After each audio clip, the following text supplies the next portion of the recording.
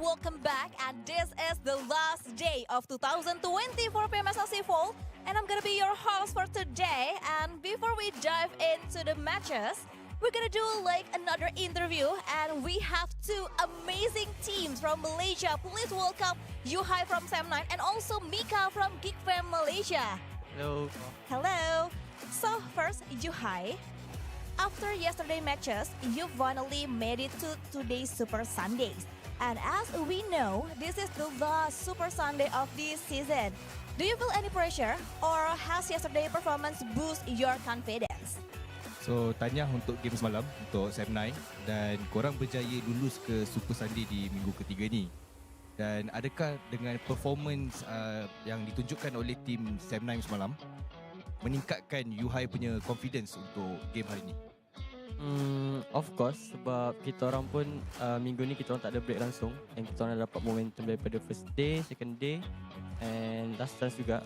So bagi saya hari ni saya amat excited lah, sebab last Super Sunday and kedatangan Kenny juga dah buat kita orang rasa lengkap satu team. So kita ready lah nak bantai. They said yes, they are very ready, and they do not have any breaks or any holidays since week number 1.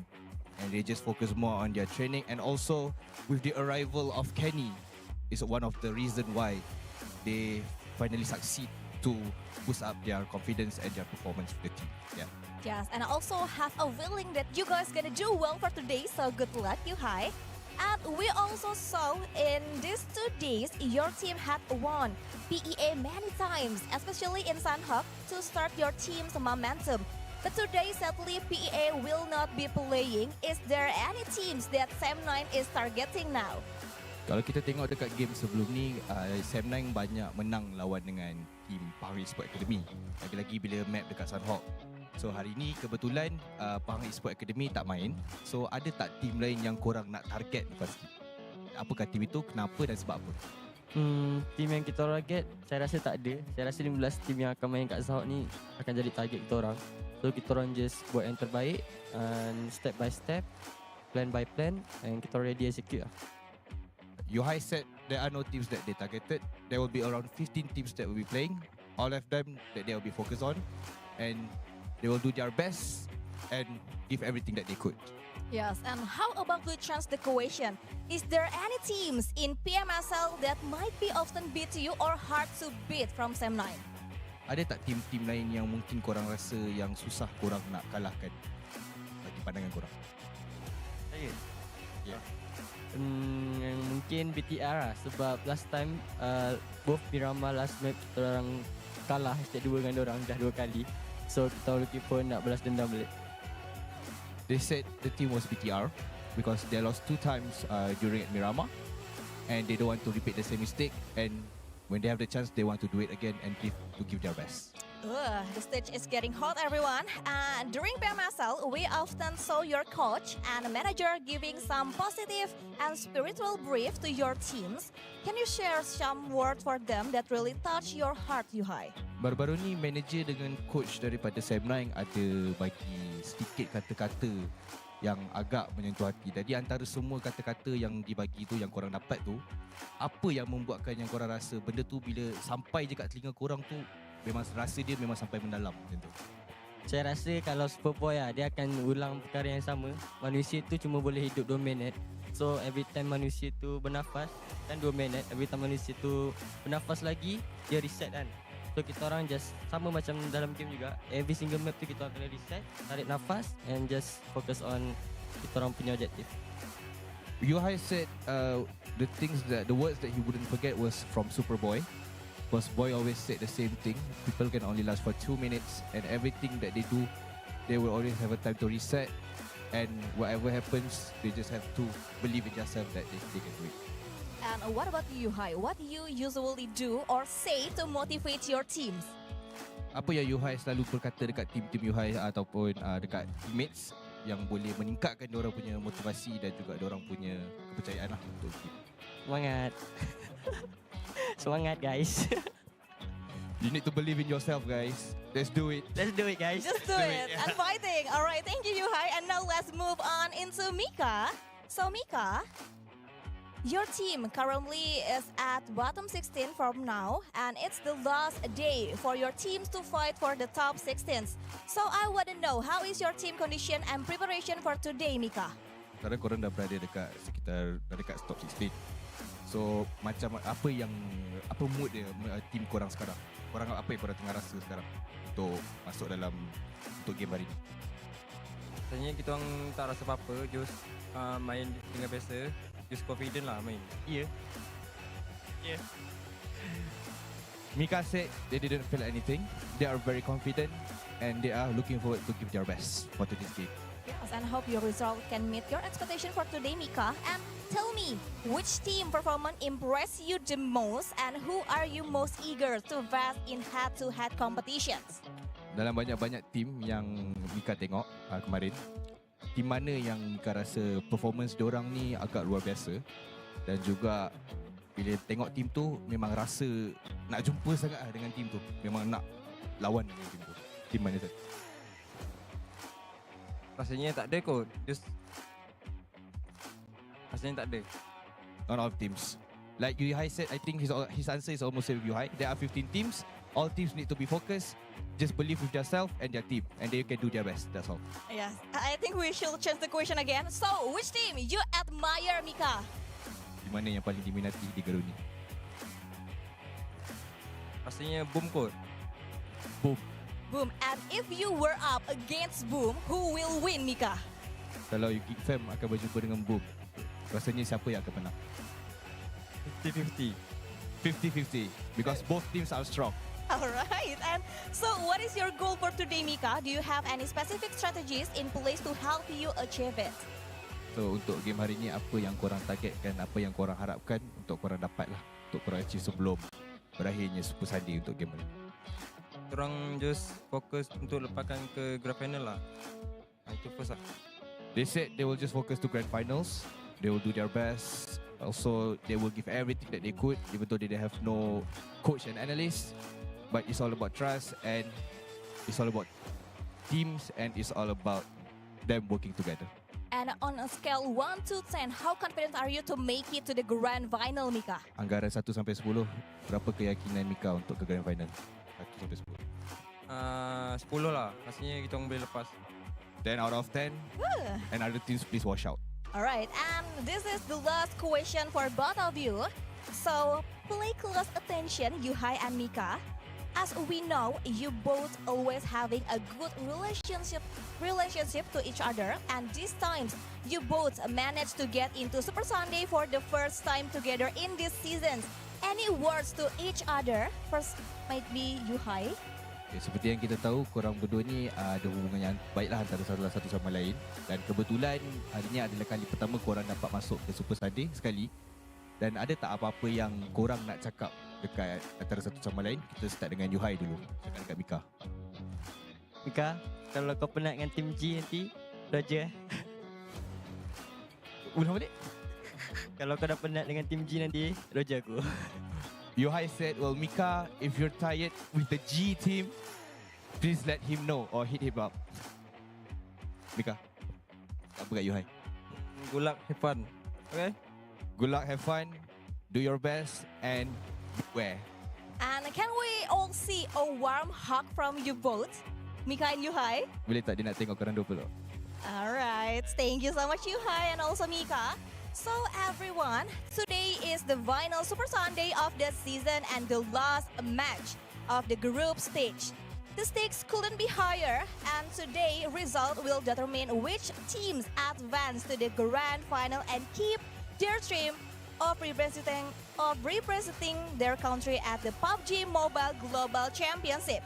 The pressure is on, and only the strongest will rise to the challenge. And I think it's time to hand it over to our casters for the first match.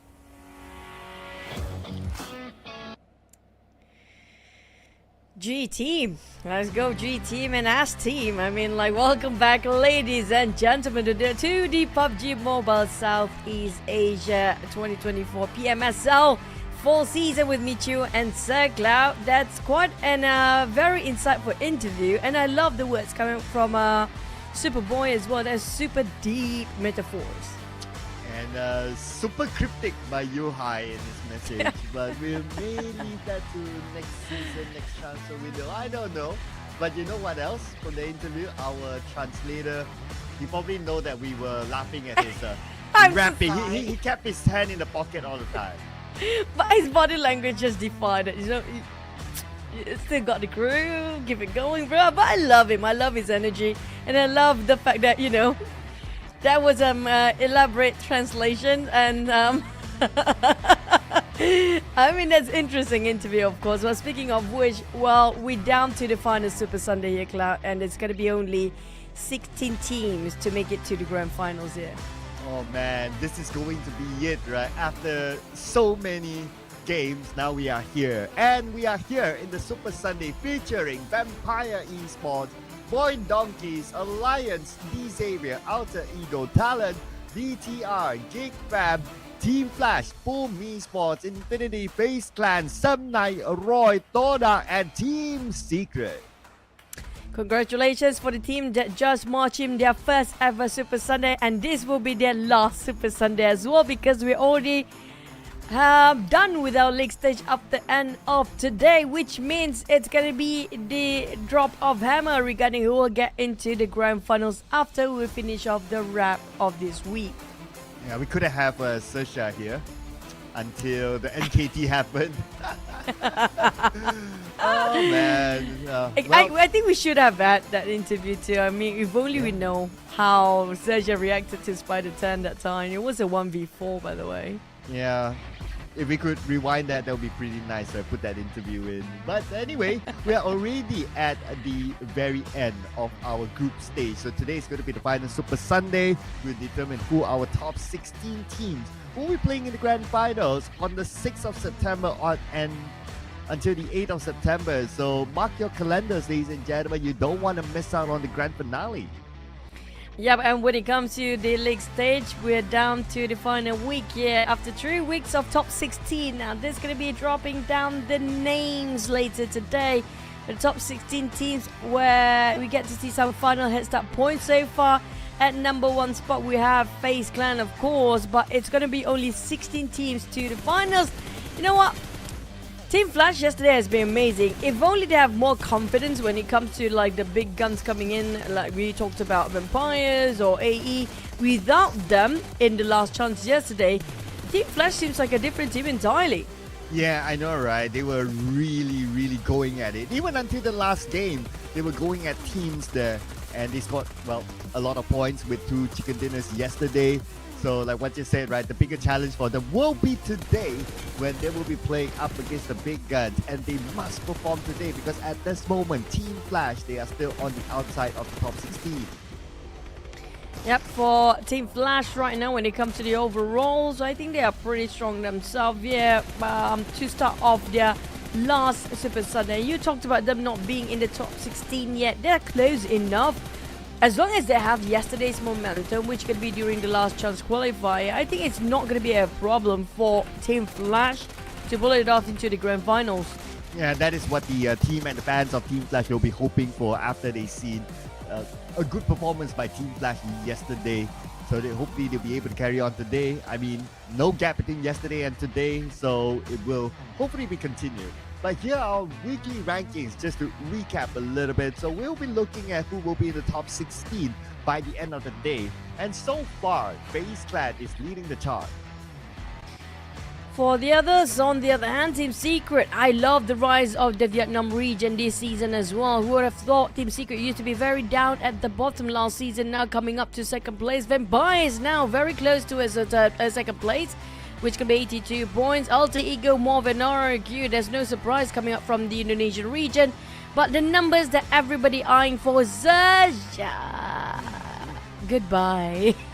Yeah, Sersha, Crit VIP. I mean, there's no chance. No chance for them to gain points. And no chance for them to stay up after maybe even one game. I mean, they can pray as hard as possible, but you know, you just need GEEK Fam, Team Flash to gain 2 points, and that's it. Yeah, but I mean, that 2 points definitely going to get it. But also don't forget about the team that just coming into this Super Sunday as well. That's going to be the Infinity. And so that might actually make the change when it comes to top 16. But Team Flash and Boom, I mean, like when it comes to the sudden rise, Boom will be one of them. Team Flash, they do have their ups and downs. But personally, I feel like this season, Team Flash is more consistent than Boom Esports right now. Yeah, and if you look at the numbers as well, it doesn't lie here. All the colors do highlight towards Team Flash, whether it's average eliminations, placements, throwables used, top 4 rate even, and even their selected MVP for the two teams. But our top 4 fraggers here, well, we got to put Vampire Esports. I mean, this team is a superb, well-oiled machine, 5.1, but behind them is very close. Outer Eagle, 5 average eliminations, and then you have a small gap there between Outer Eagle, Xavier, and also Alliance. Now, when it comes to these teams, the names that are popping off my mind, we're going to have Alter Ego, Rosemary, Xavier is going to be Parajin. This season, I feel like it's more Parajin. Sam9, we have Firan, and then Vampire is going to be Donika. That's going to be the star-studded lineup when it comes to the teams coming up for the top 4 Sanhok performance. And Alter Ego, they still reign as kings of Sanhok. We're going to have to wait and see. Can they start off for the final week, starting with another chicken from Sanhok for their side. Yeah, the reigning kings of Sanhok will be looking forward to kickstart their campaign in Sanhok as always, and then we'll follow through with 2 Erangels before we head on to a break. Once we come back from our 20-minute break, we will be going into the final Erangel for today, and then the last 2 Miramar maps to end the day as well. So all these timings that you see is GMT +7, so wherever you're watching around the world, do adjust accordingly, according to your respective time zone. Yep. Oh man, today is gonna be fun when it comes to Sanhok. I love to see these circles because when it comes to the final week, the circle gets even weirder and even more awkward by end of the day. When it comes to grand finals, we put it aside because grand finals is always gonna be a clean slate for most of the teams. But when it comes to getting the slot into the grand finals, this is gonna be the last push for the teams, especially the ones that only have one Super Sunday to get into. Yeah, I know, right? So the teams that have one Super Sunday, well, I'm putting it up on my board here. TODAK as well as Infinity, and we have the exact same. Okay, we never discussed this before unless, you know, someone copied my homework. No. Actually, I do have the same thought. So yeah. Okay. So Okay, I guess same, right? Yeah. For me, I want to see if the teams that only have one time Super Sunday can get it in. And I want to see, I feel like Boom definitely, for Boom wise, they had that Super Sunday in the first week. But they are at the very bottom, other than O2 Esports that had that 1 week before. Now for Boom, I want to see if they can come back all the way up from very bottom from the 20th place. Yeah. So Boom will be interesting, right? What sort of comeback can they bring? I noticed that Sam9 is starting with Kenny, so Dep is on the break this time. So that's going to be their lineup. Viren, Kenny, Yuhai, and Bubuku is going to start off for Sam9 at this time. TODAK, no changes. Of course, Vampire, unless something happens, then Fluke comes in. So they're going to remain with the same lineup. And Vampire cannot afford to change any players here right now because the head start points at 30 points. That's a huge difference with the second place. That's 8 points of difference. Still plenty if you actually look at the grand finals advantage. But we're gonna have to wait and see whether the head start points will still be FaZe Clan by the end of the day. Will somebody else take it away in the very last minute here? Because for Alter Ego's side, I want to see who's the players here right now as well. So it's going to be the usual lineup so far. So, yeah, I think it's going to be all the big guns coming up for the Super Sunday, the last Super Sunday. Yeah, it's all in, including Infinity fielding Logan in their lineup as well. And we do have on screen here TALON, who took a break yesterday. So now they're back in, refreshed and preparing themselves. Roy played yesterday, and today they'll be continuing. They are currently on the outside of the top 16, so they also need to put in a good performance. For BTR, they are not absolutely safe as well. They need to maintain their pace in the race. As we head on to our first one and only Sanhok match, let's go.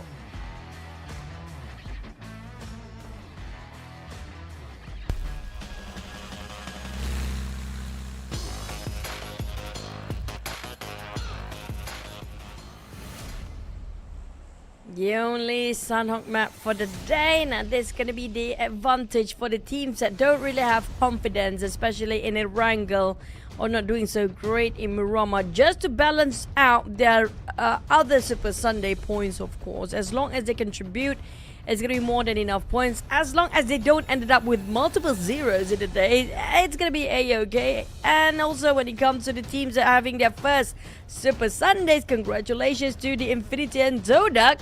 Where would they land? This is gonna be their first Super Sunday. Speaking of which, Cloud, a lot of swaps for the players and teams, since we have a different team coming up for the last Super Sunday, so assume there'll be some clashes as well. Yeah, keeping my eye on, well, I wouldn't say Kampong, but then again, VIP isn't playing, so Roy has that whole area for themselves. And we do have a first knock by now, Sam9 and Team Flash. Okay, interesting. So Sam9 changed their drop, not in Painan this time. They dropped down south around the area of Nakam, but it so happened to meet up with Team Flash in Camp Charlie. So I guess it's a long range knock, no follow-up after. I don't blame them, as TALON dropped himself on top nearby Painan. BTR is their FaZe clan don't even go to bootcamp all the way. Even some of FaZe clan members do touch a bit of Painan down there. And what is going on top of Painan, but when it comes to the circuit, high chance we might end up on top of Painan too. So for Team Flash, those early first contact just now definitely will hurt them a bit. But lucky enough, no knockdown, so everything is a-okay. Yep. For now, since circle is pretty centered, but centered circle means 3 islands within the first circle. It could go to Painan, it could go to any of the other islands, so this is where the teams will need to be prepared.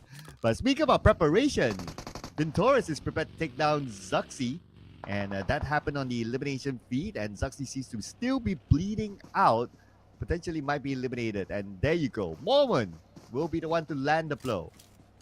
I think this is going to be a deliberate move from FaZe Clan, not dropping right on top of the bootcamp just now. They're sharing slightly on the southern side of bootcamp, where BTR just dropped themselves. They saw a lot of teams had parachuting with them when they were dropping themselves down to his bootcamp and changed the course entirely.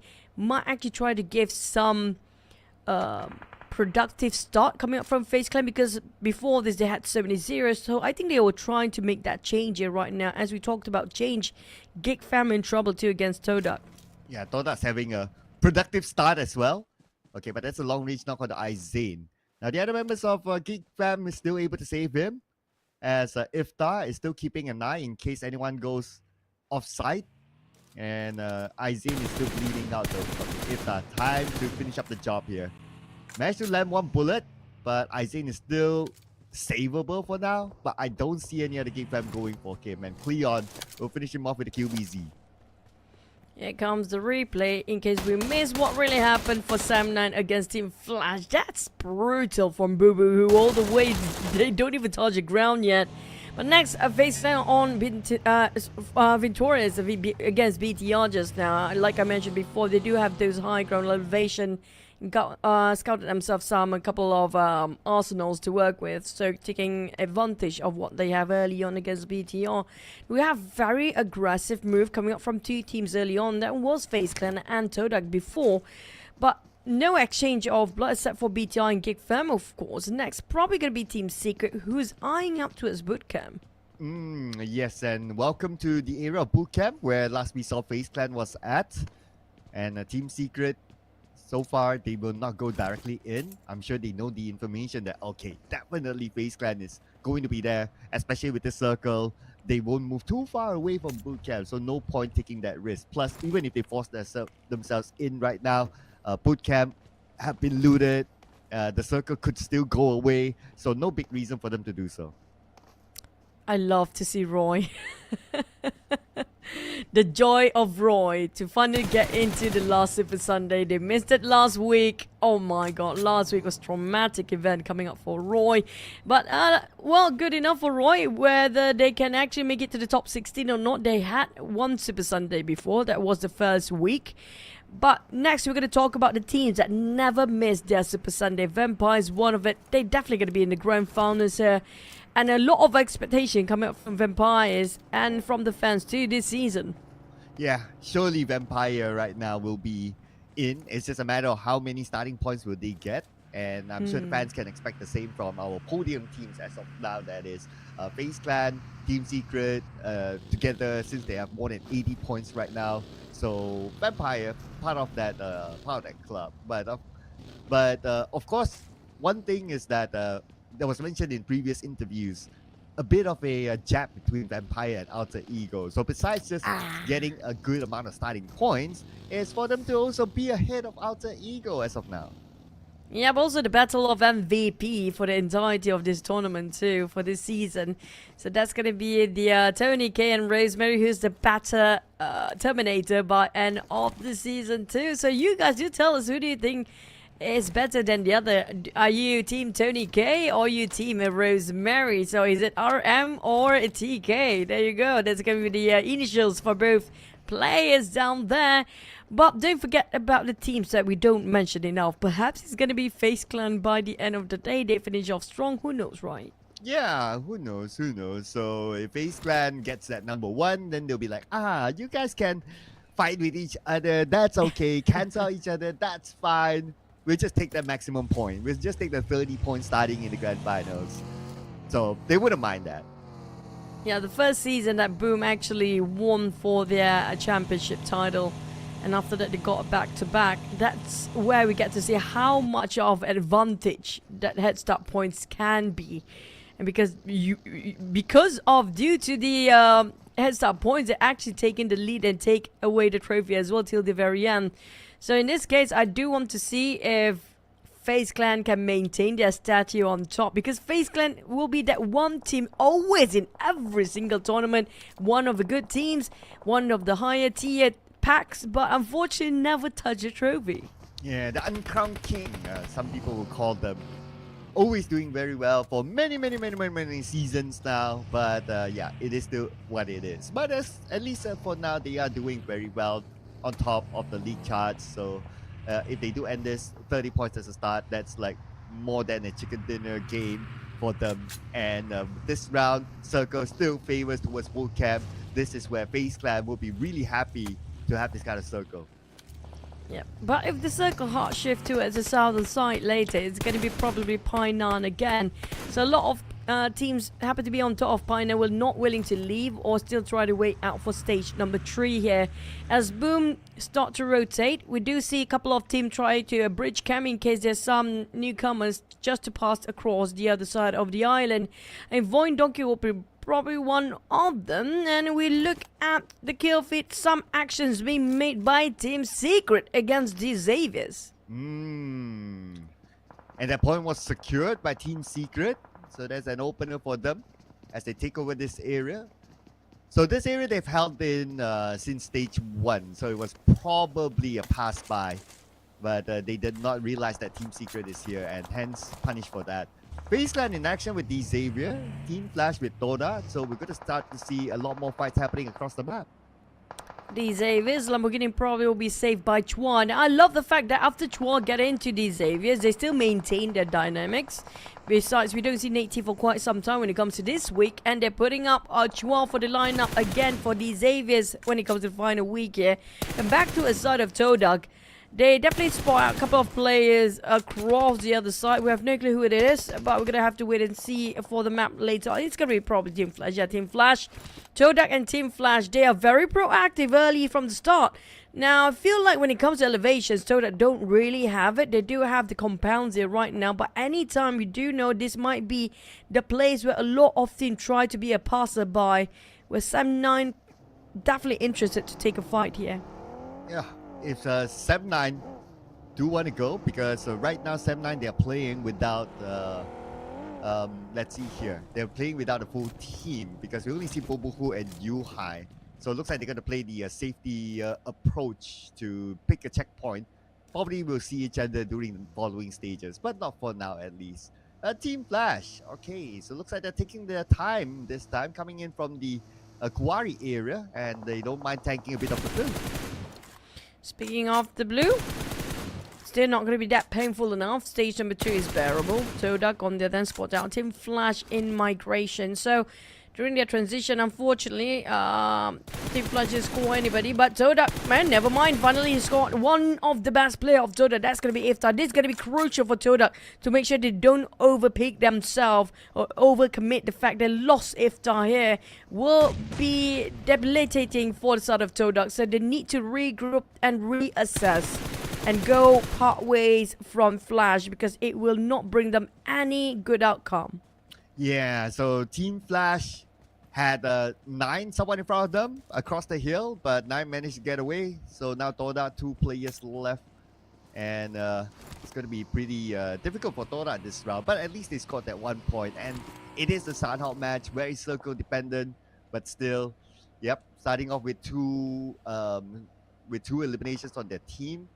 I'm also thinking about the fact that TODAK, they are having their first Super Sunday, so the 6 games will be crucial for them. Can't afford to drop many games. But I personally feel like TODAK don't look like they're nervous or under pressure at all with how they productively try to find some first few targets early on. I just think that they definitely try to get familiarized with this top 16 that's remaining for this last Super Sunday here. But when it comes to the circle, high chance we might have the road in between the south of Bootcamp that will separate between the south of Bootcamp and Painan. So we might have a street in between for the last few circles that's divided on the north and southern side, which is going to be difficult for the players to pick and choose which land they want to favor until the very end. It means that we need a lot of smokes as well for the teams to survive. Yeah, smokes need to be prepared, especially when it comes to the later stages, to get into maybe difficult positions depending on where the circle will end. But for Vampire Esports, not a difficult position for them to be in. They just zoom past by TALON, who happen to be their neighbors. But Axel is close by in the next building. So Axel, if you get, say, knocked, then they will give it an advantage. But it's actually Linux that knocked out Stone. Okay, this is a long range from the hill angle by TALON. Nice angle and nice off angle. Clear shot on the side of TALON across the other side all the way downtown. Take those elevations at work, and look at the confidence coming up from TALON, spinning himself so far apart. Tony K being burned and barbecued. Up his HP back to 80% and going back for another run, and they finish off, obliterate the entirety of TALON. They happen to be in the front line. Now those from the high grounds have to climb down to give a hand to a side of Yoru. They still commit to this for TALON, but for Vampires, I mean, that was some bounce back. Ooh, yeah, I mean, this is Vampire with their firepower. If they can revive for Schweppes, that will be great. But TALON is putting more pressure onto Vampire Esports. Now on the other side, Vampire Esports, they're opening up the space, but look at the minimap, another team is passing by, and that is Roy. Oh, it's Sem9. Oh, it's going to be a Team Secret winning over that fight here. Lions is there as well against Team Secret. Vampires now against TALON back. Seems like the kill feed going crazy all of a sudden. Unfortunately, Infinity is just having their first Super Sunday and being greeted warmly by these guys by being taken out of this lobby. Next, we still have 15 teams intact with these Avis last player remaining. TODAK down to 2. A lot of casualty on the side of TALON as well. One bleeding out. How can Linux try to go and save Yoru? It's quite a far wall down there. Yeah, I mean, Linux now position is known by Vampire Esports, so it's going to be pretty hard for him. He has to pull off a big clutch here against the 3 players of Vampire Esports. Now they see him, now they surround him, and now they will take him out. And now they're gone. And it's gonna be, unfortunately, TALON next to go down, which we do have a bit of a shift when it comes to the overall rankings there. VOIN Donkey might be next, playing around the slopes of the hill against Boom. Whoa. And it's still nearby towards the Blues, and these teams have to reset ASAP, because stage 4 will end very soon. While Boom, they're still licking their wounds. Alliance, as per usual, their cheeky style of coming in later. Here we go, Alliance, but Yummy May fires back to knock down a member of Alliance. But it's a trade here between the two teams. Bomb bait is pretty low as well. Razy will need to hold the line. Razy takes a lot of damage, 10% of health. Like Jimmy OP comes in, and Jimmy will be nailed down by Razy, but it's not going to be a problem for Alliance, as they will not lose anyone in the fight. Speaking of housekeeping team, always gonna deliver when it comes to an order to finish off a mess. Feels like Lions still are living up to this statue when it comes to being a third party. One of the best teams to play the third party out there when it comes to this season as well. Despite didn't score all 4, but Lions still managed to eliminate on 3, and all 4 members still well and alive. Unfortunately for the side of VOIN Donkey, it was unfortunate. Same goes for the side of Boom. But next Team Flash meeting up with Roy. There's gonna be another crash on the south side of the circle. Oh, one member of Team Flash knocked by his own self. And that will kind of stop their tracks against Roy. Roy, they do have the circle advantage, but passing by is going to be Sam9. On the other side, 2K spots out Firen, and Firen will be immediately eliminated. And then they set across by the beautiful nade by Car to knock down the 2 members of Team Flash. Turning the tides all around, it's going to be Roy plays. Prepared for this crash coming from Team Flash. Team Flash, unfortunately, how do they respond to this? With 1 player left, Kwang being spotted out by Shunovs. The moment he picks out, that's going to be a done deal for Team Flash. No more Sanhok for them. Kwang taking it very carefully with them for 166 times scope with that. But how to pick out? This is a very small rock, by the way. I know, right? If he stands up, that's it. He'll be known. It doesn't help that the blue is just right behind him. Okay, he'll be forced to move. And Juki has his crosshair to Kwang. Okay. Like what you said, the rock is too small that even his feet was showing. Yep, kind of stuck out there. But for Roy, next target, Sam9 is right across, who's still fighting against Vampire. He got a clear view on Canning.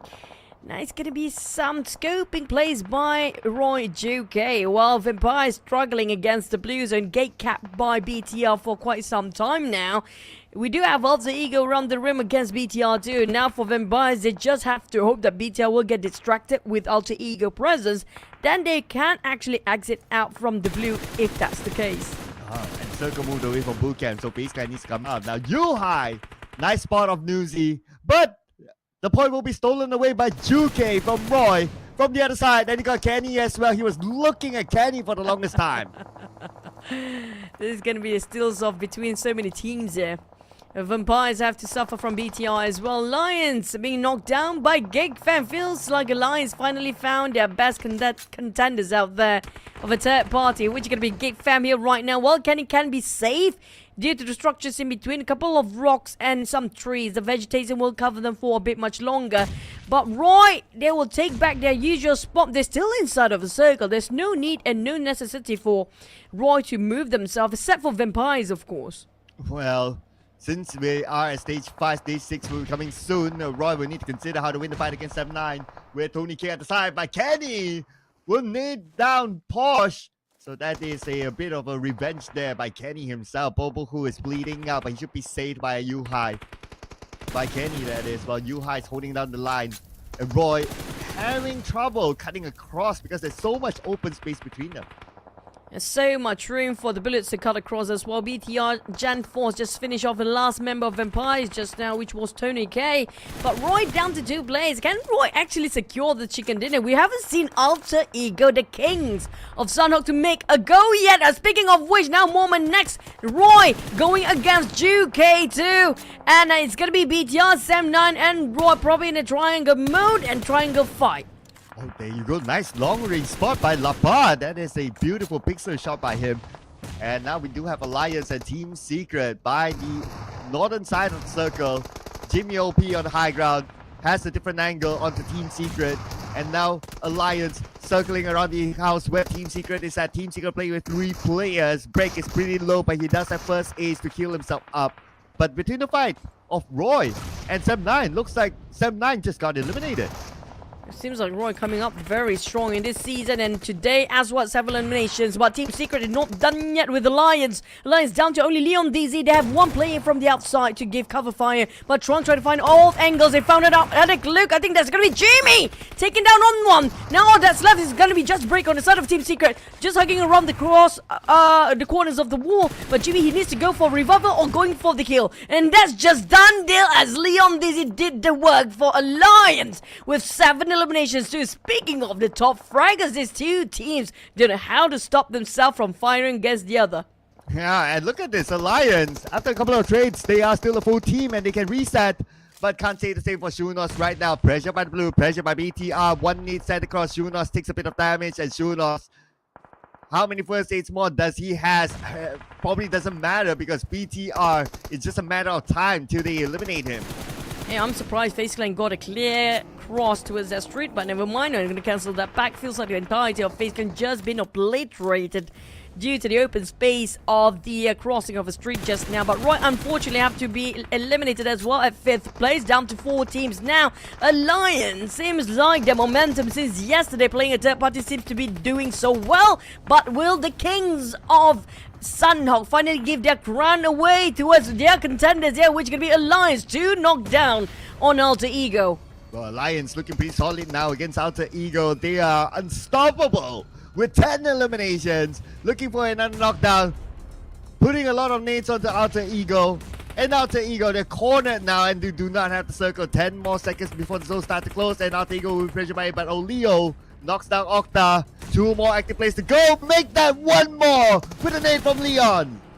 Leon keep pushing forward, down to only Hans for you to do all the job for the side of Alter Ego. Still have 3 teams, and Alter Ego will give their crown away in this Super Sunday towards Alliance for now. But the blue zone hits, and BTR got the rim on the left side. We're looking at the northern side, the next contender. BTR already take those elevations. Alliance, they cannot rest. There's going to be another team to fight against, but don't forget about GEEK fam.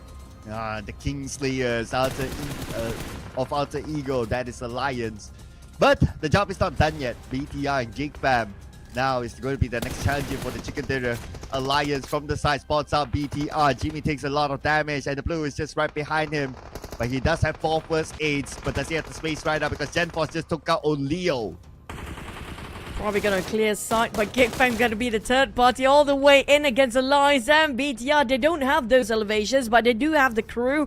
They can get across the street, but the nade hit on Satar. Jimmy will try to actually finish it off straight away before being stolen by GEEK fam from the side. Lapa got finished off by GEEK fam. BTR, they have to go swinging 2 ways against that 1 player. Satar, nobody can actually save him, but here comes GEEK fam from behind.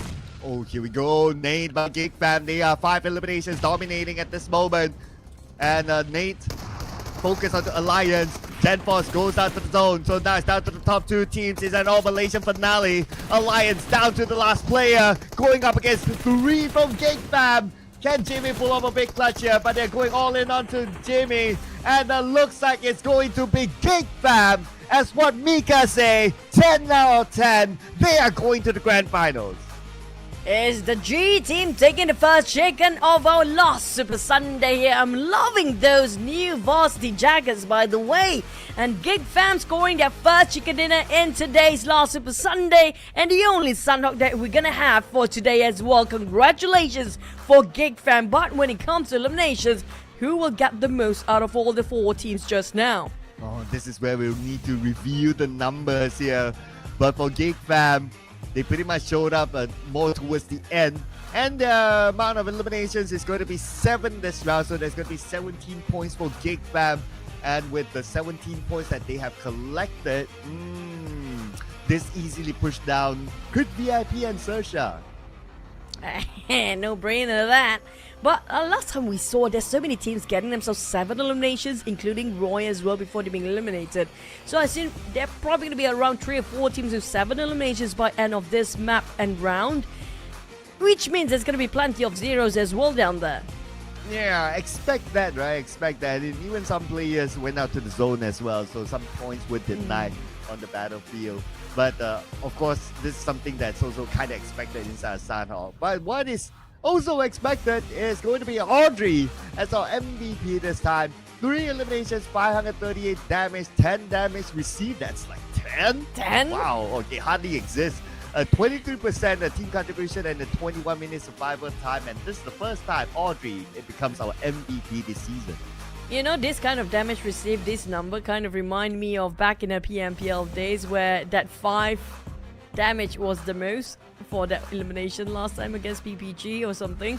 But yeah, that's gonna be a rare sight to have a double digit that's so small as the damage received. I don't know what hit him to have that minute damage by the end of the day.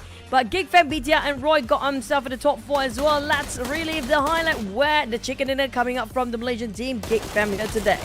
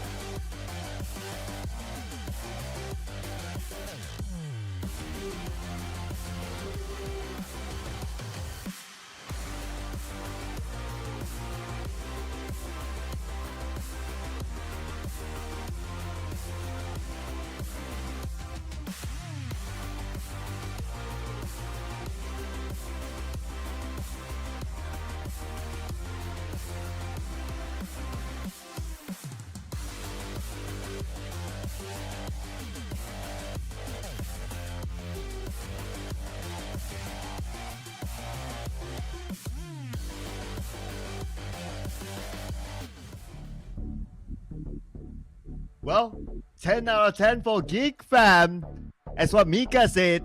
But it is Alliance that scored the most points. 13 eliminations that brought them 19 total points. If they scored the chicken dinner, that is going to be 24 points. But that's okay. I'm sure they're pretty happy with the 19 points collected by them. BTR scores 11. And Roy, the last we checked, they were on the outside of the top 16. They scored 10 points as well. So not too bad for Roy.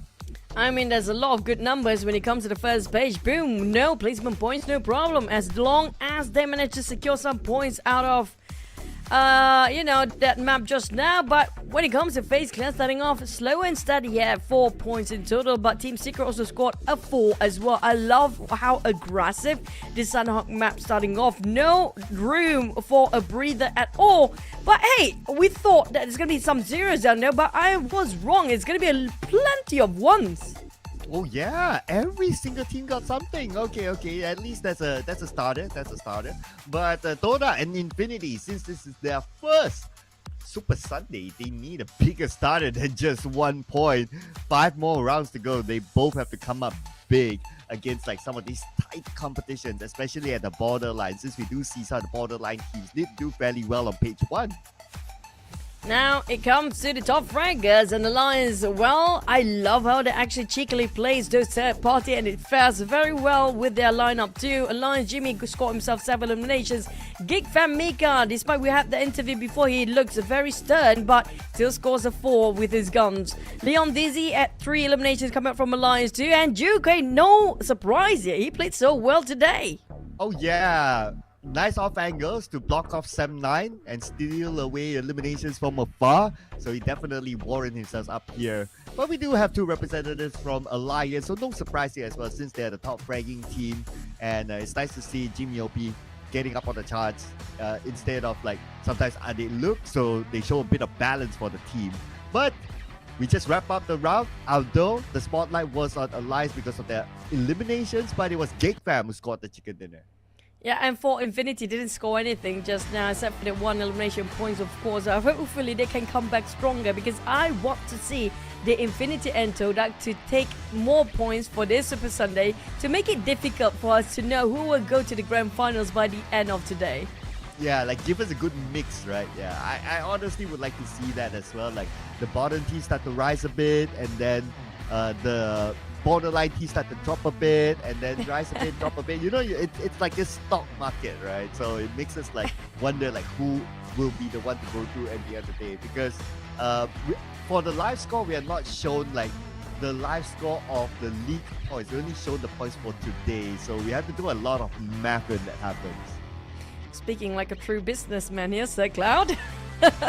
But yeah, I agree. I love the up and down, the roller coaster ride coming up from the teams when it comes to performance. When it comes to Lions, I want to know who can stop them from being such a nuisance towards all the other teams that are having a fight down there. So far, I don't know how they always know exactly the perfect timing to interrupt and intercept towards certain crossfire that score all those 2 teams by themselves.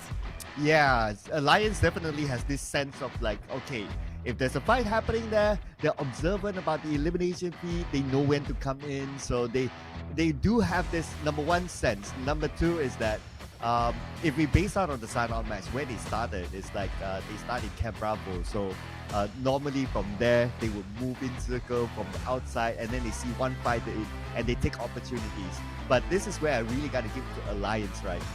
They are very good at anticipating opportunities, and when they take it, they win it. So it has to come hand in hand, because we have seen teams that try to take opportunities but they don't win fights. So Alliance, they have found this very nice formula that works out for them.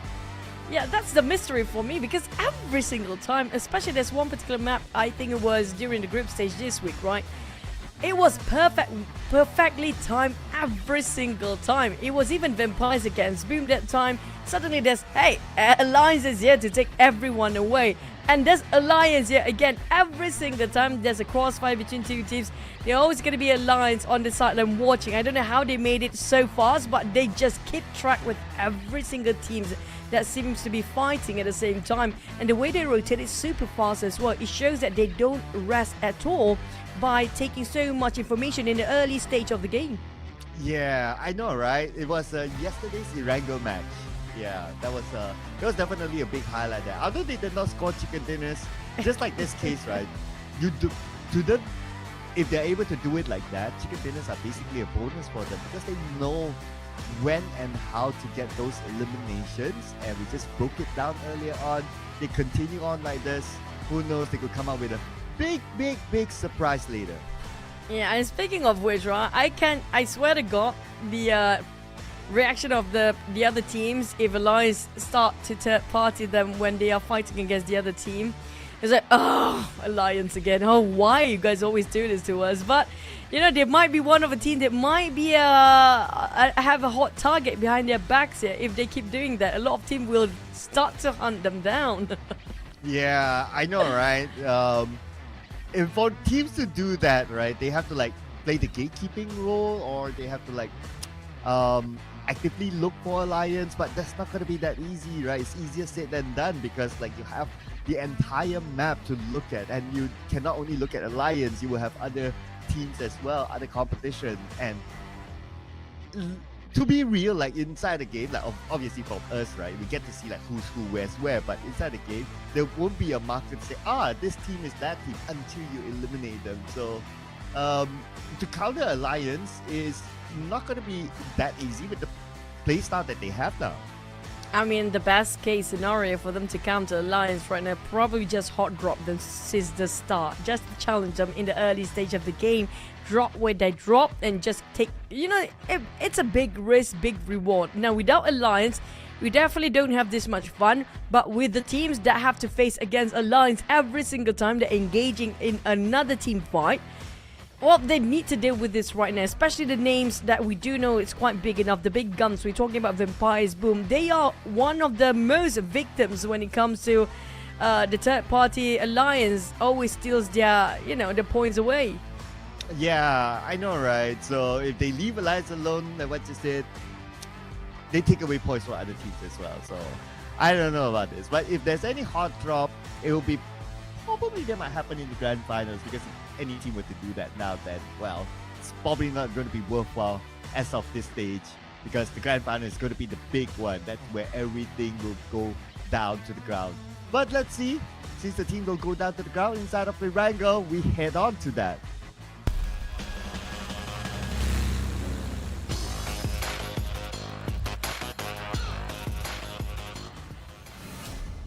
And we're gonna head over to Erangel from the very south of SMB, going straight up to Zaki. This time cutting across Ferry Pier, Gatka, Pachinki, even a hospital right on Jogopol area here.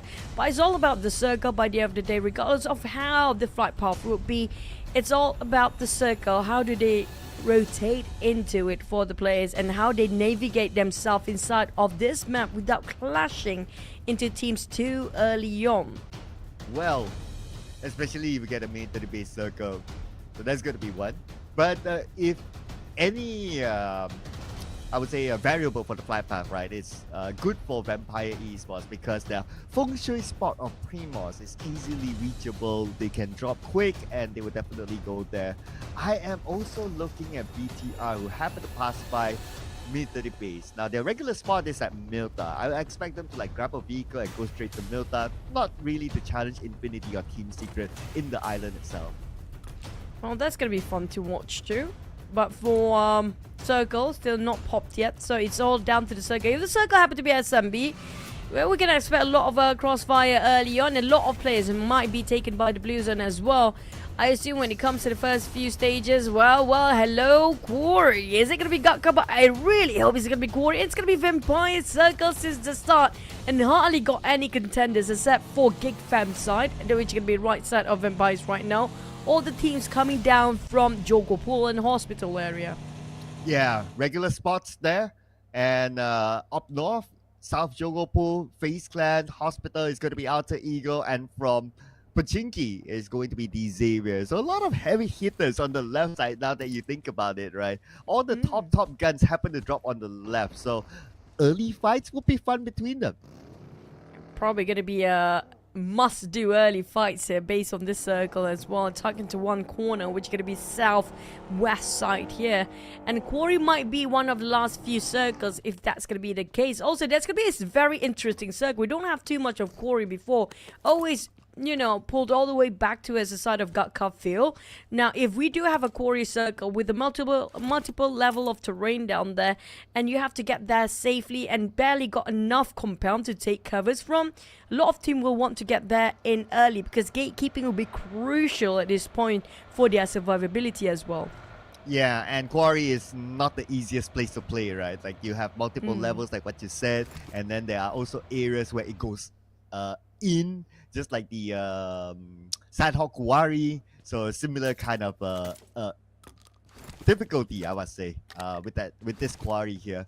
I would also say that it's even harder than the Guard Curfew. I know the Guard Curfew is like, okay, it's open, a lot of flat land, but you still have like a decent amount of cover and you can easily look around you. But if it's at Quarry, sometimes even the vision is kind of limited because of how the different level of terrains are. Yep, Quarry is... I personally feel like Gut Cup Field is way more easy with a couple of ace tags, a lot of ace tags in between. There's also the trenches, just in case it just pull all the way towards the outskirts of Pochinki too. And plus, Gut Cup Field is one of the most common circles that we actually have throughout the entirety of any tournament of PUBG Mobile since the start. So every single player that knows how the competitive world works in PUBG Mobile definitely get you know, one of the basics is going to be getting used to Gut Cup Field last few circles. But this time we do have Jimmy Alliance, used to name as Jimmy OP, now only Jimmy, with 1 average elimination points across all the map, with an average, I think the standard of the other players to around 244 damage output.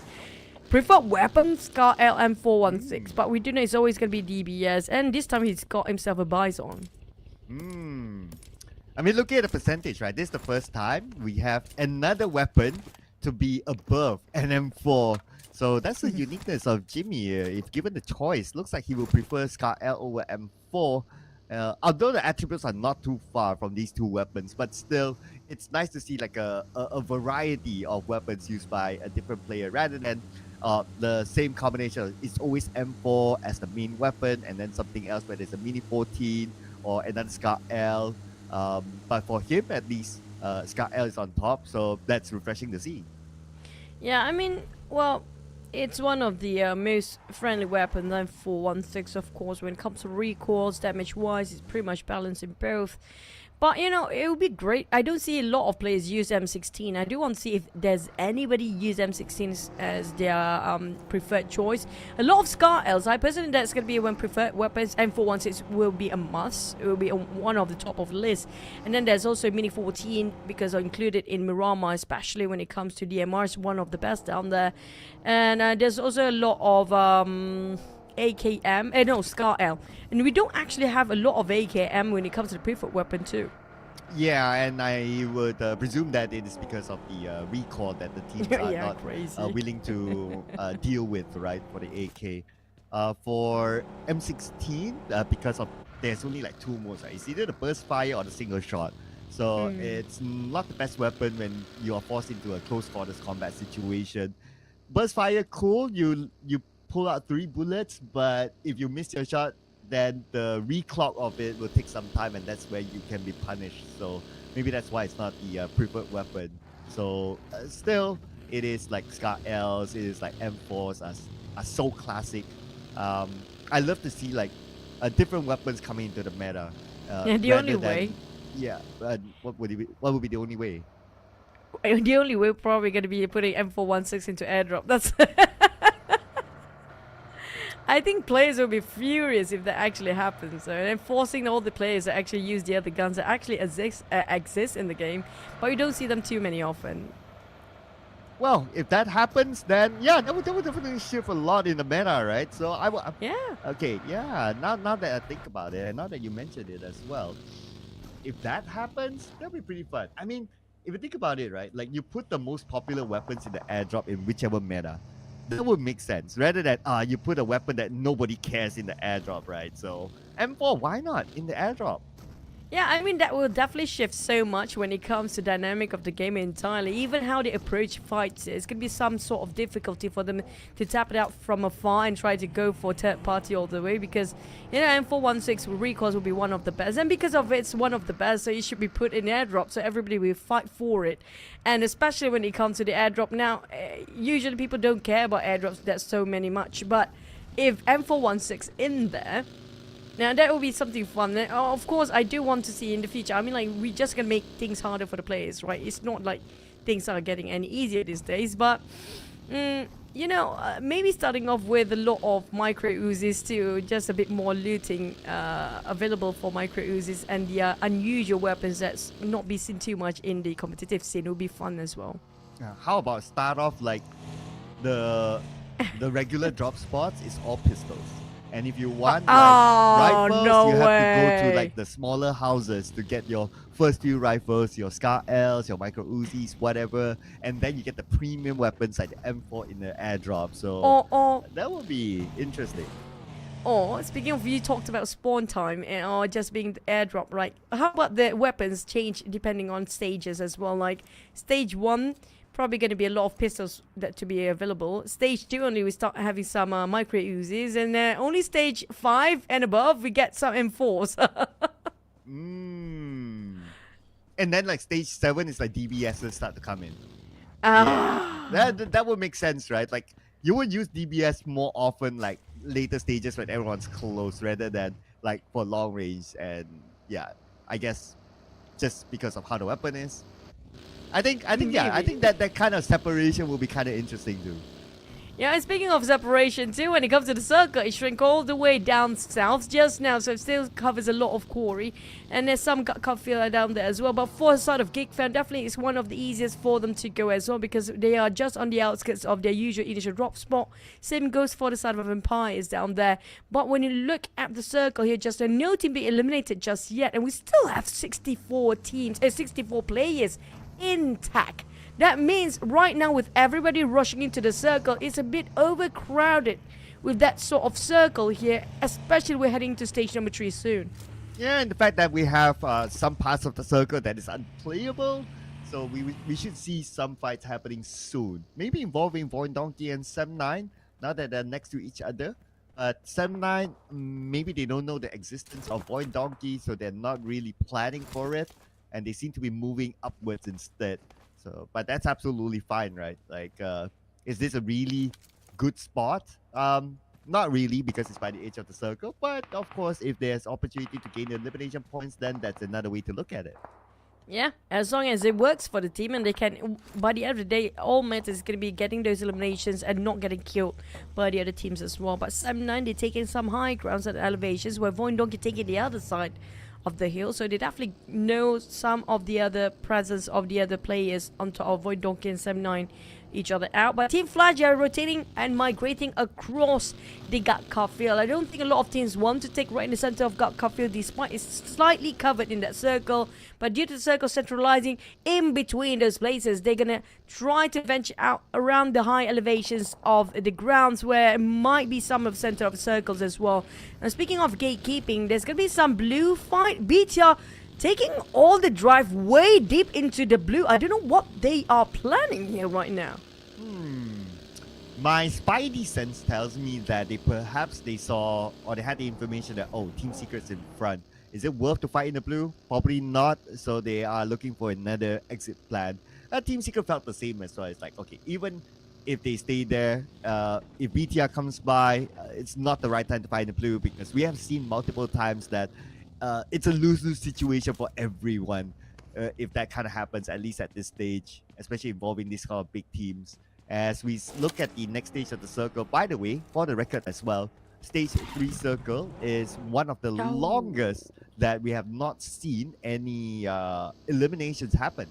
Yep, it might be the same case here, because it might be GEEK field again when it comes to the next circle. Very clear, there's going to be GEEK fans forte, so they're leaving it despite they still have some bit of the circle very south. But you talked about stage number 3. Well, heading on to stage number 3, well, we already start having first contact made with the first blood taken by Alliance. Olio scored 1 eliminations down there against who? Not sure yet. We'll wait for the kill feed here. It's definitely going to be VOIN Donkey, since they are the only team without 4 members down there, and they're being even chased down by TODAK and happen to be parking himself in between these Xavier's FaZe clan, and there's also TODAK around the other side of the corner. There's not many space for them to share. Yeah, and not much space for BTR as well, as one of the players got knocked out in the open. Now they're deploying all their smokes, well, a lot of their smokes at least, to be able to save their teammate and reset back as a 4. So Zuxi is the one that got knocked by GEEK earlier. And for the second time around, he got knocked again by Izane. There's so many eyes watching the moment he tried to pick out BTR clustered up together, and GEEK fam take advantage of, even though it's quite a long fight here, but they got their mini 40 working all right. That's a very small shack on the side of BTR, but at least they got some covers. But Mika's not that patient anymore. He's going in for the charge and taking the front line by himself across Gatka field. Now, last time we saw how many teams transitioning into this circle, we still have 16 teams there. I don't know if Mika doing the right call in the middle of a crossfire. Well, at least he has this high ground, so they're pretty clear, pretty secured, and they should be familiar with this spot since their regular drop is in Ferry Pier. So he's definitely okay to just put a lot more pressure on the BTR, and if they can secure elimination points, that will be a bonus. But if not, they wear down the utilities of BTR. Well, that's one way to do it. At least something seems to be in a positive part on side of the GEEK fam, so they keep it going, but they made a U-turn just now. Speaking of another team in action, Team Secret charging boom and surprise them from the back. 1 knockdown. They're not stopping at all when it comes to finishing the job. They're not having any sort of hesitance on the side of Team Secret. Straight away finish off Razy, one of the top players yesterday. Yeah, and Razy out. So Boom Esports, not only Razy but Frenzy as well. So Boom Esports, 5 points collected from the previous round. Let's remember, the last time we saw they are on the outside of the top 16, so they need to put in a consistent performance, but they have to do it against FaZe Clan. One of them down from Alter Ego. That's going to be Rosemary. Vintores went down to the hands of Octa as well. The other members of FaZe Clan will need to come in, but Hans for you stops 9 noise. Speaking of big fight, we're joined by FaZe Clan and Team Secret from the north as well. Vampires, they're quite scattered and spreading out thin among themselves, but the circle happen to be shifting at the same time. Now, that's going to be a lot of thinning of crowd. It's sifting through from the left to the center. It's going to be difficult for the teams, especially that's taking the blue zone damage and fighting in the blue zone. One of them will be Alter Ego, who have to leave and abandon Octa and Rosemary, who got rescued, but Octa, nobody can actually go and save him. What GK and Break combination against FaZe Clan and Alter Ego at the same time. Team Secret dealing with 2 power teams while trying to figure out how to get into the circle. Oh yeah, because they got about 20 more seconds before the zone starts to come in. And Tony K keeping an eye on to Alter Ego as well as the other side. There are other teams as well that he's looking at. Alva goes down to the zone. Tony K probably says that, okay, he's done. Now to get back to his team. Is it really done for him? And Tony K sometimes made a U-turn. Unexpected entirely. Or he's just setting up the trap for the rest of FaZe Clan to walk into, because the rest of Vampires waiting at the end. But surprise! It's gonna be Alter Ego. Got shocked up from the back as well. And for you taking on Schweppes. He's down on the ground. Tony K is being splat by Rosemary. Speaking of rivalry, that's getting personal there. But for the side of Alter Ego, they managed to wipe the entire crew of Vampires. Or not yet, down to only Nuzi. Octa 1v1. Ring around the Rosie, around the rock. They go, and finally down. Who's the last member of Vampire still stand? Wow. Okay, it could be Stone as IGL playing a support role. But gotta give it to Alter Ego. I mean, their recovery is amazing if you think about it. They were on the lower ground and they went in for the chase and they got majority of Vampire Esports through that one fight. And by winning that fight, it could give them an entrance into the next phase of the circle. I agree, their reset time is something else. How they recuperate. I mean, like, these guys don't even think about it. But next, Infinity against TODAK. Infinity, they well, didn't have a great start in Sanhok, and now TODAK been taking a bit of jab. Heavy casualty on the side of TODAK right now. Have one player lost, but on the side of Infinity, not so great either. They have to revive and rescue on one of their fallen members. Well, TODAK, it's not an easy thing to do to flush people out of this warehouse. The only way for them to actually do it is getting it up front confrontation by getting into the warehouse itself. Yeah, the warehouse is pretty large, so even to land those nades or even a molly, it's not going to be easy. But they try, hoping to land one onto the Infinity. But at the same time, the elimination feed is running with Rosemary taking out Izane somewhere else. Alter Ego, they went from Vampire to now Geek Fam, and now the fight is continuing on between them. While we look at TODAK still keeping an eye onto the Infinity, but now Geek Fam only has Damroot left to face off against Alter Ego. I see a lot of crawling people across the map here right now. Alter Ego and Geek Fam seems both of them are struggling to be alive, and Audrey, unfortunately, the last MVP will be taken out first on the side of Geek Fam. Here comes a couple nades coming in, and it will connect by the end of the day if Geek Fam cannot revive. And finally, they made a move themselves, and I didn't have to reset to have 80% of HP. But damn, Rip is spotted a clear shot by Octa. He was trying to climb those bunkers, unfortunately caught off guard down there entirely. But Izane prepping the nade way too long now. Octa and Alter Ego Rosemary going across the other way around. A wrap around, but Alter Ego, I mean, there's another contender coming up. Wow, they are a monster this round. And we move back over to TODAK versus Infinity, and looks like TODAK, now they're in trouble as the Infinity is coming by. And 9 goes in for a 1v1 with his DBS, but he's not able to land the shot. Finally, he does! And 9 coming up with a double elimination clutch onto the Infinity! Finally wrapping their so long of a fight between those two teams. But for the side of Alter Ego, there's no resting time at all for them. Managed to reset, but the moment they managed to get themselves HP back up, it's back to their knees again.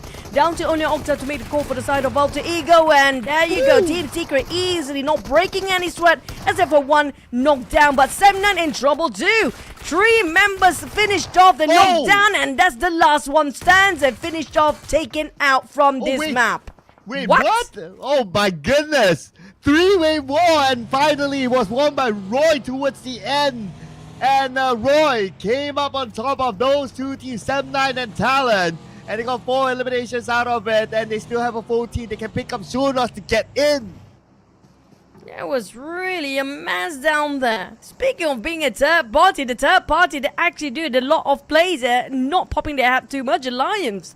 Well, they still score 6 eliminations, but we don't see them just yet. So we're going to have to wait and see. Will they, keep their nose into somebody else's business one more time? Or Team Secret finally managed to put them down? Because I think across Team Secret, at the center there, that's going to be Alliance. But they do spot out BTR players first.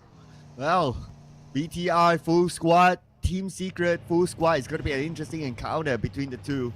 As for Roy, looks like they are trying to get into the circle from the northern side. They do have one team in front of them, but on the south, on our minimap, we have 3 teams, including Team Secret. TODAK is on the right side, and there's going to be 9, the guy who clutched out the Infinity earlier on, as they are both rivals, as being the one and only team, or the team that only joined the Super Sunday once to try to get into the top 16. I love how 9 is actually playing this. He pretends like there's a whole crew behind him that will back him up by doing these circles and donuts with his buggy. And Team Secret's is taking the bait. They thought that there's somebody else behind 9, so they're not willing to open fire yet, not giving away the position. But 9, knowing that they tried to take the buggy and try to scout his back, he's straight away going a bit further than he was before.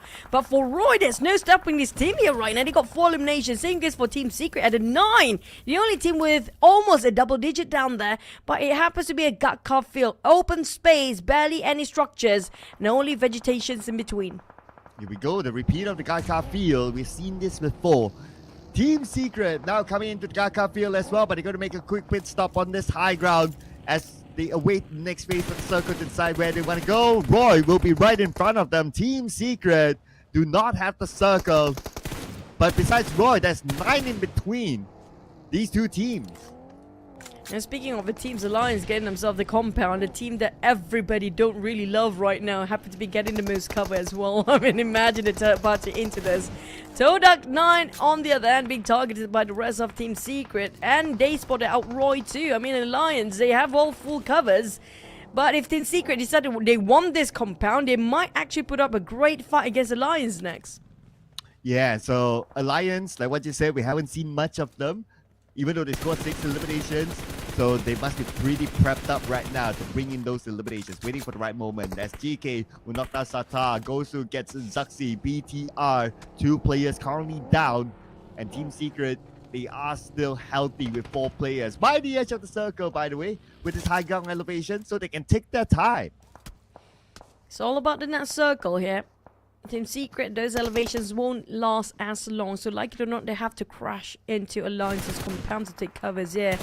While Alliance, they know that they have so many walls and structures around them, so they're not too worried about their back being bare open like the rest of the other teams across got commanders who only got a couple of Aztecs and small shacks to take covers with. Boom, seems like they're sitting this one quietly. We have BTR being gate capped by 2 teams at the same time. That's going to be Team Secret and Alliance too. Well, Team Secret do pop the double-digit numbers since they spotted out BTR way before Alliance did. That very small pixel coming up from Break. My god, what a distance too. And look at this, right? 2 teams actually focusing on the BTR, and now the blue will put pressure onto them. Sata goes down, Drunk will get Zaxi. Expect more to come. In fact, the final member of BTR is tanking the blue, and at this stage, it's going to be a lot of damage onto the blue tanker. And that should be it for BTR real soon. Yes, they are out at number 7. Well, BTR, unfortunately, despite they had quite a man lineup just now, many players been taken out due to the pressure of blue, plus the circle moving away. Definitely got themselves quite an open space to cut across. So was spotted out. I think that's going to be Team Flash right across the other side of the street. And speaking of the rise of the Vietnam team, all of them still alive in here. Team Secret, Roy, and Team Flash all seems to be still keeping everybody intact. While Alliance are having a trio, well, we don't know how much longer they have to compound, but for Boom, that small shack won't last that long anymore. How do we chip down health bit by bit? It's not looking pretty on that side, but Boom fought back. Roy one knocked down, but Yummy May, he has to make sure that he don't overpick himself because Team Flash trying to take them down as well. He tries to secure those elimination points past the smoke, and finally he saw Ka, and Ka will be out thanks to Yummy May. And now, Alliance, the team that stood quiet, although they got 6 eliminations, now in action against Team Secret. We have Ade Look here all alone. Instead, the teammates are around, coming in towards him. Team Secret charging forward. Ade Look tried to land a surprise nade, but it will not connect. But actually, it was Leon's that naded out Drunk. We talked about the inevitable fight coming up from Team Secret just to cut across to the center of the circle, putting a good fight against Alliance. Now, can they just eliminate the entire crew? Here comes the nade, prepping it up.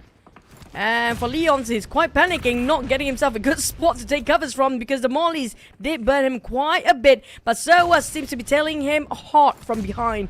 And Soas and the rest of Team Secret finally breach in, getting those warehouse. But GK hoping to land one big nade to have an opening to rush against the entirety of Alliance here. But nothing seems to be connecting yet. Yeah. Everyone's just trading nades with each other for now. But at the same time, Ade Look, he's been saved by his teammates. They will retreat back to the back as they now still have the center of the circle. So both teams at some point might find a truce while they look at the teams who wants to come in from the outer side. And we have 4 teams still on the outside of the circle. Next knock will be on the bottom from Boom Esports. Yep. And it's going to be Boom coming up from the northern side. One knockdown. Roy, unfortunately, despite they got himself almost a good start here, but didn't get those double eliminations due to the circle itself. And when it comes to Team Flash, no elimination yet and being targeted down by Alliance at 7 eliminations, while Team Secret still having a 4 and sharing compounds with Alliance. Everybody just focus on towards the teams on the outskirts of the circle. And speaking of Boom, they're slowly making and creeping in on the northern side, but TODAK last player stand might actually be spotted out by Boom as well. Yeah, so now in trouble and maybe forced to move or maybe forced to show himself thanks to the blue. And we need to see how each of him is by the circle. Alliance getting creative right now by sending Olio on top of this building.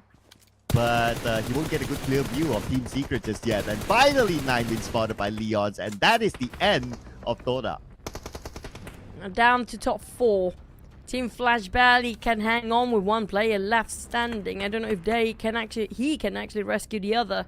But it's 2v2 full squad and 1 trio of Alliance here. Team Secret managed to knock down on one Team Flash. That's going to be the last of them. Boom! Coming up from the northern side while the control of the circle taken by Alliance here right now. Team Secret will share the compound with Alliance. Alliance now spreading out as a triangle, but it's going to be a 3v4. But elevations wise, Alliance ready and prepped up to take the fight against Team Secret. Yeah, and this is a fight that Team Secret must take now.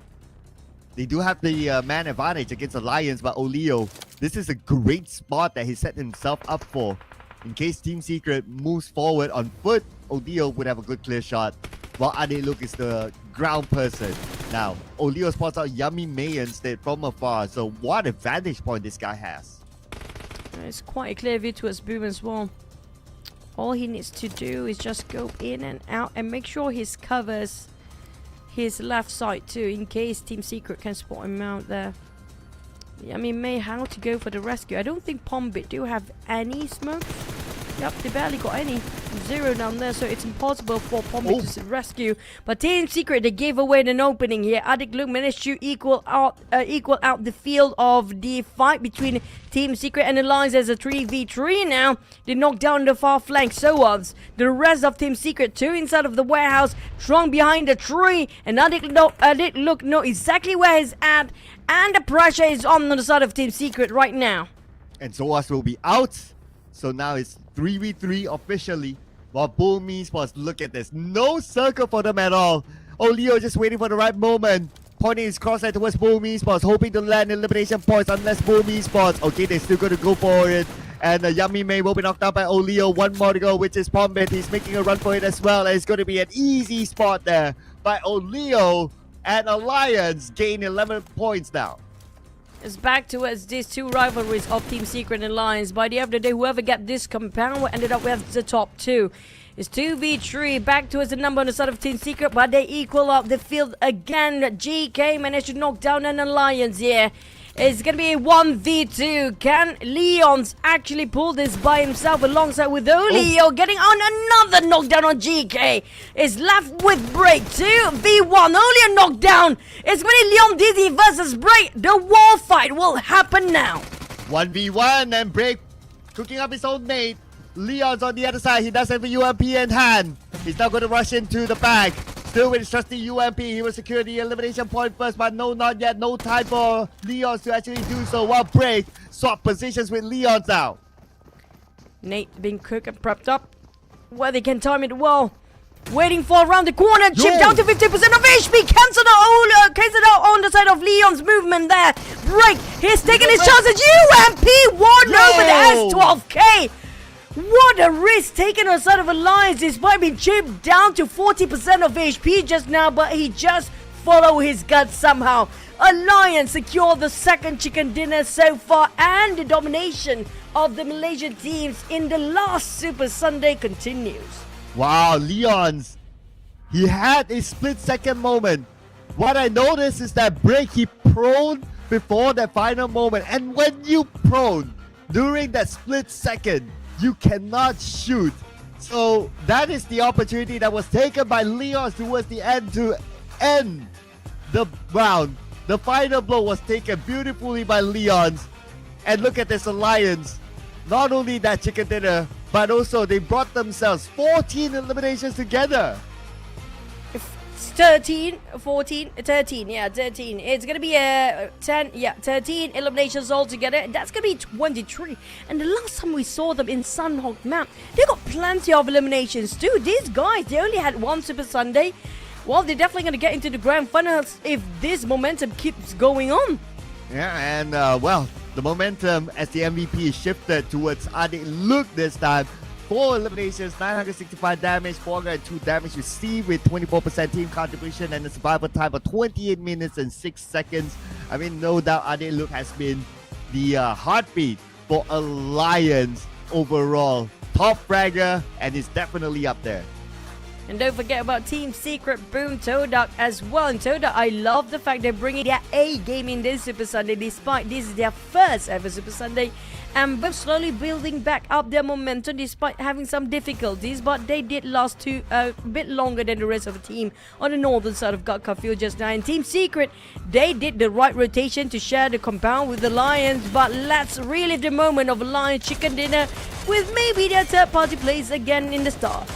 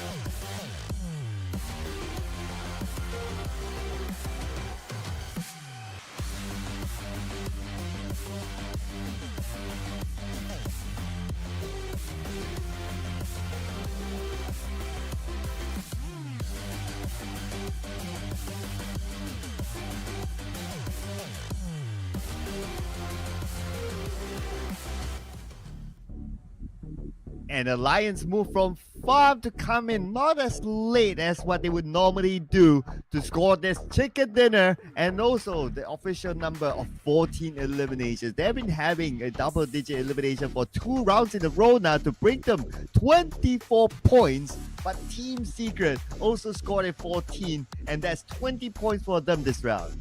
Yep, 2 teams on the top seems to be very consistent when it comes to their number of eliminations up here. But don't forget the Boom, seems like they have the rise still not stopping the momentum. We're looking at Boom having it slowly. And we have Alter Ego without elimination at, I think it was 8 eliminations for themselves just now, no placement points. Same goes for Sam9 and Infinity, as well as GEEK Fam, only scored for the eliminations here when we have 4 zeros down there. Yeah, since the top 2 teams scored a lot of eliminations, yeah, they will cancel away those elimination opportunities from the other teams. And as we switch over to our overall rankings, because this is where it matters for now, that is, right? So far, obviously, Alliance doing very well for 2 rounds in a row. They are on top with 43 points, and they are ahead of Team Secret by 19 points. That is a lot of gap there. And then you have GEEK Fam with a 5-point gap with Team Secret. Yeah, and Team Secret, without any chicken, no problems, places himself in the top 3 still, despite GEEK Fam got himself that chicken early on in Sanhok. They've been pushed down either way, but it's still too early to call the shot here, because right now we just happen to finish our second map of the day for these Avis, VOIN, Donkey, Infinity, and Vampires. Infinity, of course, they need the numbers way up there. For FaZe Clan, DX, Void, Dog and Pies, I wouldn't worry too much for them because I mean, like, they've been in every Super Sunday available, including this one. Well, then the interesting one would be the Infinity. Now that they have yet to score a good amount of points, but we're going to compare the head-to-head between Adit Lukia and Nine, who put off a clutch here against the Infinity themselves and became the final member to survive for TODAK. Eliminations the same, but Adit Luke, because he survived longer, so he had a chance to deal more damage, so he has a bit more than 9, but 9 came out with 1 assist, and when it comes to team contribution, it's definitely 9 with the clutch. Man, I love when it comes to double digit with so many teams up here. 14 for both Team Secret and Lions. And Alter Ego scored an 8 just like without any placement points just now. Seems to be A-okay for them. I love the fact also TODAK have been changing their gameplay so much. More proactive. Trying to find the targets early on, no hesitance or whatsoever. We love those confidence play coming up from TODAK here today. But we're done for our first Erangel of the day. So far, there's going to be a streak coming up from both Malaysian teams, GEEK, FAM and Lions. And we need all the other regions to stand up and try to go all out here, especially when it comes to teams like the Infinity. Yeah, the Infinity. So right now, as compared to TODAK, obviously TODAK is doing a little bit better than the Infinity. But TODAK, even though they're doing okay in this Erangel match, Sanhok maybe not so, but it's still about the overall points that they need to catch up with. So being the team that only joined one Super Sunday, which is today, then they know their target. Their target has to be big. And speaking of big, we're probably going to put a number up here. Now, at the very bottom, we do know when it comes to less than 30 points will not make it to the grand finals already. That's confirmed here for now.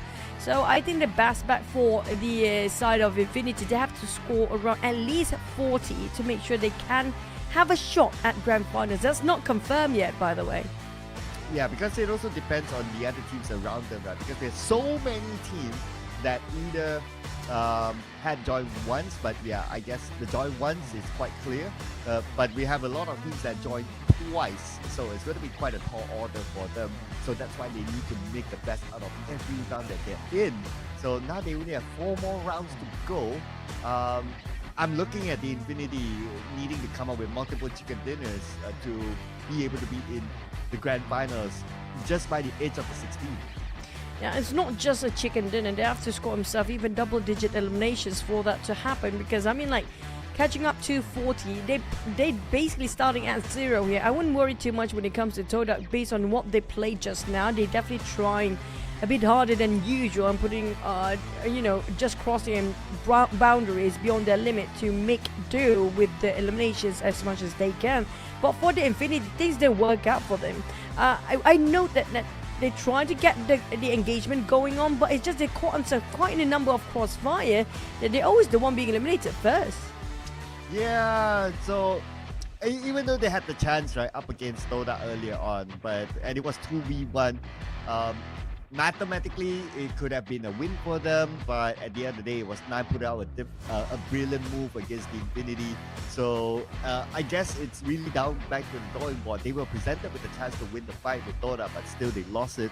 And we have seen 2 different scenarios for the Infinity now, so it's really for them to reset themselves somehow. And they can't afford to wait for like, okay, break, team talk, and come back. They have to do it now because their points are still very low to be in 16. Yeah, and we talked about 40 points is barely made it towards the grand finals, and we don't even add in the numbers when it comes to teams that got themselves second time Super Sunday. That's meaning that's going to be the least amount of points across the teams that managed to make it through before. And speaking of the Infinity, with 4 maps to go, right, and we only have 1 Super Sunday here, and we do know when it comes to even Miramar map, that's not going to be their best map as well. We don't see getting those crazy eliminations in Miramar, but we do see a better version of them in Erangel. Now we only have 2 more Erangel left. They have to make good use, maximum efficiency with this map for their points. Yeah, the map that all teams will need to maximize their opportunity since it's the most played map among them all. So Infinity, I'm hoping to see a bit more fight in them. Like what you said, in terms of overall points, at least it gives us like an anticipation towards like the last map to see maybe not they might go through, because there's a lot of opportunity open for them, considering that there's like teams like Boom Esports, there's teams like Roy, there's like Team Flash that started the day with not many points. And even so, if we look at like some of the teams like Boom Esports, yeah, cool, they do survive, but they're not as explosive as yesterday. So those are chances that they need to take. Yeah, I mean, they've probably been dampened down for the performance by the teams like Vampires, also Alter Ego being crushing into people's compound early on, aggressively trying to find the targets. And not just that, you have to be mindful with teams like Alliance as well, always butting into somebody else's business every single time. So there's so many factors coming into this Super Sunday for the teams just walk into their first ever Super Sunday. Yeah, unfortunately, it's going to be the last one as well. So they have to make do and try to adapt as fast as they can. That's the only solution they can have right now. Adaptability-wise, there's no time, no downtime at all. Yeah, so same goes for the other teams by the borderline as well. For those teams that are like, okay, first pager and all that, wouldn't be too worried about them. It's all about just getting a good amount of starting points in the grand finals. But the survivability now is going to be the key narrative for us to look at. Will teams like Boom Esports be able to come out of it? Teams like Roy, teams like Team Flash, Infinity, TODAK, will they be able to come out? Who will be pushed down if they rise up? Will it be teams like 7-9? Will it be like BTR? So these are the questions that will need to be answered. And you mentioned about BTR, they didn't do so well as well here. And speaking of Super Sundays, they entered into every Super Sunday. But problem with BTR right now, they barely got enough, even their last Super Sunday, to the point that they barely scored double digit down there. So it's just 41 points overall. And when it comes to the last Super Sunday, how much can they score? But let's fly into the second last Erangel of Super Sunday.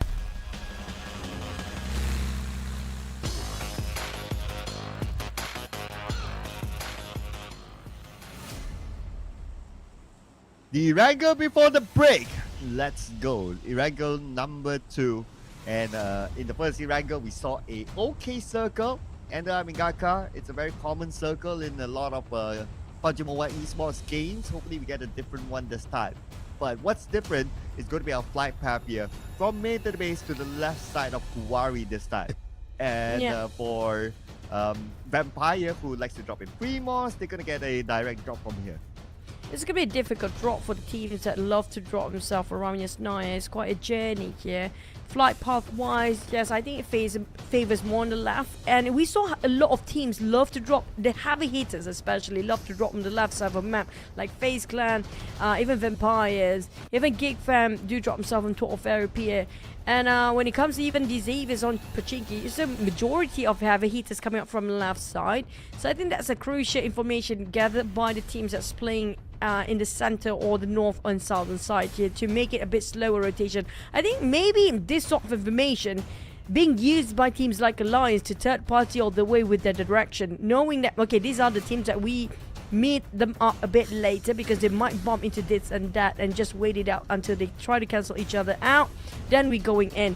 But speaking of left all the way, it's definitely going to be the heavy hitters team like Alter Ego, TALON, Vampires, even FaZe Clan and these Savers have to actually go against all the teams that are getting into the circle. Similar circle like before. This looks very familiar. But what else is not familiar is sometimes drop. I noticed they drop in mid to the base island, and looks like they're gonna come through from there. Hopefully they don't bump into like other teams that drop there, like Team Secret for example, because Team Secret right now they are on a roll. They are just below Alliance in terms of today's points collected. So those teams that are on the momentum, they're hot, teams that you generally want to avoid. Yeah.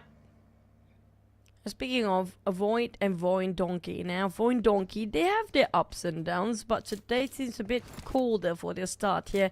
They need to build up the momentum. We do know these are going to be the teams that needs warming up to do, but once they're warmed up, there's no stopping these guys. So I assume that when it comes to second half of the day, we're going to get to see the better version of VOIN Donkey, because right now they're still taking it easy, chilling for a bit, because they're not in under sort of pressure at all when it comes to... I don't think they are under pressure for the points, right, when it comes to VOIN Donkey. Let me check. Yeah, for VOIN Donkeys, Not so great. Not really. Yeah, they're generally okay. But can't say the same for Boom, though. They just lost one player to the Xavier, and potentially might lose another, because now Frenzy is alone against Paragen and Lamborghini in this building.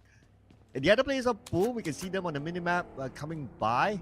But the bad news is that the Xavier is faster, and this is bad news for Boom. Yep, the Xaviers, when it comes to the early stage of the game around Pochinki and Gatka region, they are the kings and they are the masters of them all. If you come in a bit later and just try to figure out, hey, I want to go this compound, you're wrong, they're already there. And that's going to be extra 2 points on the side of the Xaviers, getting a great start for Boom on the other hand. Now, Boom, when it comes to the overalls, well, they are those teams that are in the need of points, definitely desperately need. It'll be awkward without Boom in the grand finals here. Absolutely. I mean, a double champion, not having Boom there, it's a big question mark, right? So, the last we checked as well, Boom is on the outside top 16. So now they collected 30 points. So 30, rough estimation, I don't think it'll be enough still. So because of the rise of GEEK Fam, who did well, and then you also have like SEPT, who's like kind of okay with the 5, and let's remember they have the overall advantage against Boom. So Boom needs to be able to overtake teams like SEPT, BTR, and overall roughly to get a chance to be in. I mean, first thing first, they have to look at the teams right above them, which is going to be Team Flash too. Team Flash definitely not going to give it easily, because right now they're aggressively trying to get their points, fighting TODAK multiple times here early on for Team Flash. Now, they scored themselves 1 eliminations. I think that's going to be TODAK players that have been taken down before. But also Team Flash, when it comes to their first Super Sunday, which was week number 2, they had better start than Boom as well. So they're definitely already, as a start, already above Boom. And even now, they're very close to Boom. So when it comes to Boom, they have to score minimum around 30-ish points when it comes to today. Yeah. It's hard to put a number, right? Because you got so many teams that are just going up and down. So even if you compare last season's data, it won't be the same, because last season you only had 2 teams that could probably go up or go down. But this time you have up to 6 teams who could probably go up and down in the overalls. So that's why it's it's a bit hard to compare. But roughly they definitely need to do better than teams like SEPT and maybe even BTR today, just so that it gives them a good chance to be in the top 16. Okay, let me put the number up for everyone here. To be 100% to get into the Super Sunday, the grand finals, probably going to be 60 points. That's going to be 100% getting into it, because, that's where Team Pendam's not playing here. So that's definitely going to be Team Pendam being pushed down all the way. If Pendam get pushed down, which means NKT get pushed down as well, giving 2 available slots up there. So 60 is going to be the almost, basically 100% getting into into the grand finals for the team. So as long as they secure 60, it's going to be A-OK, I assume. Okay, so numbers and assume. So there's a lot of variables that can happen there. But we will continue to monitor the numbers though. But it's 60. If Boom gets 60, yeah. If Boom gets 60, then they're definitely clear. I would say so as well. Yeah, looking at the current state.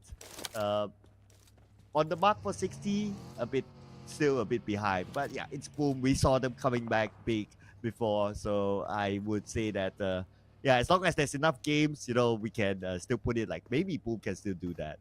Yeah, I mean, they definitely did, in a day, score himself over 60 points there. But it depends on the next map. And don't forget, and when it comes to Boom, at least they had 22 points before, so all they need to do is just score another 40 points for today. It's going to be more than enough for them to push themselves up to the grand finals here. But it also depends on Infinity too. I want to know, can Infinity pull that one off? Because if they can score around 50, there still might be a chance of getting that into the grand finals, or even 59 would be doable as long as they push down Pandem and teams like NKT that barely don't even get to play here today. Yeah, I know, right? So NKT Pandem, they will be looking at this game today and they'll be like, oh, so praying hard that the teams below them don't do well, especially the outside teams. If not, yeah, they can't chase their fate. So that's one thing as well. And if NKT doesn't go to Grand Finals somehow, right? Let's say by the other day, NKT doesn't go to Grand Finals, you know who will be the happiest? Sersha. I mean, they don't get to go as well, but maybe they'll be buddies by that time, you know. Both of teams sitting next to each other watching it on the sidelines because, yeah, thanks to NKT, Sersha didn't make it through because if they did, then Sersha actually do have a shot at getting the Grand Finals because their starting points as their final, when it comes to their previous Super Sunday was 33 points. But we might actually probably going to have similar. I think it's probably going to be Quarry by end of this one. Maybe, hopefully, I think. Well, okay, maybe, hopefully, I think. Tuber try test, you know, it's the same thing. I get it. Yeah, we tend to go towards stacking up like that. But yeah, I guess if it does go to Quarry, then it will be refreshing because we have not got a Quarry circle this season. But what we're getting game after game after game is, of course, Rosemary showing up, and he just got to knock on to Cleon. It's Rosemary. What do you expect? This guy never know how to stop. He never rests, by the way. I mean, he's like a real life zombie in real life too. I mean, these guys don't know how to stop. But finally, to put a stop to that. Meeting with S12K there. The moment they knock their door, now for you have to pick up one of their members. And Rosemary from afar have to give the support fire. And TODAK is scoring another one. But Rosemary, there's 150 meters shot coming up all the way across. But now going at all in for the rescue. Can they do it on time? Okay, they're on the other building. Rosemary's on another building. All right, and Team Flash says hello. They will say thank you for the 2 points. Rosemary says, okay, nope, can't do it. Not worth it. Outside circle, I'll build. Oh man, speaking of winning fight, they're still going to be losing one for the side of Alter Ego. I mean, he tried. You cannot blame him. His position actually made through the rest of TODAK being eliminated down there. But for Rosemary, he's not happy yet. He might want to try to jab Team Flash from afar too. But Roy on the other end, taking a fight against VOIN Donkey. I want to see what happened to Team Roy. Roy do get himself their second Super Sunday here and having a great start too. Yeah, 17 points as of now. So far, okay for them. And of course, we need to add on with the points from the first Super Sunday. But for TODAK, okay. Also to point out that only 11 points now for TODAK. So surely not in it yet. But we're going to see what happens between VOIN Donkeys and D Xavier, who wants to take back their throne. And now Razak is pretty low. One nade set, and Razak definitely will go down. Yeah, here comes a follow-up Nate to finish him off, but Levi's cooking another one, hoping to connect to a Zeta with some collateral damage, even mid-explosion. Chwa! He doesn't give any room to breathe, and no respite at all for the side of VOIN Donkey here. Chwa, on the other hand, will try to bait him out and giving away his position. And that's D Xavier's finish off VOIN Donkey, and no score at all coming up from VOIN Donkey. I mean, from bad to worse, no point. Yeah, 3 rounds. Now that you mentioned it, right? 3 rounds, VOIN Donkey only 1 point. So, not the best. So, yeah, I guess they'll come back after the break then. But let's see, Circle. Ooh, Vampire. They love this Circle. And the fact that they have this rivalry with Alter Ego. Now we only have Rosemary left. Easily, Vampire will be saying, ha to Alter Ego. I want to see Tony K versus Alter Ego Rosemary 1v1 without interruption of the other players of Vampires, if that's possible. And yeah, I do know it's impossible, yeah, but that might be the case if Alter Ego will try to jab them from the back. But don't forget, this also might be some slight advantage for GEEK Fam too. They haven't actually opened any actions yet because this is one of their best circles too. Unless Rosemary somehow makes it to the finals, final circle, and Tony K, yeah. And then you see that 1v1. So impossible. There's still that small chance, but yeah, it's unlikely because like where Rosemary was at, he was still on the outside circle. At this stage, And this kind of circle, he comes in, a lot of teams are already in, so the survivability for Rosemary will be challenged. So it's back to the redundant, impossible, but slightly possible. Sorry.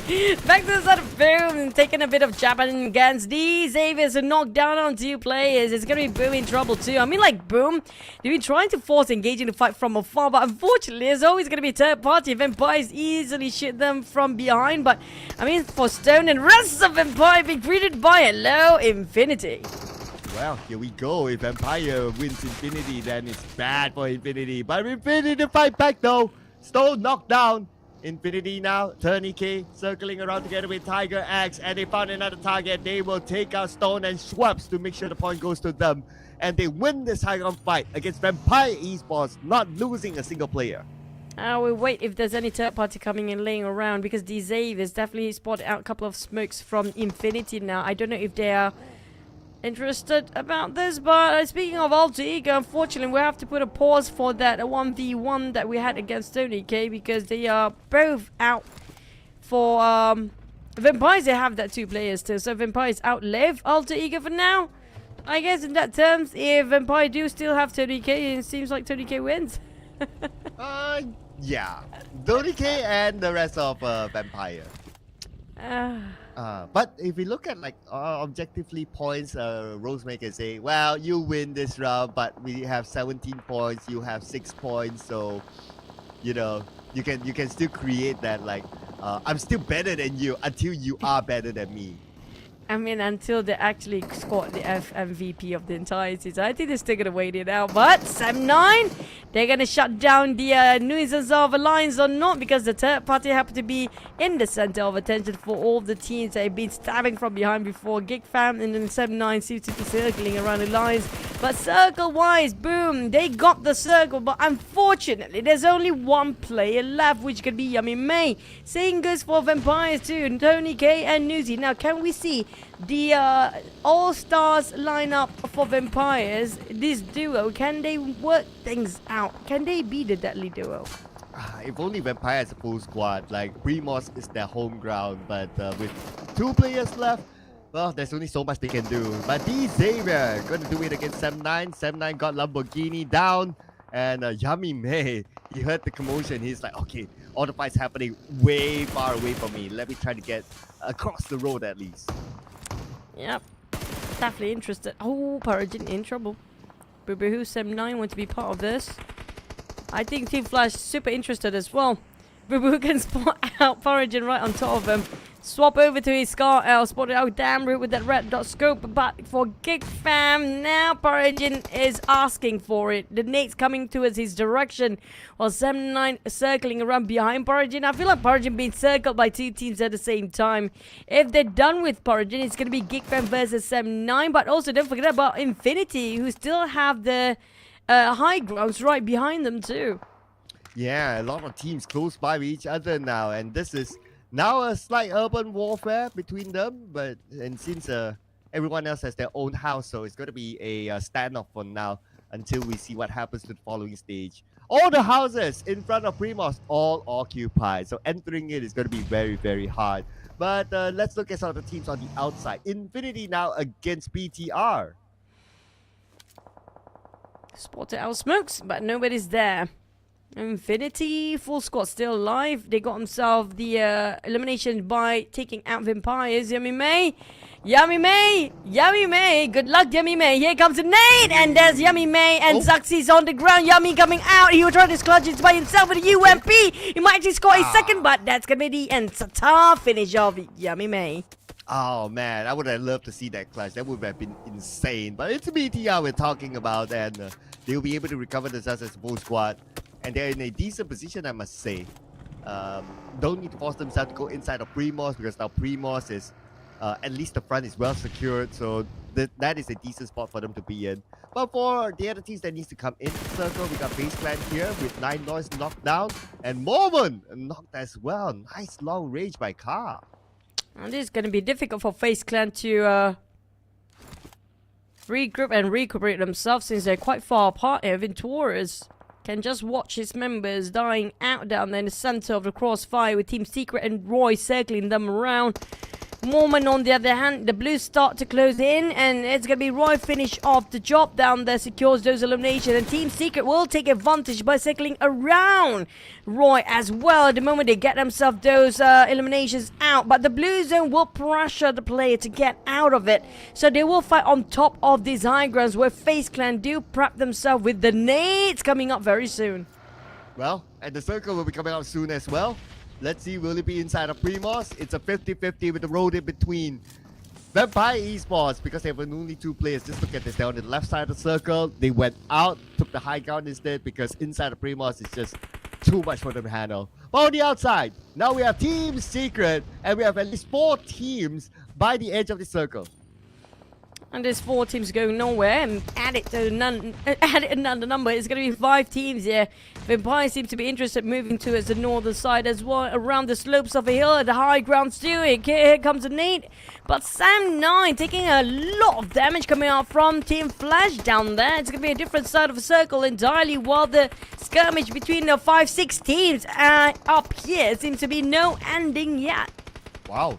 You mentioned about Vampire, interested in this. Tony K took his chance to knock down Break from afar, from the other side of the road. And no elimination yet, so Break is still crawling and he could be revived. And now they are using smokes to provide extra cover. Nade set across by FaZe Clan, none of them connected, but they have to be careful on the left side as well because Roy may come in. Oh, Roy, how to come in? They have to push in because right now they have no time to reset. The Blues will start to hurt, and it's stage number 5 here. We're talking about damage-wise, it's more than 1% of HP. Take down every single second. Alliance, they're trying to gatekeep and also being a third party all day long, and they easily try to jab people from the sides here. Jimmy not taking any concern at all, putting this into his business too. And this is going to be Team Secret a bit busy against FaZe Clan and Roy as well, but Lions just going to cheer from the sides. Yeah, being fans of third party, they're cheering for them to continue on the fight so that they can come in later. Venturez knocked down by Break. Now Onz is going to be the last man for FaZe Clan. He fires man of the Team Secret. Tiger X gets Axel from TALON somewhere else. GEEK coming for the side with the DBS, and he will finish out the final member of FaZe Clan. Unfortunately, there's going to be only 2 points coming up from FaZe Clan, despite they are at number 1 in the overall rankings of the week league here. But they don't have too much of a progress when it comes to the points that they managed to gather. But Elias, they did not spot out GEEK.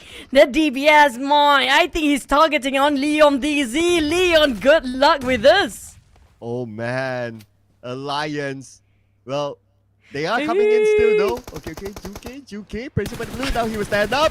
Will he get Oleo? He got Oleo, but that opened up the space for Leos to finish him off. They lost Oleo, but they won the fight entirely on this high ground. How does it feel to be in third party just now? I will need to ask that questions on the Lions. At least one of them get to feel what they've been doing towards all the other teams out there. But for Lions, they're still having a trio, so it's going to be A-OK next, hitting up for the next target. It's probably going to be the destination of Infinity versus TALON, perhaps. Yet, TALON just below them. As we look at Vampire Esports, yep, still a good move for them to move away from Primos that's pretty crowded right now. And even Tony K, look at his high ground position. If there's no smoke, he will be able to take shots. But because of that smoke, so he's going to stay calm for now. But Damroot is not staying calm with Batman. Just knock him down. But this could be a difficult circle to pick and choose the places you want to go. Because a slightly urban warfare. I agree there's so many structures in between as well. So you might actually head up to stage number 9 to finish off this map. Vampires, despite they only have duo, it's been a while to actually work out things as a duo. Tony K and Nuzi, that's going to be the 2 star-studded lineup. It's going to be difficult for them to play around where they stand, but they can get into the compound anytime now. For Alliance and the rest of the team across the compound, they have to cross the street as well. Yeah, and crossing the street, they need to fight with teams. And BTI is the one holding the ground just across the road. So that's going to be the next challenge. Let's see how will they come up with the solution here. Okay, Jimmy is probably scouting up for the next route. At the same time, Vampire needs to come back in as well because they don't have the circle. And they too needs to cross the road. But they do have a choice to come in from behind. Oh, why do the chicken cross the road so they can get a chicken dinner? And that's what I assume when it comes to those saying. Maybe that's going to be the case here for the teams that are still crossing over the other side. Vampires taking a back side all the way after they took their buggy right all the way towards the backside of Team Flash. Now, Team Flash have no idea regarding the position yet. Same goes for the Xaviers. If they actually put advantage of their position here right now, they can actually backstab them when they start to move, those two teams. Oh, Jimmy just got Axel. And that is going to be Talon losing. What about Yoru? Shot down Adin. Look, Misery got Leon's. Looks like Alliance. This could be the round that they will be eliminated before we reach the top 3. One more to go for the side of Alliance to come into the circle, and he's having a big fight now with BTR. It's going to be Jimmy behind the tree. Lapa with the nade set across. It should land. Okay, one nade. Oh, no. Second nade will land. And the point will be given to Sata. Well, that's a ruthless, not ruthless, but ruthless rooftop bombardment. There you go. On the side of BTR, they managed to squeeze in as a 4. Full squad alive, same goes for GEEK fam, while Infinity also. I mean, like, this is going to be a great time for us to root out for Infinity if they can actually score the chicken. But the problem is they spread themselves into 1-3 formation. And majority of the circle still divided between so many streets in between there. But it's best for them to be in the center here. I think the last player of Infinity will reunite once more and regroup, try to reassess the situation about regarding the other team's position before they open fire. Because if Infinity start to engage, they're quite in the open and barely got any covers except for the terrain. Yeah, Infinity could still take the time since they're on the clear and we have stage 7 coming up soon. Might as well wait for the circle to assess the next move. But Gartuni got knocked by Damroot. Oh, okay, at least, well, they should be able to revive Gartuni. But no, Damroot is not going to give them that chance. And somehow they exposed themselves to GEEK fam. Oh, he scored Damroot for a reason. What time? What space now? But on the side of Talon, they do have 2 players left. The circle will shrink now before it ends up with no more circles. And Infinity will be jabbed on the side of Talon. And unfortunately, on the side of Infinity, didn't get the circle. It's going to be Team Flash in the center. Oh, with the compound, with roads surrounding them. It's a good fortress for Team Flash now, as they already scored 7 elimination points, but they have 3 players, so they have to make good use of all their players to make sure all their corners are checked. As for Talon, now probably in the worst situation possible. They have to cut across the road, 2 teams in front of them, but we're going to go back onto the behind of Primos, where Paragin is alone here, and GEEK fam says hello! That's going to be a goodbye. After they said the hello, he didn't even say goodbye. And now for BTR next, it's going to be Talon that be challenged. Is now only one player of Talon left. I think I'm probably going to scout out the last play for Talon as well, because based on last we saw BTR, they do have a full squad alive. Now Misery might just get into Infinity's side. There's going to be a clear side, straight line at that, and Misery being shot down, but nothing seems to be connecting. I'm surprised he get out of Infinity's side unscathed, but GEEK fam will finish off the last player of Talon, which was Misery. So a miserable end to him, but Talon 8 points, and they scored a couple of placement points. We'll look at the scores later on. Now we'll be looking at the Infinity. Okay, they have to win this fight against BTR. Let's remember, Infinity needs a lot of points to be in the grand finals. But Sata will say no to Tony K as he gets eliminated with his DBS. Oh, Infinity down to 2 players. They have to win this fight, but we're talking about BTR. They're already cooked up and they are on the run for a hunt, but unfortunately it's still gonna be Gemforce putting a hole for a bed. The moment I mentioned that, they're knocked down on 2. Infinity, if they can actually do this, it's gonna be a big push for the numbers. Oh, the Infinity, they fight back though. Okay, 1 more to go.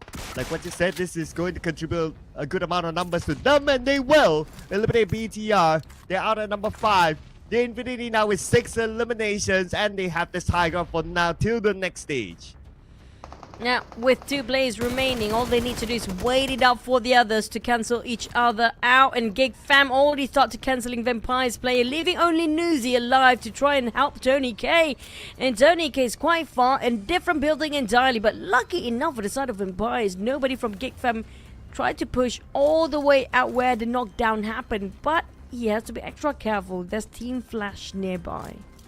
Yeah, Team Flash, you had the circle for the longest time. They could be called into action real soon.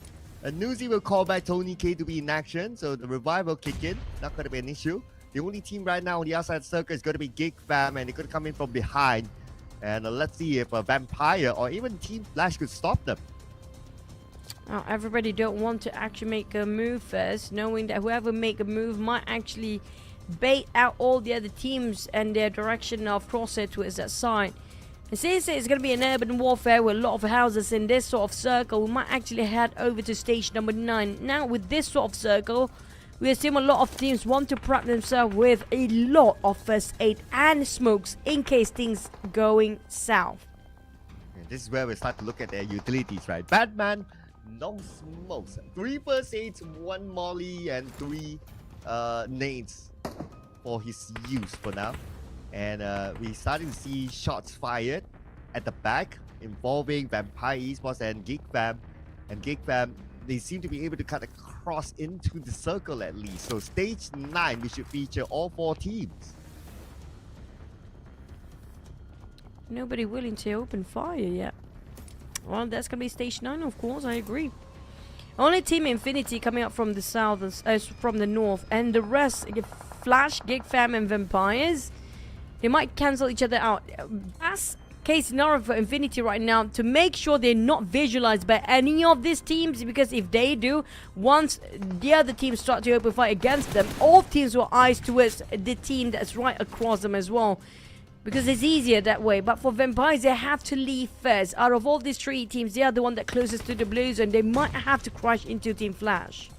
Yeah, so this crash will be interesting. And Team Flash, they're prepared for it. Okay, look at this, right? They're using the mollies, okay, just to buy time. But Tony K, wow, what a gorgeous nade on the go-to. Man, that game sense by Tony K is just next level. He's always been brilliant every single time when times needed him to do something. He always delivers. And for the side of Team Flash, GEEK Fam, Vampires, a 3-way war commencing. And Infinity, you gotta have this chicken dinner here, because all these 3 teams happen to be busy, but damn right keep tab on Infinity as well. Now Vampires also being eliminated. Sinkers for Team Flash jump to 4v2. GEEK Fam just got a double chicken in a day, not even breaking any sweat.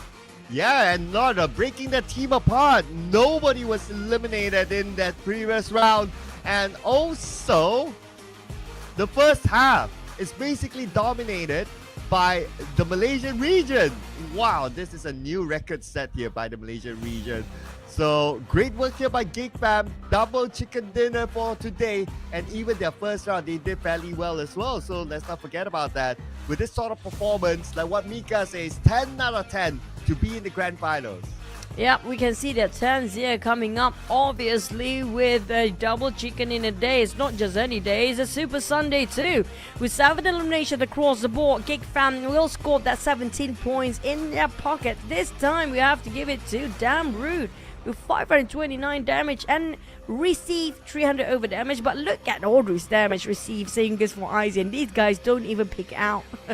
Yeah, and Damrud is obviously our MVP for eliminations, and one of them I remember was at the earlier stages when they stopped one of the opponents from Infinity from probably trying to scout an entry point, and Damrud caught him out. Other than that, 529 damage, 301 damage received, 37% team contribution, and a survival time of 28 minutes 31 seconds. It is Damrud again, coming up again and again and again as the MVP.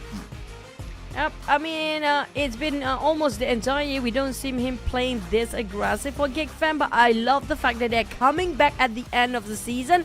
But let's watch the highlight before we tally up the score and who will stand at the very top.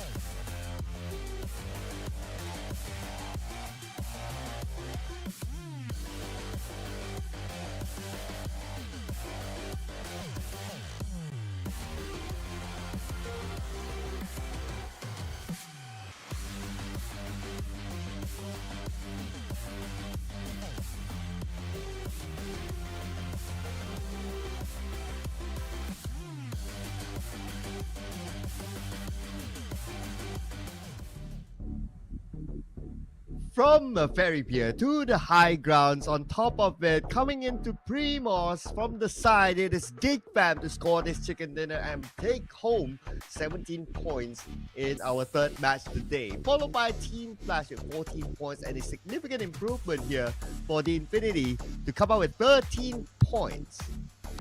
But when it comes to the points as well, a lot of teams do score themselves the average amount of eliminations, which are going to be 5 and 4s down here, which because of the circle itself just now that transition alongside those high grounds around the hills, but ended up around the urban area by the end of the Primos just now. But we do have a couple of teams ended up with a 0. One of them is going to be VOIN Donkey. Seems like on the roller coaster ride here today. And some 9 as well. But unfortunately, we do see our back-to-back champions, Alter Ego and Boom at the bottom too this time. Yeah, with Boom only scoring 1 point. This could be worrying for Boom Esports. TODAK as well, team that only came in this Super Sunday also with only 2 points, so they will keep them in page number 2 in our overall rankings for today's Super Sunday. And as of now, Alliance with their gap, they are unshaken at the number 1 spot, but GEEK fam, after that chicken dinner, they scored 2 chicken dinners today so far. They are behind Alliance now. Infinity, I'm loving the fact they're slowly pushing the numbers up. It's still going to be a lot of work to do for Infinity because they have to finish off the score around 60 points. And with 3 more maps to go, that's going to be average of like what, 15 points for each, or maybe around 20 points for each map. There's going to be a lot of work later, so Infinity, they should go and reset themselves during the break later. But when it comes to the second page, I dare say Boom in trouble. Yeah, with only 14 points as of now, definitely not going to be enough. And plus their competition around them are starting to step up the game. VOIN Donkey, the only team with a single point after 3 rounds so far. So that's not the VOIN Donkey that we're used to seeing. But in overall, they are still somewhat okay in the middle.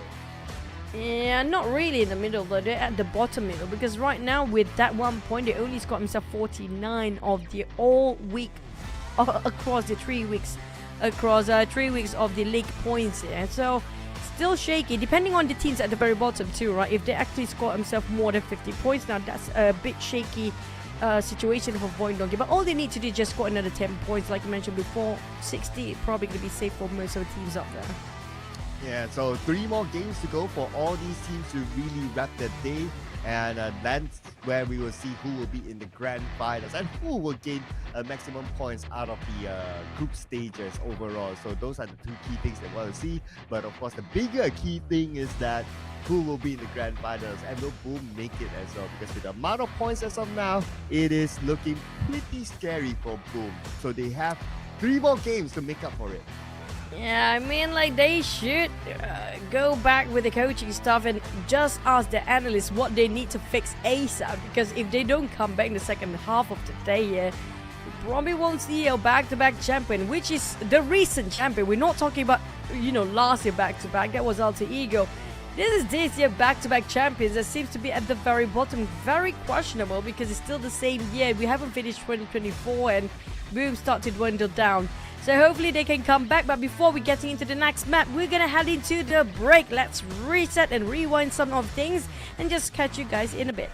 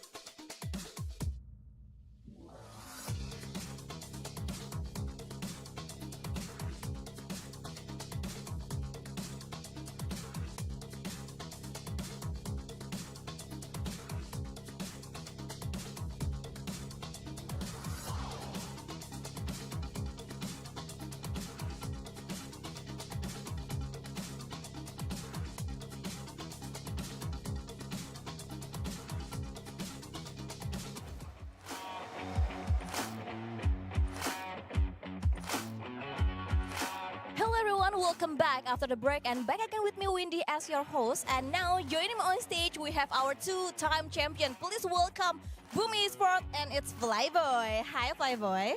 Hello. Hello. So, yesterday you had an incredible comeback in the last chance qualifier with 2 chickens dinner. And today it seems like you guys a little bit struggle and not play as well as you did yesterday. Can you tell me like what happened? Ya kemarin kalian kan punya comeback yang bagus banget itu di last chance qualifier dengan 2 chicken dinner. Nah performa kalian hari ini tapi masih belum sebagus kemarin, lagi agak berjuang. Kira-kira bisa dijelasin nggak kenapa performa kalian lagi belum terlalu bagus hari ini? Ya kalau dijelasin kenapa performanya kurang bagus untuk 3 match awal ini, ya sebenarnya namanya game pasti kita naik turun kan performanya. Cuma itu juga nggak bisa ngedefinisiin permainan kita hari ini karena masih ada 3 game tersisa. Biarin aja kita ngasih bukti ke kalian kalau kita masih bisa. Because it's a game, people's performance can be ups and down. So the first 3 match doesn't really reflect what actually we can do. So we'll see the next 3 match, we'll give our best performance and hopefully Boom can qualify to grand finals.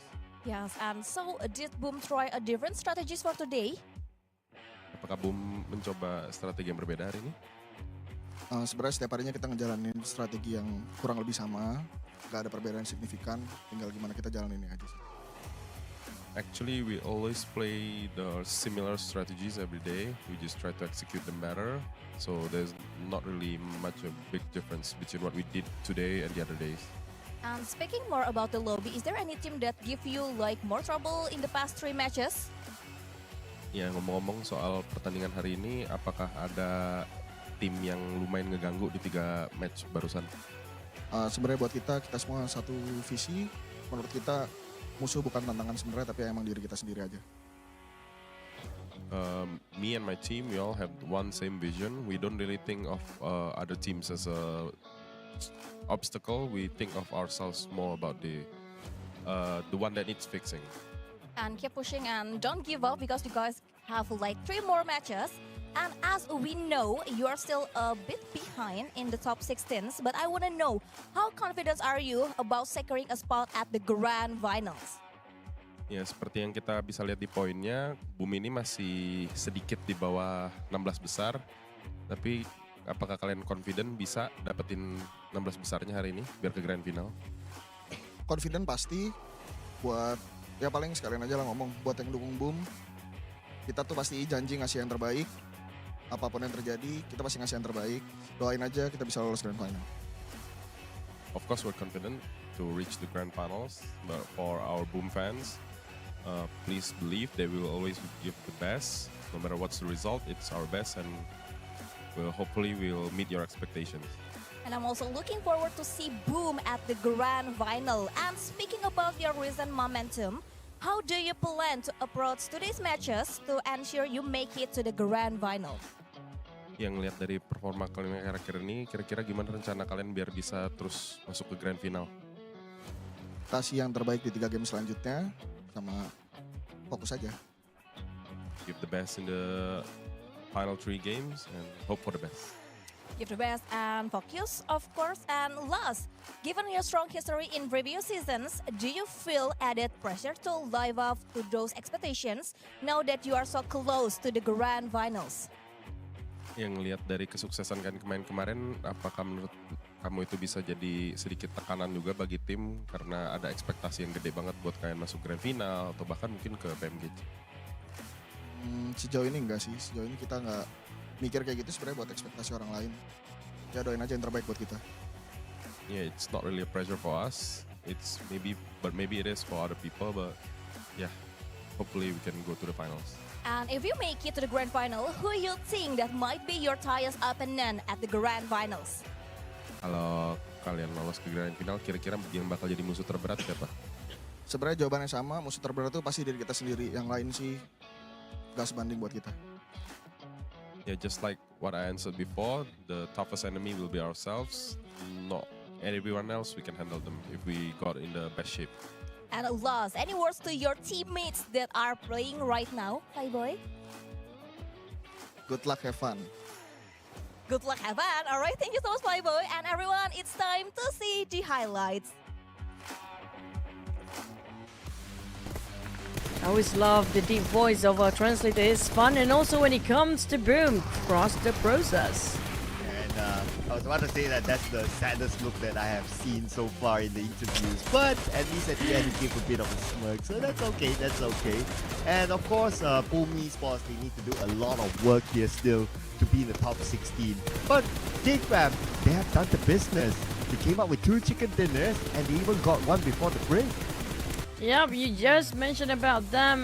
Malaysian teams do have domination across the board here when it comes to the first half of the day, including Alliance. We're definitely going to have head-to-head between these two teams here right now. I personally love how Alliance plays the game here right now. They're making things so spicy and fun to watch every single fight. Yeah, third party is definitely the name of the game, and they keep winning fights after fight. That's why their amount of eliminations are really, really high up there. So Alliance, well, I mean, at this point, it's like they are definitely on the roll, and other teams will be looking at them and saying that, hey, you know what, Alliance is now the team to beat. And Alliance will be the team to watch out, because despite we do know that some of the teams will say they're not really a threat, but the way they play, they definitely make so much trouble for the other teams to focus on their only openers in front. But when it comes to the weekly rankings, Team Secret getting at 115 points. Wait, what? For... Oh yeah, this is the current weekly rankings. There you go, 3 weeks across. Team Secret actually consistently getting themselves good run every single top 4. That pushed them all the way up to number 1 here. And the line is just 1 point away. They are the only team without playing 3 weekends, but still be at number 3. What the heck is going on? I know, right? The Dark Horse team right now chasing the number 1 spot. Now it's Alliance that just talking about like, okay, can we be the number 1? Can we bring home maximum points? And that is the conversation that's happening at the Alliance camp. But on the borderline of the top 16, whoa, look at this. Roy is 1 point behind. POCO Esports not too far away with the remaining games left. They could potentially still do it. And on the other end, Infinity and TODAK, 16, 11 points. Oh man, it's still quite far, but there's still 3 games. 51 is the number to beat if they want to push NKT, so it's doable for Infinity and TODAK with 3 more maps remaining. Like 50 with their first Super Sunday here, Infinity and TODAK at 16 and 11 with like what 3 maps remaining. They have to score average of 15 points each of it, with the chicken or with the elimination. But we do have the comparison between the teams at the borderline here. Yeah, this is the more crucial storyline, right? 7-9 coming up with a little bit more average eliminations as compared to Roy, but Roy, they are better at placement points, and it's quite significant between 7-9 as well as Roy. So it looks like 7-9, they do have this idea of like, let's go for elimination points, play some points, if we get it, that's cool, right? Thormos use Roy a bit more, probably the smokes that granted them that placement point that is a bit more than 7-9. And if you just join us, ladies and gentlemen, of course, we just came back from the break. We'll be heading on to Erangel, and the day so far have been dominated by the Malaysian region team. Yep, and when it comes to the numbers too, I assume 100 points will be definitely going to be getting into the Super Sunday when it comes to the overall league week league standings, yeah, which we saw the highest point right now is 115. We won't worry too much when it comes to first place, of course, because it's going to be the battle of getting those head start points. But the bottom teams that we're concerned about, especially the teams not playing it today, and KTM, Pandem, they're definitely shaking it because they start to be pushed down all the way to 12th and 13th place. Yeah, they're sweating right now, right? Just watching today, and I'm sure they're watching it at the hotel, probably gathering at the lobby or something like that. Just talking like every round. It's like rooting for those teams to cancel out the teams in the middle. The teams like 7-9, teams like Roy that they're hoping to fall off. If not, they might potentially even catch up. So that's why they're like, okay. And of course, also for our newcomers to the Super Sunday, Infinity and TODAK as well, to not all of a sudden come back from the break and turn into the POCO Esports of yesterday. Yeah, speaking of also Boom, like we had the interview with Flyboy just now. Boom also need the points as much as Infinity and TODAK because they are at the very bottom too. So, I mean, BDI, I wouldn't worry too much about them since they already crossed the 60-point mark, and 60 is going to be the benchmark because Pandem and KT not playing yet. There's going to be only 2 slots available for the rest of the team that do want to get themselves to the grand finals, because if you want to compare with the rest, Well, RQ didn't make it. I mean, if another team wants to go for the number 70, will probably be the best also to get into the to push all the other teams down. But for the very bottom, like I mentioned, 52 points will be the best numbers up there. Infinity and TODAK within 3 more maps to go. 40, how many?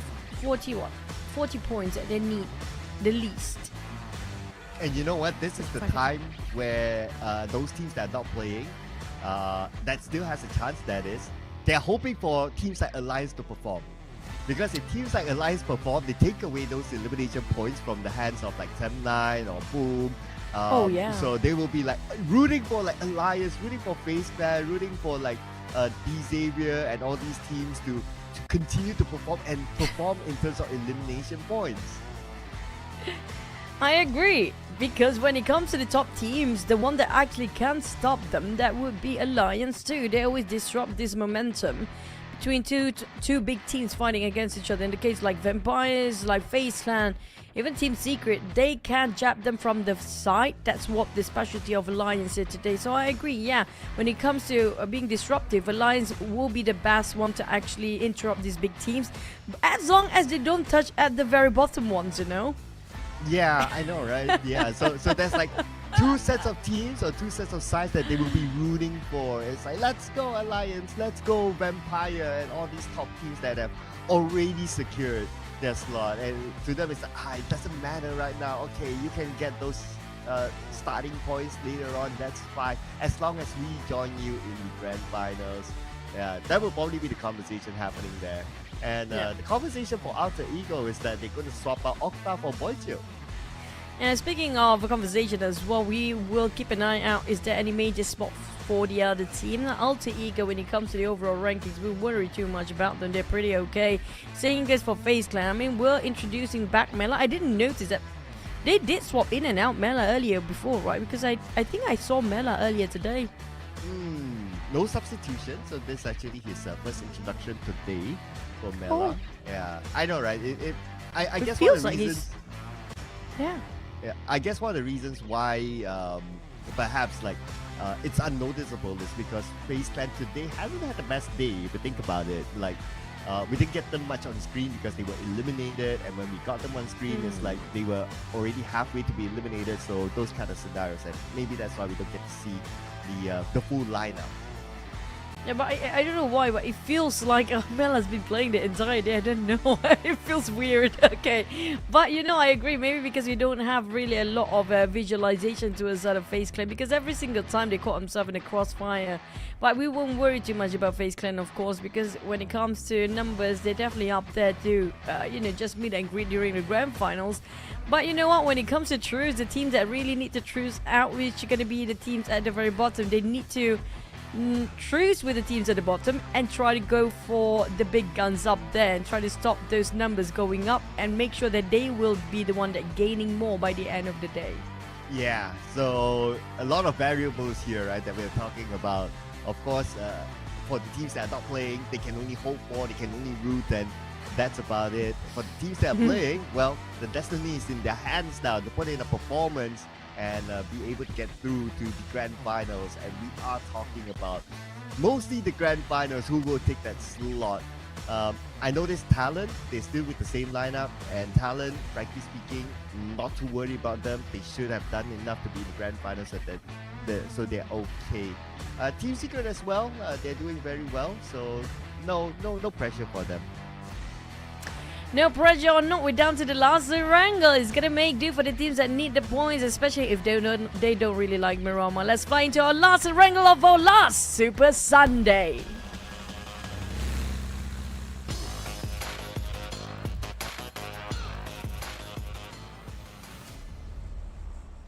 Last Erangel of our last Super Sunday it is, and we're gonna get the last flight path on this map for the Super Sunday, that is.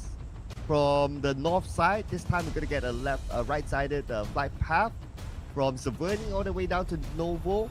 So Vampire Esports, it's far away from their feng shui spot of Primor, so they're gonna let that one go. Instead, they're gonna take the spot where PA used to drop, which is Starbuck Kameshki. I hope things are going to be a-okay, because the moment Vampire do change their drop spot, that's where things didn't work out for their way. So we're going to have to wait and see. Is it going to be a well paid off change of rotations of drops? Or if it's going to be on Northern Circle, I mean, that's going to be great for Vampires. But if not, then it's going to be a lot of headache for them to go all the way to SMB, perhaps.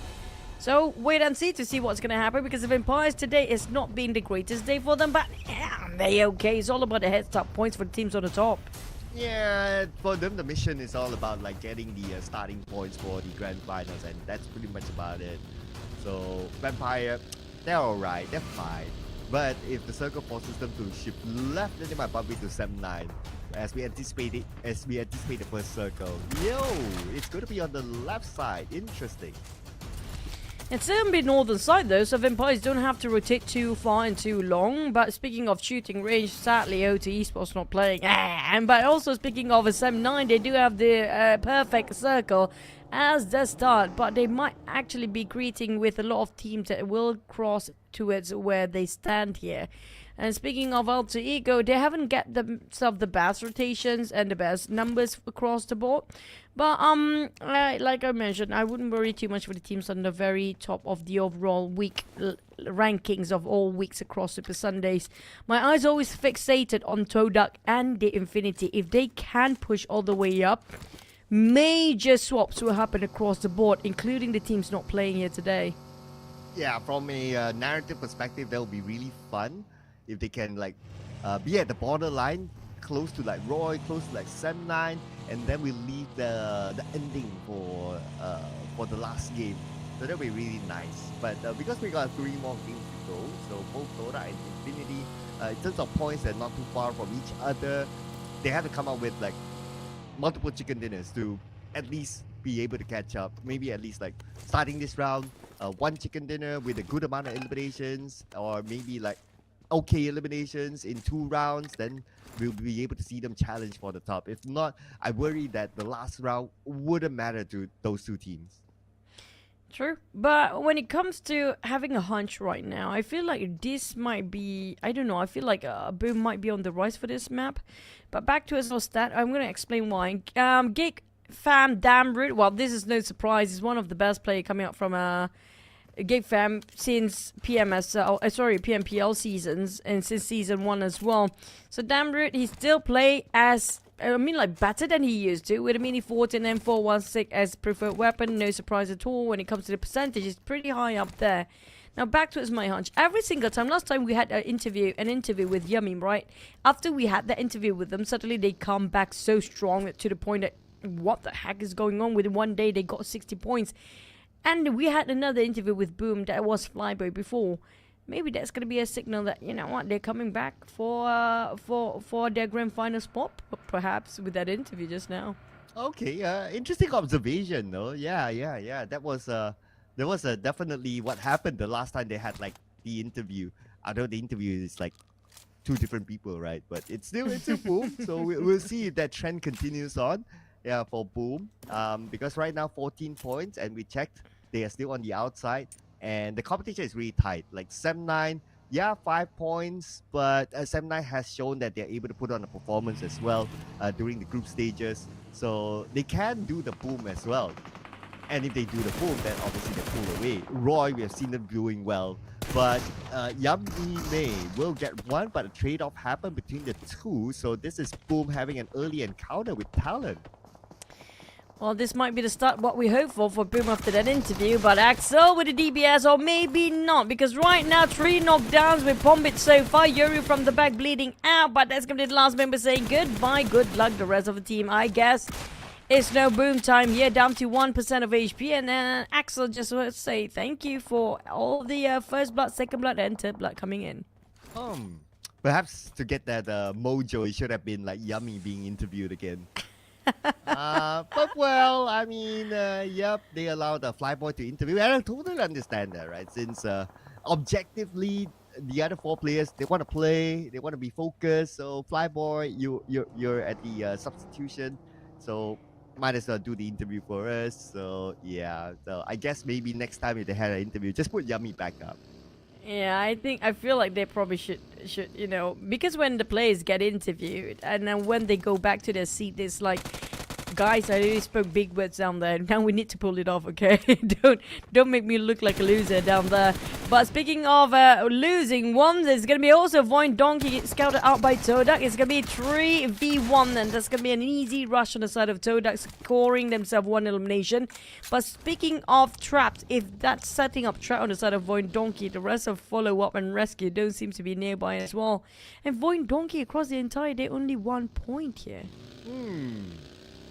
After 3 games, 1 point, and starting this round, the 4th game with losing Razak, it's going to be real interesting in the overall later on. The other members noticed that they are passing by Rozok, so probably Razak was doing the scouting work. He ended up in that compound, and so happened, boom, who normally drops in Rozok.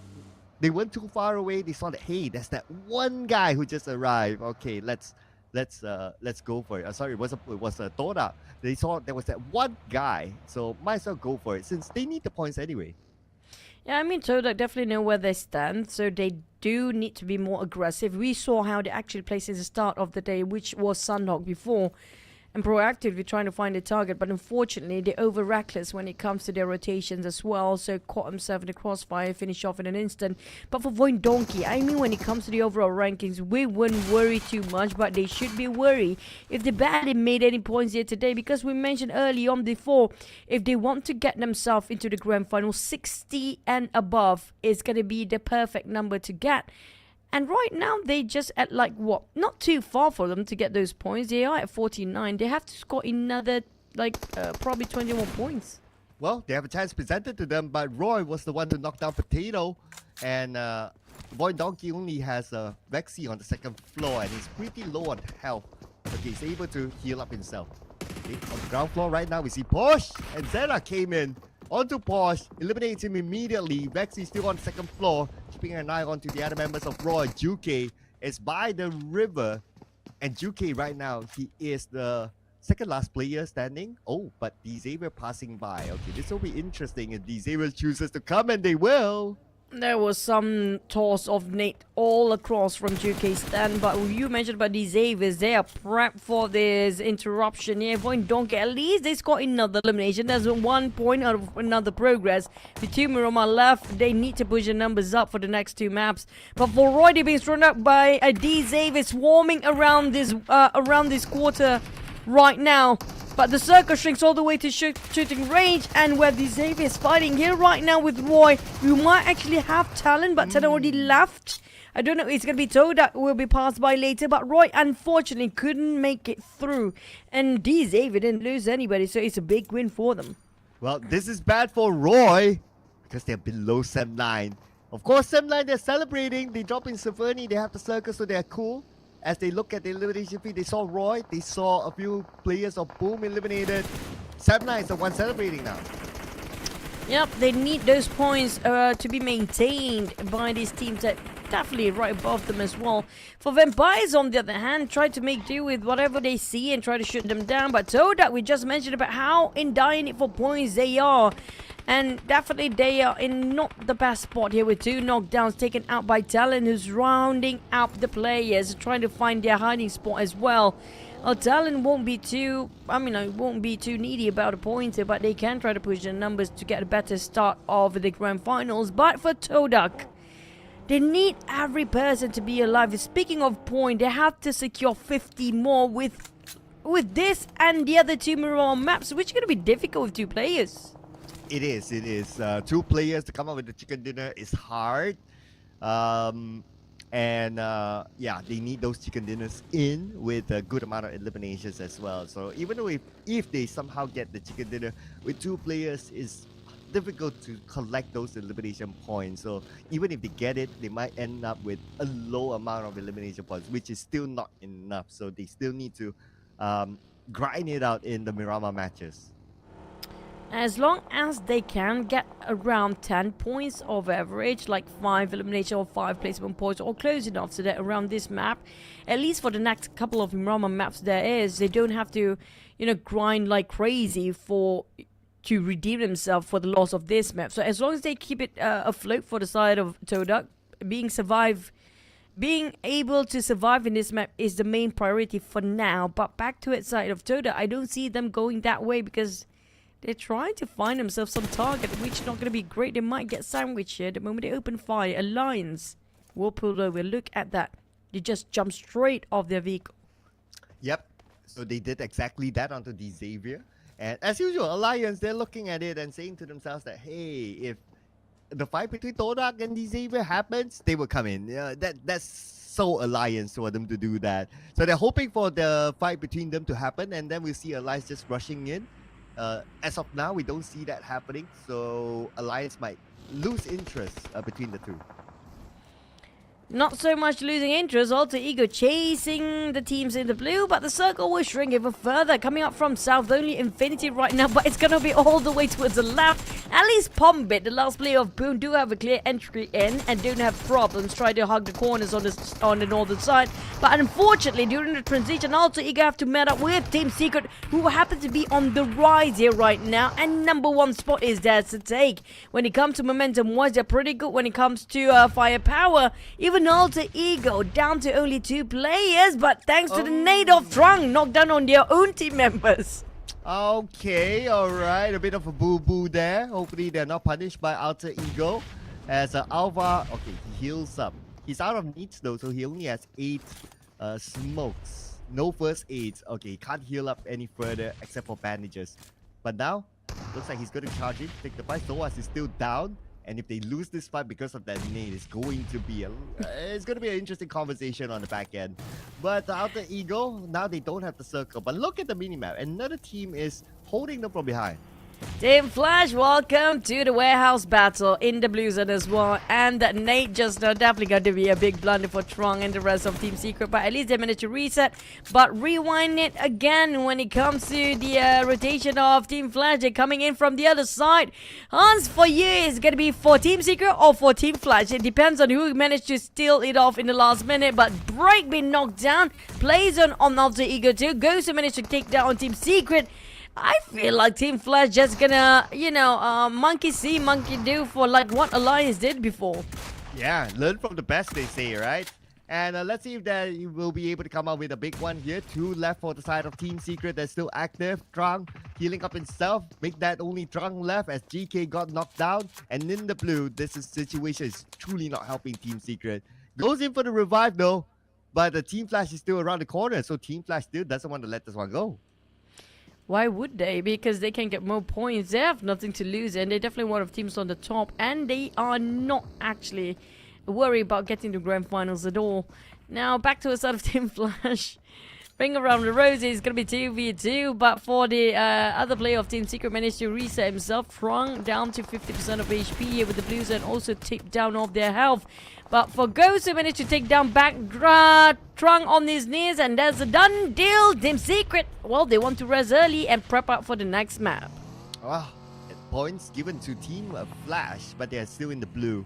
We'll check on them in a little bit more because right now we have TODAK in front of BTR. They move away. Looks like we can see 9 there going up the northern side, circling around and going up to the high ground just to avoid these unnecessary fights now. Speaking of unnecessary fights, a lot of them seems to be in the unnecessary, protection of blue zone, which is not protecting at all, of course. But we do have the circle shrink even further down. Boom, Pombit get the center for how much longer? GEEK coming out from South Empire on the north. Sound 9 will have to say hello to Vampires and TALON at the same time. Well, Alliance waiting for the third party as per usual, hoping the Xaviers and Team Flash will clash somehow. But position of these Xaviers can counter strike on the side of Alliance here if they make the wrong move.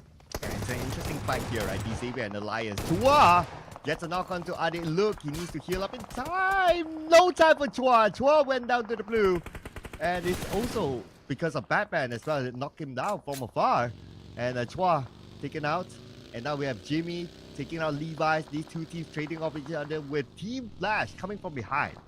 Now, Team Flash, they're playing what Alliance has been doing the entire day. This is going to be fun, but also they have the pressure of Blues. And it's going to be another factor whether they want to stay themselves inside of the blue and tank it out, or just reposition it right at the safe zone there and just make a couple of taps from afar with the help of Blues and finish off and steal the points away. Nate's exchange, Lamborghini knocked down. What a nade by Olio, but at the same time, they have to deal with the back line here, which can be Team Flash and also some players across the other side of the inner side of the circle. Keep them at bay, but unfortunately these Aves have to resort to only 7 points plus another 3, 10 points for now. Well, Alliance got out of it. Lost one player, but that's okay. They took out one of their closest competition in the overalls. As now we look at TALON, who's by the edge of the circle, trying to block out Sem9. So Sem9 in the position that they need the points. So far they have not collected any of them. So that will be an interesting fight. And on the other side, now we have ETR. Oh, TODAK is here. Oh man, TODAK better get away. No, TODAK cannot afford to go down here now with 2 players remaining. Last time we saw they didn't win that big fight. BTO on the other hand, spotted out some of the teams out there. GEEK fam on Infinity, another team that should be extra careful with their position. And Batman, I mean Team Flash, his last player standing, barely actually stand, just crawling. And Infinity spotted out GEEK fam. They want to take the challenge, but it's a bit difficult for the angles here with some terrains blocking their view. And GEEK fam do have those elevation, so it's no problem for them to revive on their teammate. As long as they pop the smoke, it's going to be A-OK. But Infinity, Team Flash, that one player did make damage towards that one player on Infinity and finish him off. Yeah, so Infinity right now, 2 players left, could be 3 left. And yes, that is Nika to knock down Gartuni. And if you remember, GEEK fam was the one to eliminate Infinity to score the chicken dinner before this as well. So the Infinity, they're definitely not happy with GEEK fam now. 1 more to go, and Logan stopped at the building. GEEK fam will go all in onto him. Oh man, but what can they do against GEEK fam? They barely have enough numbers, and Logan, well, lucky enough for them, GEEK fam is not rushing straight into Logan's side, so he gave them some space, and they gave him some space to just get out of it and just get into the circle next.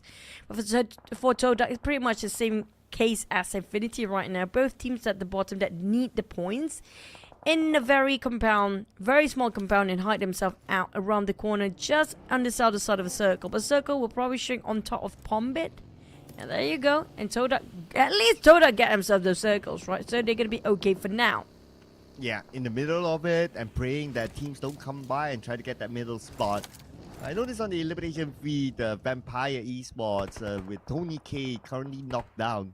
And they do have Sem9 in front of them. Sem9 playing the gatekeeping role from the inner side of the circle, sending an another nade across to Vampire Esports. And this is the fight that we kind of anticipated with the circle and also the 2 drops, with Vampire Esports dropping in Stalberg, Kameshki. They're bound to clash at some point. But Sem9 also has TALON to manage now. TALON, Sem9, Vampire, GEEK fam. Boom.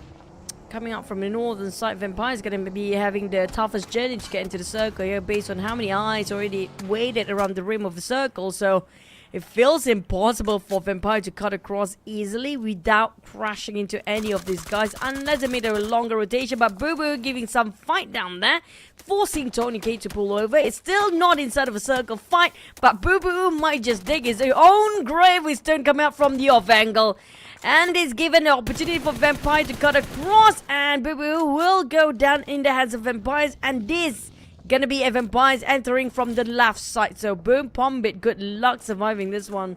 Nice support fire by Stone. Gotta give it to him for that. And with that, Vampire should have an entry point. And like what you said, right, Pombit right now is the closest to Vampire. Not the team that you want to meet at this point. And if they spot up Pombit, we can say that's pretty much it. Yep, these guys don't even let any bees to fly across them, let alone a player. For Infinity, Logan also seems to be in the same spot, because GEEK fam is also the team that love to take those fights and pick off anytime they need and they want. As long as they don't scout him out, he's going to be A-OK. But the moment he opens fight against, it's either, Logan, you have to pick and choose. Either Vampire or it's going to be GEEK fam. There you go. It's going to be, you know, left and right, you being surrounded right now. I guess the choice right now is just to stay as quiet as a library.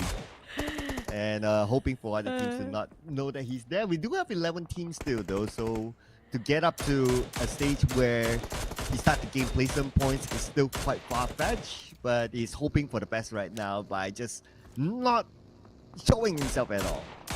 Praying helps, by the way. Praying helps, Logan. Just go and pray right now. But for GEEK Fam, BTR seems to be in trouble. One of them being knocked down by GEEK Fam, and Vampires now forcing 7-9 to get out from that very small shack. Tony K reposition all the way just for the sake of getting those knocks. Look how persistent Vampires when it comes to having their target down. We won, we take, we conquered. That's what they have right now in their mind, and Tony K and trying to find every pixel that seems to be odd, he will start shooting down. Yeah, whatever that moves, that's what Tony K will shoot. But Batman, hoping for him to move. He's out of first aid. Oh, that's it. Found out by FaZe, but it was actually the zone that denied his point away. I mean, you cannot blame or you cannot shoot the blue zone since the zone is something that's invisible right now. But for Vampires, they're still taking some jabs to the side of Sam9 with TALON, try to unfold the position and try to get into the circle as safely as possible. On the side of Audrey, it's going to be a 1v1. Logan pick and choose already. And the contender is going to be Audrey, the winner. Ding, ding, ding. Infinity, unfortunately, ended up with a 0 just now. So it's tough for the Infinity now. Okay, 2 more rounds to go for them to come out with a miracle run. But for Sep9, at least they got 1, although they have 2 players left. And their closest competition, like Roy, have been eliminated. So that's one good news for them. Boom Esports, 1 player left. Not able to do much. But if Conrad is able to come up with something, we'll see. But for Sep9 right now, they do not have the circle and they need to come in. So they have to leave this high ground. And there will be competition waiting for them. But on the other side now, we do have FaZe Clan. Mormon tries to get away from GEEK Fam, who's on the roll today. GEEK Fam and Alliance both have it to be on the very top, not really needing those points anymore. But yeah, it's all about the start points for the grand finals for them right now. And TODAK fought back against BTR. Alliance, well, as per usual, they love the third-party plays. They finish off both BTR and TODAK at the same time. There's no surprise at this point. And BTR left with only Gem Force here. I assume Alliance want to finish him off. But lucky enough, there's going to be some distraction on the side of Alliance that make their crosses switch over to the other side. While Vampires reposition, trying to find a target. It's going to be GEEK Fam next. And 7-9, they lost Fearon though. Kenny fires back into misery. And Fearon eliminated by Tony K. So now 7-9 only has 1 player, which is Kenny. And it'll be interesting to see what's happening on that side because 7-9 is the one at the borderline. But we're going to get to see GEEK Fam now against Vampire Esports, the 2 big teams here. And Newsy's just right in front of Audrey. And Audrey got a good clear shot. It's going to be difficult for Audrey to hold this ground by himself with Blues and start to close. He need to cross less than 50 meters apart where there's going to be some low grounds, but at least it's not inside of the blue zone. But the moment they reposition themselves, they need to find themselves a true, and Mika actually stands close enough to the side of Audrey and can defend himself with those 3 structures. But for Vampires, they don't have time to lose because blue zone starts coming in, and Tony K try to save whatever he can with his teammate, try to open up the space while Stone will try to revive Ranuzi. Mika, on the other hand, prepping too much with that. AUG, here comes the nade of Tony K. Almost chipped down entirely on Mika. Oh, that was a close one, right? Yeah. The second nade will not land at all. And GEEK Fam is still circling around looking for their target, which is Vampire Esports. The smoke is still active. And Vampire Esports right now, they have to clear off GEEK Fam before they can come in. Because right now we're coming to stage 7 where all these teams are really close. Too close for comfort. We still have 7 teams at stage number 7 very soon. It's not going to be enough space for everybody to hide with only trees in between, a couple of vegetations, rocks, and the uneven terrain. That's just it. There's nothing else in there. Vampires now taking a lot of fights against GEEK Fam. That's going to be the last of them. And finally, there's going to be empty on the northern side, but FaZe Clan do challenge Vampires just now. While in the center, we do have TALON, last player standing Axel with 1 rock covering himself from those explosion. Trading nades, but the nade is going to be still covered by the rock here. But unfortunately, a different angle. Ventora's jabbing out on Axel. It's not working out, but what a spray! Oh yeah, all those shots did hit. He almost got that knock on the Ventoras. And Axel not only has FaZe Clan, but he also potentially have Vampire Esports behind him, looking for in the next checkpoint there. But it's going to be Leons that actually took out Axel from afar. And Talon is out. Number 6, 7 elimination points. Alliance, though they're playing as a duo, but they're not stopping yet. Yep. Let's keep the numbers up. Speaking of the numbers, the most elimination coming up from Team Flash. That's going to be 8 eliminations right now. But for Alliance, they can push up to double digit with the remaining body still playing here with the top 5 teams. But FaZe Clan and especially Boom needed this so much. Even if it's just placement points, still going to be contributing towards their overall rankings later. But Stone knocked down. It's going to be 2 players left for Vampire's side with 2 players on Alliance. And also don't forget about the long shots from FaZe Clan too. Yeah, at this point, definitely Pombit will take whatever points that he can get. Right now, among all these teams, I would say Boom Esports is the danger one. Other than that, it's like, they're just fighting out for starting points in the grand finals. But Jimmy gets knocked by Ventores. Okay, FaZe Clan, here we go. Not even 10 points yet, but now with the placement points together, they are more than 10 points, at least for today. Looking for the next target, which is going to be Vampire Esports up north. But might as well waiting for stage 8 and see where the circle goes. Well, hopefully the circle goes to the player that's playing solo. That's probably going to be Boom and BTR now. FaZe Clan on that, and if the circle, well, shifts slightly to the right, there's going to be them forcing the fight with Vampires. Who's going to come down for those elevation? They will have to clash, but it's going to be Alliance taking those points from afar because Vampires might be distracted from their focus towards Alliance. Unless if they wrap around right now. But generous enough for the circle to be in the side of BTR and do kind of is centralizing the center as well. Now, Victorious, the rest of FaZe Clan, numbers-wise, they do have more. But problem is, the ground's not really helping them. Well, at least it's helping Pombit with the circle. So, no attention to him for now. Okay, but we're going to look at what Alliance is going to do up against Vampire Esports. Okay, Tony K, if he sees a shoulder of Tony K, Jimmy OP will be able to send him back to his grave. And Tony K only has bandages out of first aids. He tries to peek out, trying to lay it out. Jimmy OP's a shot just to get an idea. But anyway, at some point, Jimmy will need to move because he's on the outside of the circle. Tony K finally knocked, but he came for La Par. Interesting crossfire here when it comes to getting a shrink of the circle. Seems to be smaller. Everybody wants to fight all 360 degrees. Now, speaking of stealing the fights here, FaZe Clan, yes, they have some rim of the circle, they have those elevations. And they might actually score this chicken dinner here with BTR almost bombarded entirely by the side of Alliance. Here comes another nade. Just gonna get into it. Nope, deflected out.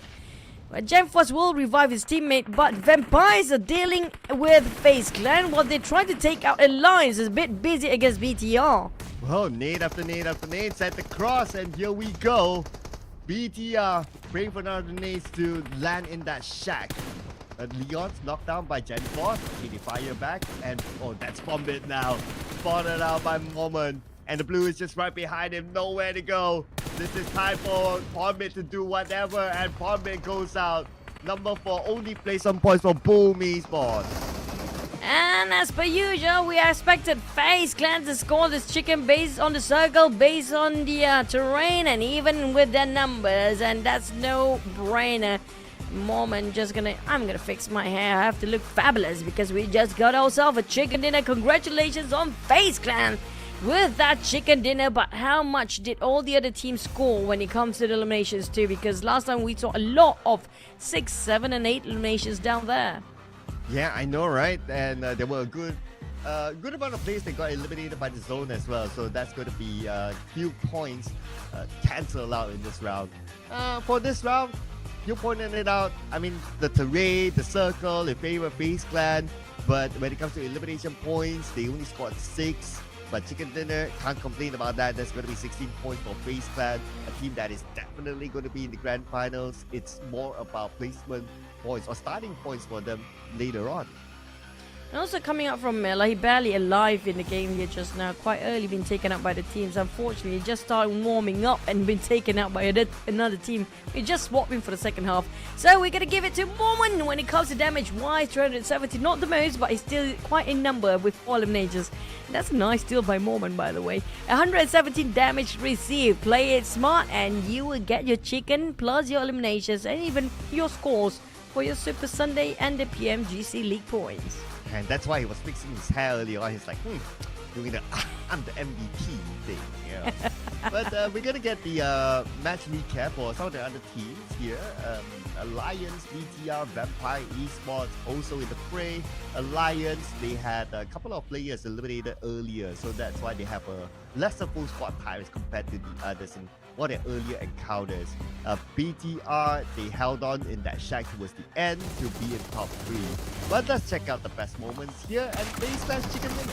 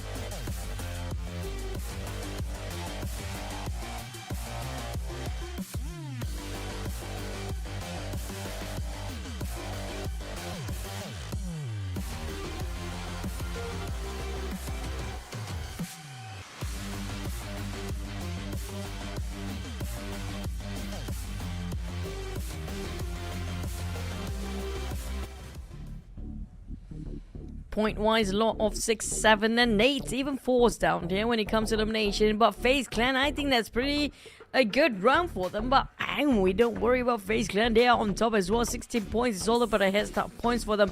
Alliance now, they add on their numbers. And this is going to be fun to watch. Alliance without their first Super Sunday. It seems like a no problem for them to be in the top 3 still. While BTR, these are going to be the teams that need the points here. 9 points.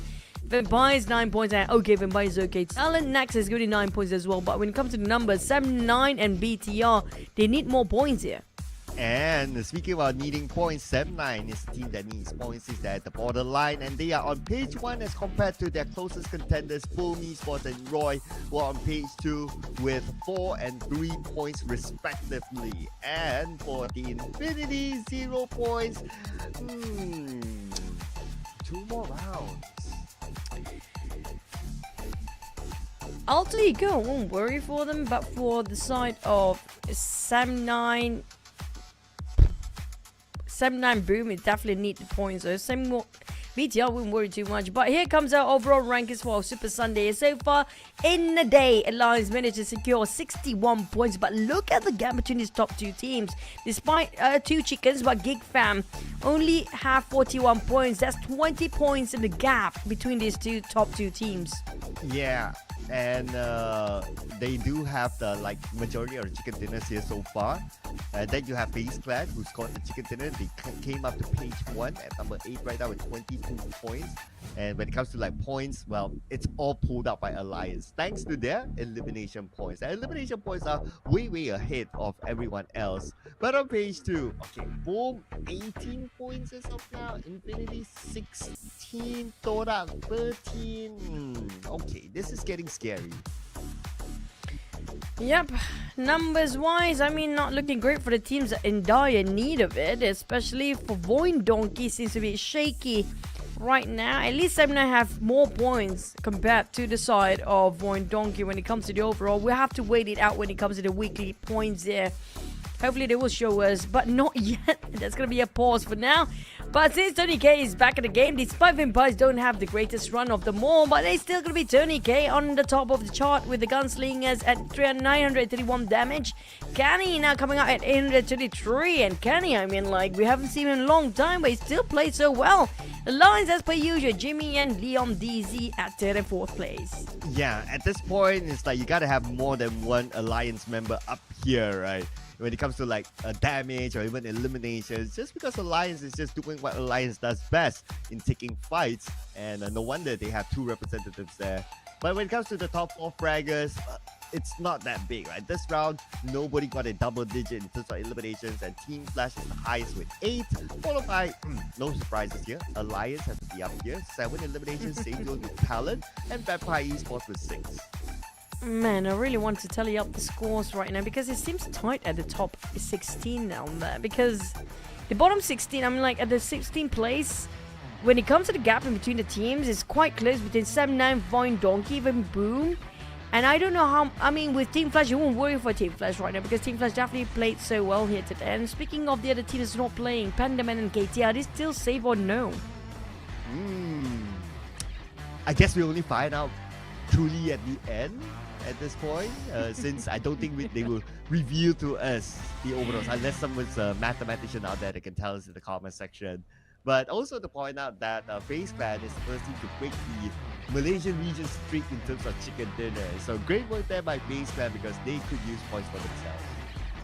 Yeah, and that's going to be wrapping our Erangel run. Now, speaking of Miramar, it's going to be a different story entirely because some teams don't really play so well in Miramar. One of them will be, sadly, it's going to be Boom as well. Boom, they needed their points in Erangel just now. They didn't score too much. Now, I worry for their performance in Miramar because last time we saw their stats in Miramar wasn't that great, right? To the best of my memory, perhaps. And if so, then it's going to be a difficult run for Boom Esports. 2 more games to go. At this point, roughly, okay, because Septime did slightly better than them, so that's going to be one factor too. At this point, it's probably they definitely need at least 1 chicken dinner out of these 2 games and come out with good amount of eliminations, and at the same time hoping for teams like Roy, 7-9 to not do well as well, so they will have more than just one variable in order for them to be able to be in the grand finals. Yeah, that's going to be tough because Roy definitely on the rise here. And when it comes to even Miramar, they're persistent. They're quite consistent getting into Miramar too. And 7-9, when it comes to Miramar, I wouldn't worry too much as well for them because when it comes to picking fight, they know exactly how to play with the terrain. Oh man, this is going to be tough to call it out because right now, Boom, they have to blow their minds out to just make it work for them right now, to blow everybody's minds out as well with their outstanding performance. They need to pull another Cinderella story when it comes to the last Super Sunday here. Yeah, so it will be a story to tell if they can do that. But if this round they fail, then maybe it won't be enough. But also it depends. Oh man, it's so hard to tell right now, right? There's so many variables. If Roy does well, if 7-9 does well, then there won't be enough slots to even put in Boom Esports by that time. Boom. I mean, I would definitely want to see Boom in the grand finals. It's super awkward and to have the back-to-back champions to be in the grand finals here. I mean, PMGC, they're probably going to be in there, but it's going to be SEA Grand Finals we're talking about. It's a bit awkward for them not to play around. But when it comes to the Infinity, can they still make it? Because we have a bit of a hot swap for 3Touch and Logan. And speaking of points, they definitely need abundance of points for the last 2 maps. Oh yeah, it's now throwing in everything, throwing in the kitchen sink, throwing the furniture, everything for them to try to come up with a miracle run here for the Infinity. And if they don't do well this round, we can say that's the Infinity probably going to be out. Same situation for TODAK as well. This is the round that they have to come up big in order for them to have a chance to be in the grand finals.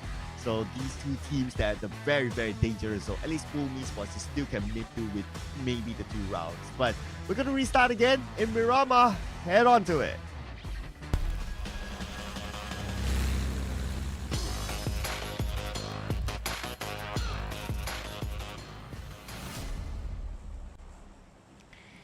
We're heading to a first Miramar before we wrap our last Super Sunday. And whoever gets the best point of these 2 maps remaining will actually see a grand final for next week. If not, they'll be sitting at the bench with a pom-pom later and hoping for the other teams to win.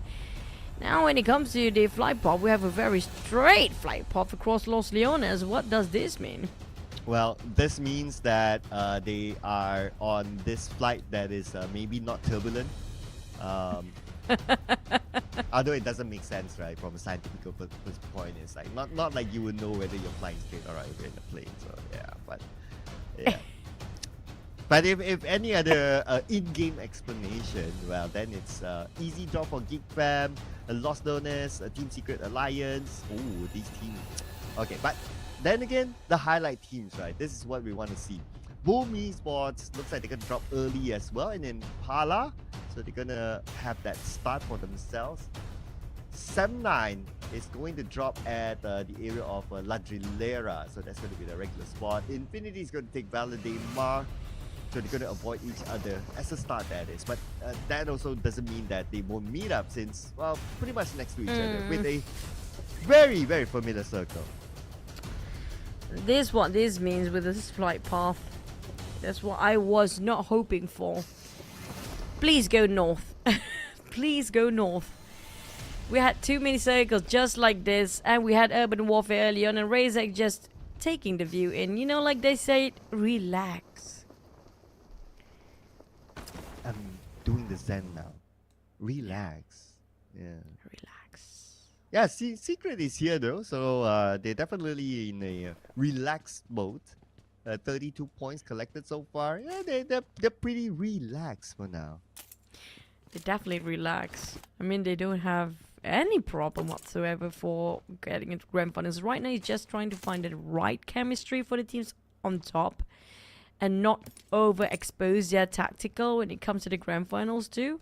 Maybe we get to see something extraordinary during the grand finals.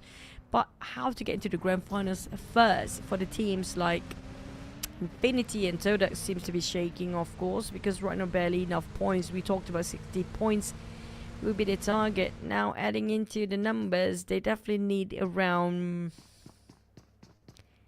another probably 15 points in this map. Yeah, so that's why like those teams, this round is important. If not the next round, I worry it doesn't matter. But it does matter a lot for Tony K as our highlight player here. Average eliminations, we've seen like 2.0 above for him. So maybe it dropped a little bit, but that's fine. Vampire overall is okay. Wow. And he's just showing his versatility in game, M4 and Mini 14, and also his versatility in flexing his emotes. Speaking of hypercritical, I mean, like the other players barely got on par with his stats here. Like most of them, like average of 200 over damage and 0.9, 0.8 average elimination. He dropped just a tiny bit, and you noted that as well. Give the man a break, man. Well, He's he definitely He did say his ambition about getting the MVP, right? So you know, I do want to see. I do want to see if they can pop the stat all together like Tony K and then Rosemary, just to see and compare, no? Hello, production. If you're listening to this somehow, Chuchu has a wish list. So you know who else best compared with Tony K other than Rosemary, of course? I mean, if you have another name, I'd be glad to listen to it. Did look easily. Oh yeah. Or Leon. You got strong. Our Team Secret, they had a great run today, so no worries. But it's the lines that we're talking about. How much big of a gap they want to break it for the other teams down there to catch up? Yeah, make sure that they start off with 30 points in the grand finals. That is what they are absolutely going for. And not only 30 points. I mean, grand finals is like, okay, next week you wanna end the week in a good mood, in a good vibe. So I guess yeah, two different perspectives to look at it for Alliance.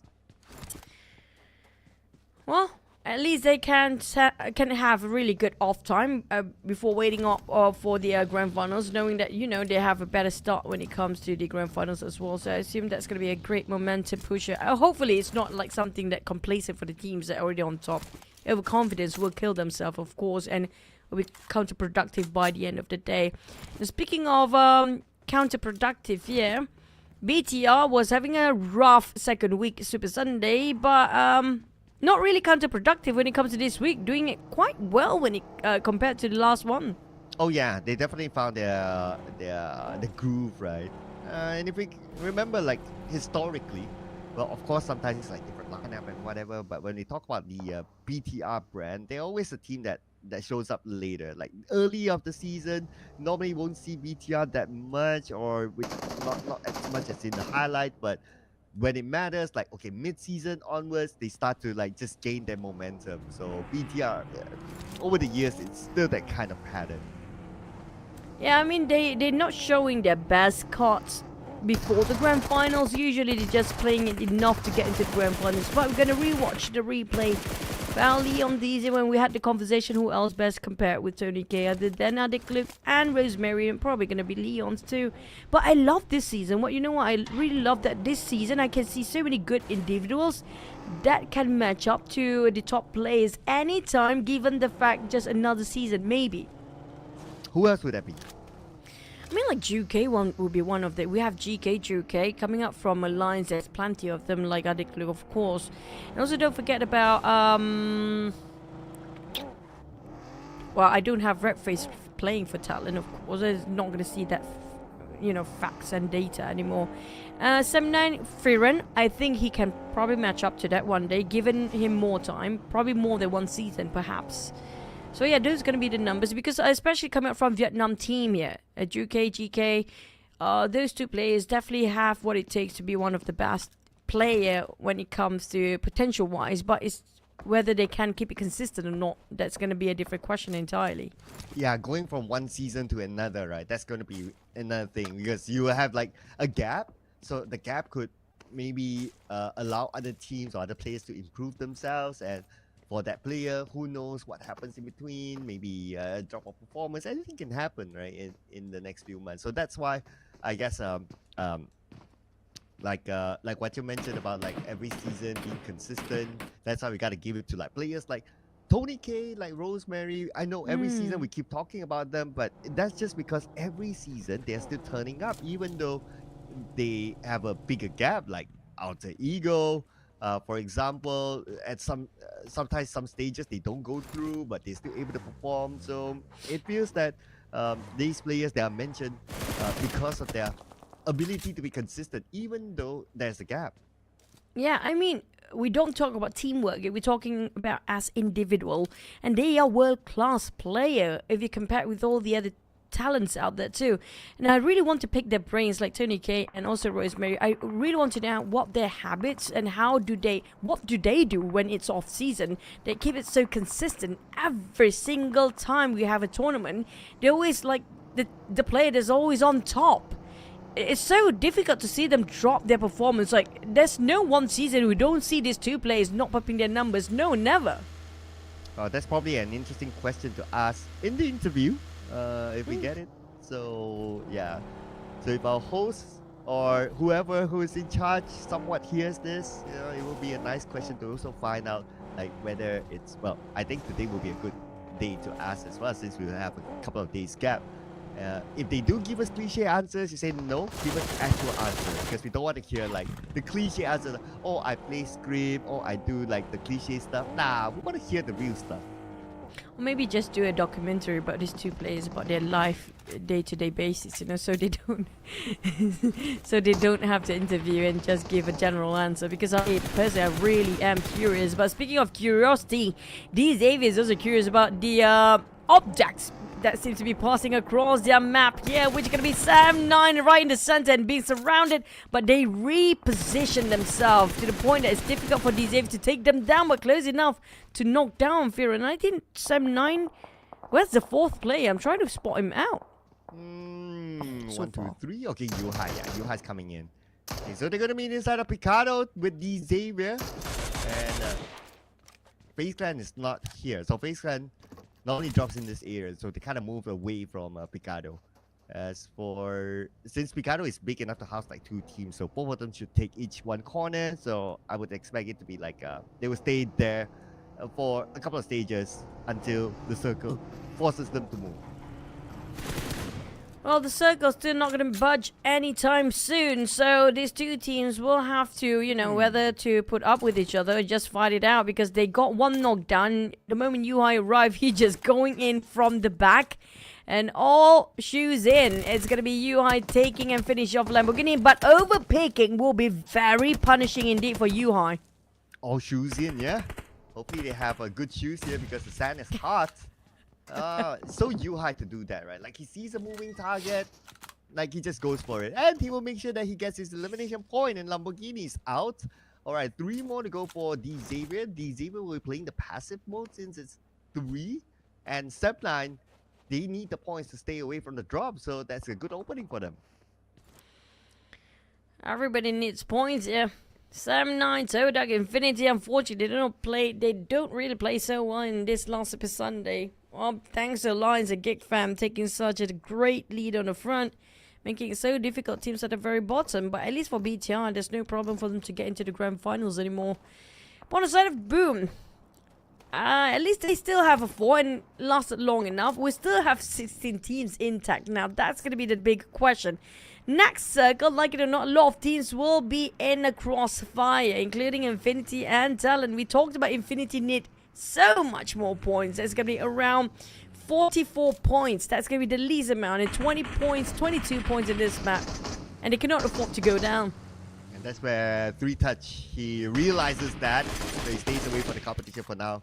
The other members of the Infinity, they're going to meet up with each other in the inner side of the circle. So TALON is the one that's going to play by the edge instead. And speaking about the circle, a lot of teams already in it. Highlight teams. Let's see here. Where are they? Okay, SEPT9 in Picado on the left, TODAK on the right, just above Boom. So TODAK and Boom. Okay, that will be an interesting encounter if they meet. Yeah, I mean, of all the teams that they should have met up, it should be the teams on the top against all the teams at the very bottom. Because worst case scenario, I mean, the top teams will be taken out first, hopefully. And VOIN Donkey managed to shut down on the Xavier. And this is what we're talking about, because VOIN Donkey, they barely got any points in today. And they managed to take down one of the teams that's 100% going to get into the grand final. So it will not hurt anybody that's going to play here today. But Team Secret spotted out Alter Ego and Alliance as well. Alter Ego being ambushed left, right, and center. Many teams do want to take them out. And Alter Ego just lost Rosemary. And now they need to fight against Team Secret, but Team Secret as a duo in this building. Okay, the other members of Team Secret coming from the south. Forward, back up. They just need to buy time. The one needs sent into the building, and GK gets knocked by himself. Okay, GK, what's happening? I know life is stressful. You know, we all, I understand adult problems, midlife crisis and all, but let's not do that. There's so many blunders. They're coming from Team Secret especially. I mean, surprisingly, I don't know why is this coming up from Team Secret multiple times. But despite of that, they still managed to get quite a good number up there. But unfortunately, it's right across Alter Ego with so many members still standing alive. And outside, we have Boom as well. So was tossing out the net, hoping somebody will clip down in this monk. But it will not be them because the Lions, I don't know how and what and why, but it still managed to take some couple of elimination from the back like that. Man, stealing away from Alter Ego. But those are the steals that they would have been, they would have liked since Alter Ego is one of the potential challenges for the top. But like what you said, right, Alliance, king of third parties. And this is an example of third party that they don't really need to clash in. They just stay in a certain position, steal eliminations, and now there are 3 of them without even showing up. So busybody for Alliance every single time. The way they spread himself is annoyingly precise and efficient as well. But it's so fun to watch, okay? But for the teams that actually have to fight against them, trust me, they're swearing right now, hoping these teams will not exist in the grand finals. But TODAK, on the other hand, taking the center, Vampires around the corner, Boom is just next to TODAK. Like you mentioned before, TODAK split themselves to 2 formation. On the north, it's going to be a pair, another pair is going to be on the side of south, where Boom stands just next to them. And if they happen to be opening fire, Team Flash will try to take TODAK down. Same goes for the side of the team next to them, which is going to be Boom. And you know what? Roy, who's one of the highlight teams, is on the left without Circle, and in front of them is Space Clan that they need to fight to go through, assuming Space Clan stays. But TODAK, one of the players knocked. Interesting. But we're going to keep our eye on to Vampire Esports and GEEK Fam, as Zeta is the one to knock down Audrey. Seems like fish eat visual out there, and Vampires, GEEK Fam, VOIN Donkey. Is it going to be another 3-way war? And we thought the one that actually will involve in the 3-way war will going to be like TODAK, but well, I wouldn't worry too much about these 3 teams right now, because they are pretty confident themselves when it comes to getting to grand finals. Of course, except for VOIN Donkey, they barely have enough. So at the borderline here right now for VOIN Donkey as well. But for TODAK, yeah, I think that's going to be vehicle being sprayed down possibly. Potentially that, yeah, potentially. And if down, but based on the elimination feed, there's no follow-up yet, that is. So hopefully the vehicle like provides him a bit of a cover, because if we've seen him coming up with a lot of good fights by himself. So if there's that one player that TODAK doesn't want to lose, it's going to be Iftar. Yeah, survivability, I agree every single time. But today, I don't know why, it's always Iftar being finished off first in the case of a Super Sunday. I don't, was he even swap his role to be a frontliner when it comes to the Super Sunday or something else? But Semnet also start to take an engagement against FaZe Clan last time we saw them.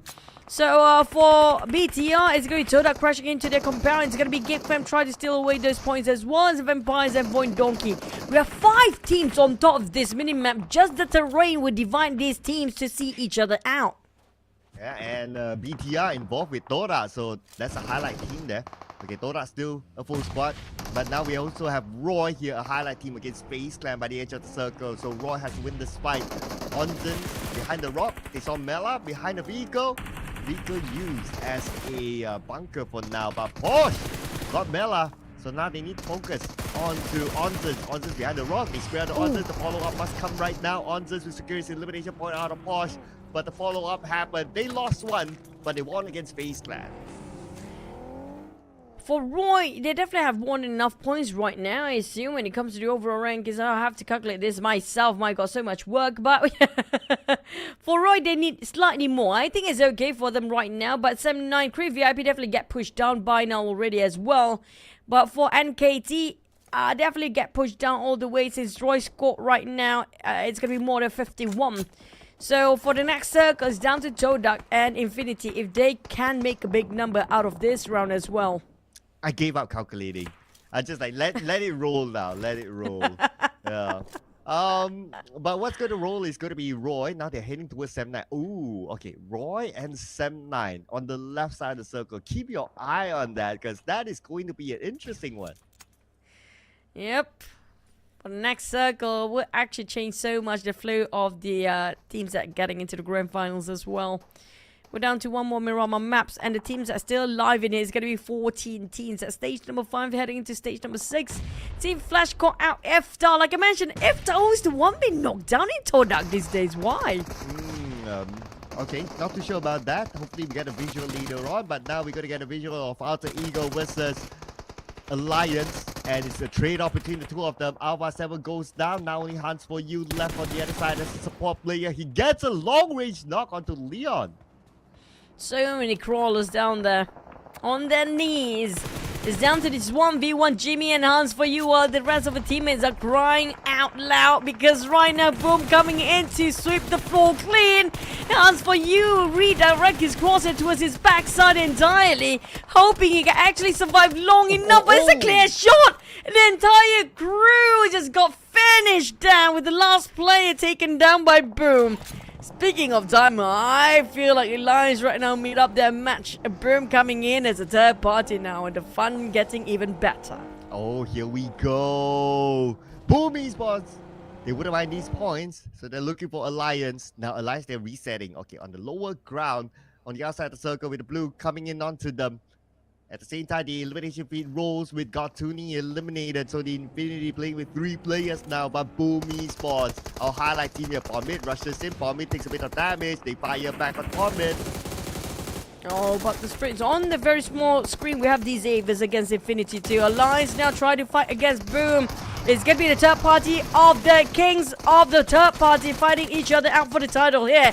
Can Alliance win over Boom, or will Boom deny that and Boom will be the king for now? They shut down on the king side of Alliance. Despite of that, Alliance still score 4 elimination, but for Boom, this is going to be a big comeback after that long pause of progress of points. And next, we do have VOIN Donkey versus Infinity and the Xaviers. On the lower ground, VOIN Donkey needs to hike up. On the left side, there's Roy as well. Okay, that's going to be a big one there if Roy wins this fight, but they're only inside the circle, so they'll be the one playing the waiting game. Vexy tries to land that pixel shot on the Shunos. Shunos healing up behind the vehicle. On the left side, he spot a smoke where Kai is at, but not going to have a good clear shot of him. So now VOIN Donkey still focusing on to Roy, interestingly. And Roy, it's going to be hard for them to counter with this long range and this kind of terrain. Yep. Barely can actually see these teams right now. They're in around the sort of a ditch down there. The slopes will actually buy them some time for cover, but they cannot visualize anything on top as well. For BTR, it's going to be the crate taking over the site right on top of those elevations. But if somebody can drop a nade, that's going to be TODAK possibly if they want to. And against Roy at the same time. But the circle just shrink. Boom barely made it in on the right side. Vampires coming out from south. Not many teams on the north though. So Team Flash will have a clear entry into the circle. Yeah, and Team Flash is still a full team. So anything can happen for Team Flash to maybe steal away the chicken dinner. But we'll observe the next stage of the circle. For now, we'll look at what's happening with GEEK Fam with Mika down. Damru together with Izins on the other side. They're dealing with VOIN Donkeys. But 9, it gets one player out of BTR, which is Zuxi. So it's going to be another interesting fight. And TODAK and BTR, they have been having a go at each other for quite a while. For VOIN Donkey, they're just going to wrap things up with GEEK Fam here right now. Finally, we see some Vexy action here after taking some MVP for the week in the group stage. Finally get to see VOIN Donkey in action of the Super Sunday. That's Damru down to 30% of HP with eyes in. Barely can get close to his teammate to go for a revive due to the nades dropped by VOIN Donkey. But if they're not being careful for VOIN Donkey, Roy might be interested into this fight, or even Vampires once they reposition themselves, and they are on the rush towards this direction here right now for VOIN Donkey. They have to wrap things up quickly. Yeah, because the zone is not favoring them. They have to make this fight happen. And now their next challenger is still going to be that one player out of GEEK Fam. Okay, that's still going to be Damru. Okay, he doesn't have time and space to actually save his teammate yet. So, okay, he does. Okay, Izin is back up. He managed to heal up. So now the duo has to try to block out VOIN Donkey. Speaking of being sandwiched, GEEK Fam and BTR both being sandwiched by 2 teams at the same time. In worst case, it's going to be GEEK Fam because it's going to be the 4th team. Roy just divert their attention all the way to a side of GEEK Fam as well, and VOIN Donkey here. BTR and GEEK Fam cannot even have any respite at this point. And there's no way for them to get out of this alive with, barely got himself good covers or good placement when it comes to their position here. Yeah, I know, right? The terrain is real rough for them. But not rough for Roy. They do have this little bit of an elevation advantage. Now Vexy is monitoring the situation. Definitely sees everything thanks to the TPP. Can't really see where Vexy is at, so he is guessing, or he's trying to bait out Vexy to shoot. So he shows himself. Okay, Kasi with his UMP. Okay, dancing around, but time is not on Vexy's side. He needs to move. Blue Zone will hit 30 more seconds. It's going to be stage number 7 here. But Nate connected to a side of Axie. GEEK taking on VOIN Donkey Potato. GEEK trying to finish off the rest of the knockdown. A bit of trade-off between Roy and VOIN Donkey as well. Car tried to revive, but Vampire can see them through if they try to stand up. GEEK fan waiting for the other end as well.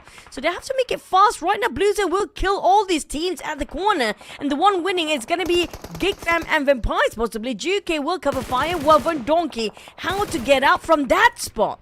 Yeah, with Roy still pinning them down.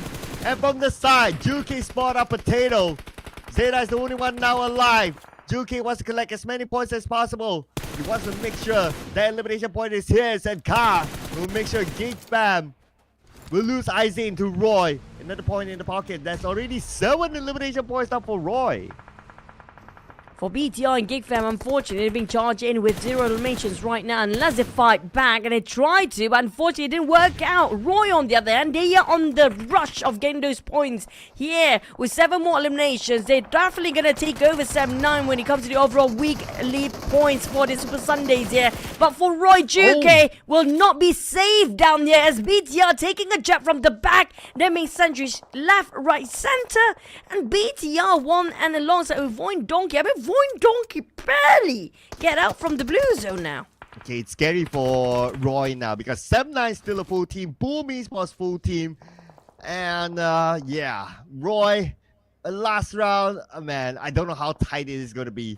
But Zeta finally eliminated. And VOIN Donkey's number 7, 4 elimination points. That's going to be 5 points this round for them. And on the northern side, okay, now we do have visual here of 7-9. Their turn to come in. They do have elevations, but they don't have the circle. Team Flash giving them a bit of jab from quite a far one, 100 meters apart. Boom also taking a jab on 7-9. Now it's going to be another sandwich team. 7-9 charged by Team Flash and BTR at the same time. Go for the high ground. Kenny tries to get another one out of Team Flash. And Yuhai and Viren is down. So Kenny, he has to make a decision right now. Looks like the decision is trying to get those elimination points in while his teammate tries to crawl into the circle itself. Team Flash out of number 6 with only 1 elimination point. 7-9 so far so good, and they have this elevation to stay away from the other teams. They have to climb up to where BTR is at right now for the side of 7-9. It's not going to be the best spot there is. The valleys will cover them for a bit more longer, but they need to slowly get up or catch up to probably Boom at this point, where Boom is a bit busy against TODAK. It's best opportunity for 7-9 to force a fight either way. TODAK taking some bullets are flying across Boom, but Razy makes the space. Next, it's going to be Vampires, while Boom still licking their wounds. Will Vampire take advantage of this? The point given to Boom Esports. That's not good news for TODAK. And now Boom Esports, 12 elimination points, looking for more. Vampire passes by. Razy on the lower ground against Nuzi. Nuzi on the other side. And the other members of Vampire, they're close by as well. And now Razy needs to make this happen for the team, and he will. Razy got Nuzi. Bobby got Schwabs. They fight back against the Vampires, but Razy got burned down by Kenny. He's on a rabbit mode right now. Razy with 5 eliminations by himself. Can Pombit toss any smoke at all? But unfortunately, Tony K never missed with his nades. And that's going to be the wrap for Boom. But at least they scored 13 eliminations for Boom. Here comes the rise of the sudden Boom here. But can they bounce back later for the last map? Well, despite they not having the best stat in Miramar, they still scored quite plenty amount of eliminations. Next, you talked about 7-9 down to 2 players. They need to make sure they have more points here onwards because there's only 4 eliminations right now. Yeah, to stay away from the competition, but they'll be happy the fact that Roy is eliminated, their closest competitor. But yeah, if they can gain more points, of course, it'll be great, but their contenders are no pushover. We're talking about BTR and Vampire Esports, both of them with 3 players each, and they have the higher ground against 7-9. It's all about the next stage. The circle will vanish afterwards. Whoever gets chipped down with the Blue Zone first will definitely going to go away. But for Vampires, they have the major control of the circle on the northern side here and have the elevation. 7-9, they've been crammed down 2 ways with BTR and Vampires. And still, here comes a nade. There's no blocking, there's no budging that one. There's no way for them to actually get out from that corner. Yeah, here comes shot finish off. Can Boo Boo at least scores a couple of more points, but Kenny got finished off in an instant. There's not even fighting back on the side of Boo Boo, who is waiting Vampires to cancel out BTR first. Yeah, he's going one with nature right now. Hoping for that to happen, and at least he goes up, but nah, Tony K found it out. And now it's between BTR and Vampire Esports to score this chicken dinner. So difficult to just, you know, hide from Tony K's eyes. I don't know how he actually see everything, every pixel of the PUBG Mobile game here. But 10 elimination across the board for Vampires. Now it's down to BTR. I mean, BTR, we won't worry too much about them, but their points are pretty okay here today. But for this last chicken dinner, will contribute most of the points towards the winner here. And when it comes to Vampires, a head start points definitely will be for the fight. That's what they're looking for right now. That's what motivates them to finish out BTR. And BTR now down to Zaxi as well as Satar. Zaxi is pretty low. He has to heal up. Tony K and Stone. Traps, there will not be enough time for him to pick up his teammate. But beautiful name by Tony K to knock down Zaxi. Now it's all in on to Satar. Satar is really low as Vampire Esports will secure this chicken dinner. Well, we're gonna have a top gunslinger by Tony K, perhaps, or even Straps, or even any of the members of Vampires here for the MVP as well. Speaking of Vampires, he's just awakening when it comes to Miramar Map, and we definitely see this one coming. We do know Vampires and the Thai teams do prefer Miramar Map over Erangel, but when it comes to the points, I really want to know who can make it to the grand finals, who's close enough to be pushed down. Definitely NKT already get pushed down by now. Well, it depends how far that is, because it also depends on the other competition. But you mentioned about Tony K being the MVP. Definitely him this round with damage output. But the total amount of eliminations here that they got, it is 13 eliminations with the chicken dinner, so 23 points for Vampire. And our MVP, no doubt, is the one and only Tony K. 993 damage with 5 eliminations, 66 damage received. I mean, how did he hide himself so well? But he knows everything that's going on in the map. I don't know how he does it, but even when you try to hide from his gaze, he knows exactly where you're hiding. He knows something wrong with the pixel. That's what's scary about Tony K. Now, the other teams that we have to recap as well, Boom, Sam9 and BTR. Speaking of Sam9, will be enough for them to push their numbers up here with this performance before we head into the last Miramar. Will things change for them, or will they still be pushed down by the teams at the very top? Before we head into the last Miramar of the day, I think we're gonna get a glimpse on what's gonna happen and what had happened in this Miramar map with the highlights. But before that, yeah, there you go. Here comes the highlights.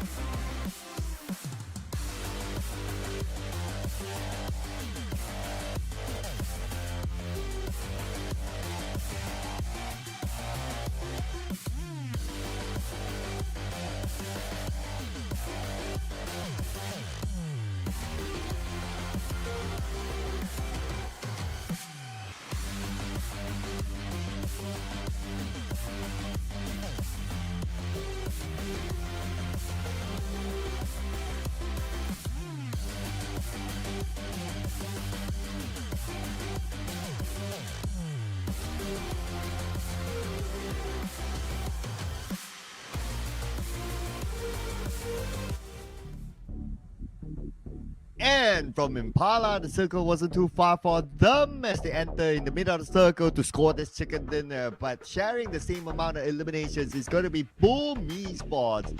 And we got these only two teams that score a double digit. Vampire 23 and Boom Esports 17. Now, Boom Esports 17, this gives them a bit of hope to be in the grand final. Close enough. But when it comes to Roy, also they scored himself quite a number. They're just a point difference between the 7-9s. Allies, I mean, like they got himself eliminations, but we wouldn't worry too much about them. For TODAK though, Cloud 6 points. I mean, this is gonna be difficult. We've never seen any team can score around 50 points in a map unless you just eliminate the entire population of PUBG Mobile, of course. Yeah, even Roy, 8 points. I mean, it's looking pretty bleak for them. We did talk about if they want to go through, they have to score the chicken dinner. Yeah, one more game to go might not mean much to them. But looking over at page 2 though, let's see here. Some of the other highlight teams. Okay, Infinity, yeah, 2 points. Yep, and that is pretty much in the same situation. At least for like Roy, they are on page 1, so they keep their pace perhaps, and the final round still matters to a good amount of teams.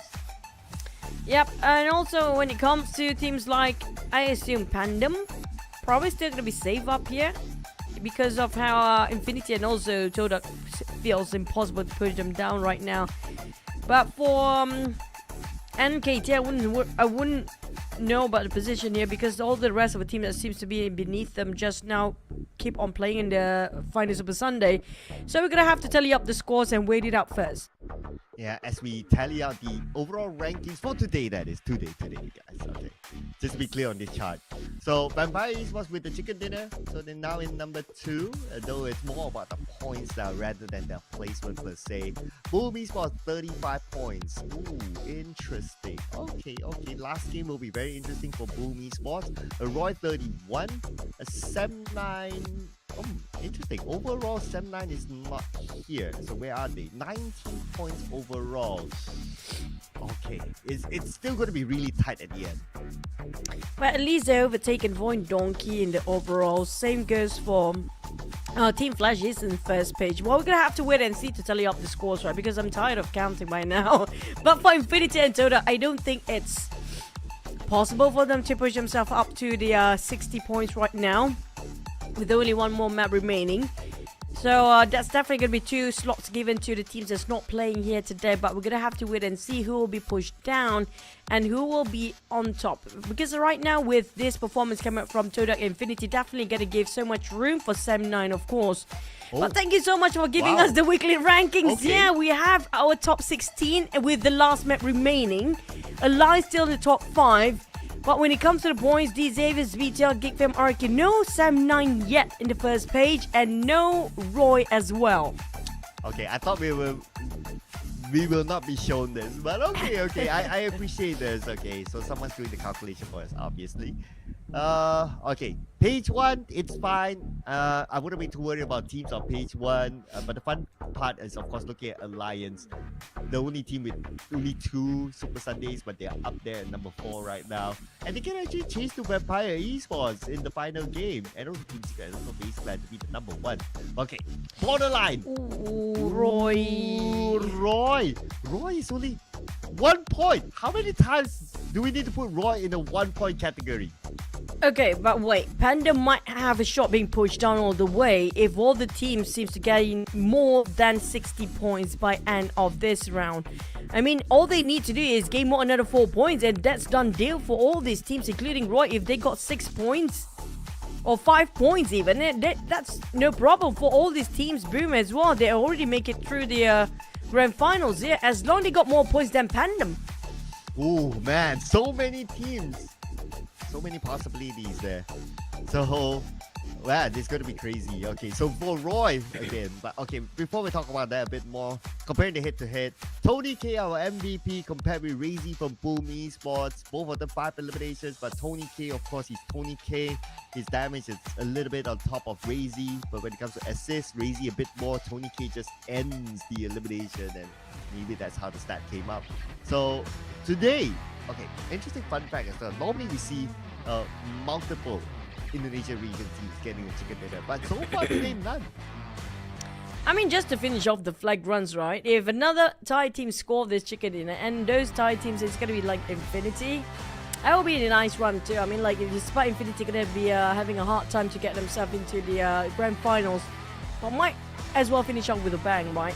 And speaking of a bang, and when it comes to the points just now, Claire, I mean, Panda definitely sweating of whatever they're wearing here right now, because Panda, if somebody reach up to 58 points for their total marks, that's gonna be done deal that they will not be in the grand finals anymore.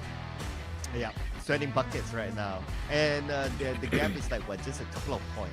So they are praying that teams below them just gets eliminated early, and that's all right. So much to look at, right? Like Pandem surviving, Roy with that 1 point, but also have to hope for the teams above them not to perform.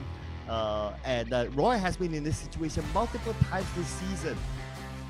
So who's going to be the GEEK fan for Roy now? Right? That has happened before, and it could possibly happen again. Yeah, speaking of GEEK fam, for GEEK fam, they're not getting into the grand final, of course, with how they've been pushed down all the way here. And the standard of the numbers is going to be 59 points, just above Team Pandem for the teams to make it through, because that's going to be the standard for the top 16 that we're talking about. So, for Pandem, I mean, they definitely wish one team, like including Roy, if they got eliminated and it's done, Pandem will be in the grand finals. Yeah, so that's the easy number to see, right? Or the easy situation to see. So Roy goes out, that's it. Yeah, that's the rule of thumb. And if Roy goes out, of course, it's a good news for not only Pandem, but for like the other teams like Boom, like maybe even Sem9, who also have that small risk of being pushed down as well. So they are, I don't know, all in, hot drop to Roy. I don't know, man. This is going to be interesting if that happens. That's brutal. Why Roy? All of the days, like, why Roy every single time? They have to be in the shoes of bad luck. But there might be other cases too, like example, because the points that we saw early on wasn't that big of a difference, like what, 4 points, 2 points, all the teams are actually in the 50s. If one of those teams being eliminated, it's done. There's no way back in. Yeah, and Alter Ego, well, back in for Octa, but yeah, Alter Ego's like, that's fine, you know, teams on top, it's okay. You guys can fight for starting points. Even Xavier as well, it's okay, yo. You can fight for starting points. It's the borderline 16 that we want to see. We want to see their reactions. So cameraman can do us a favor, alright? Not FAZE, come on. Well, it's Mormon. I mean, everybody love a Mormon camera time. But yeah, I agree. When it comes to Roy, we want to see their reaction. How much are they prepared for this last fight that they need to push it right now? Is do something or do nothing. But Roy's pretty good when it comes to tactical, so I wouldn't worry when it comes to their survivability. Then it will come the question of eliminations, because teams like Boom Esports, Sem9, they're capable of getting in the eliminations. So there's so many varieties for us to look forward to as we come into our final game of the group stage. Here we go!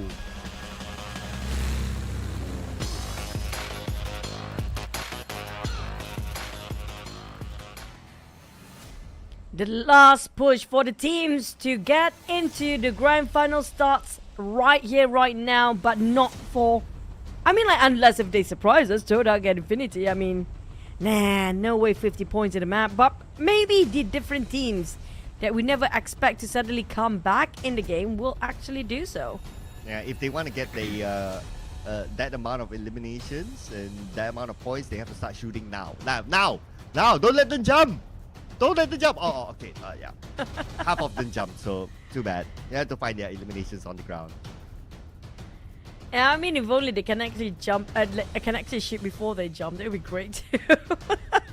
When you parachute, you can hold the gun, right? If that's the case, then we have nothing else left on the ground then by the end of the day. But for the circle, we're gonna have to wait and see, because the flight path this time favors slightly on the northern side, because it's been a lot of southern flight path earlier today.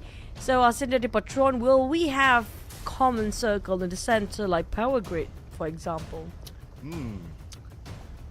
final Miramar to wrap things up here. Let's give a hard one. Of course, we're always asking for tough circles, right? No doubt about that. But now we're gonna get a casual circle in the middle. But this also means that the high ground around power grid is gonna be valuable. I would say that's probably the best spot. So if you look at that as the best spot, TODAK isn't too far away. I'll just ignore BTR for now. They're fine. TODAK is not too far away. 7-9 is on the left, next to Infinity. Infinity, that's okay. Roy is on the other side, northeast. So they're quite spread out. Like, at least our highlight teams are quite spread out. But the thing is, he talked about those around Picado, around Power Grid, those high grounds, and BTR might actually conquer it, and BTR might actually use it to good use if the teams that, like example, we just mentioned Roy here, if they've been taken out from above, then that's going to be a done deal. Oh yeah, because they, well, objectively, of course, they want points to get a good starting, to get a good start in the grand finals, right? So they have their own objective. It's just for us, right? It's just for us. It's like, you can have whatever starting points that you want in the grand finals. That's okay. But for us, it's like the number 16 spot. That number 16 points. That is way more valuable than the starting points. Because if you think about it, right, like starting points, okay, cool to get starting points, great. It's cool to get 30 starting points. But we have also seen that in seasons where you get maximum starting points, but you still don't win the grand finals because of situations. So that's why I guess the whole storyline is like, okay, starting points, we'll leave it for like next week. There'll be a different conversation altogether. Yeah, I mean, like, getting into the grand final is going to be the foremost main objective for the teams. Yeah, the bonus point is going to be just getting better head start points. Because, I mean, also when it comes to getting a grand finals, once you got into it, you have to make use of the time that you have left with only limited amount of maps. So, yeah, head start points do matter, but as long as they're being disciplined, they bring the momentum up when it comes to the last Super Sunday in the next week, it's going to be A-okay.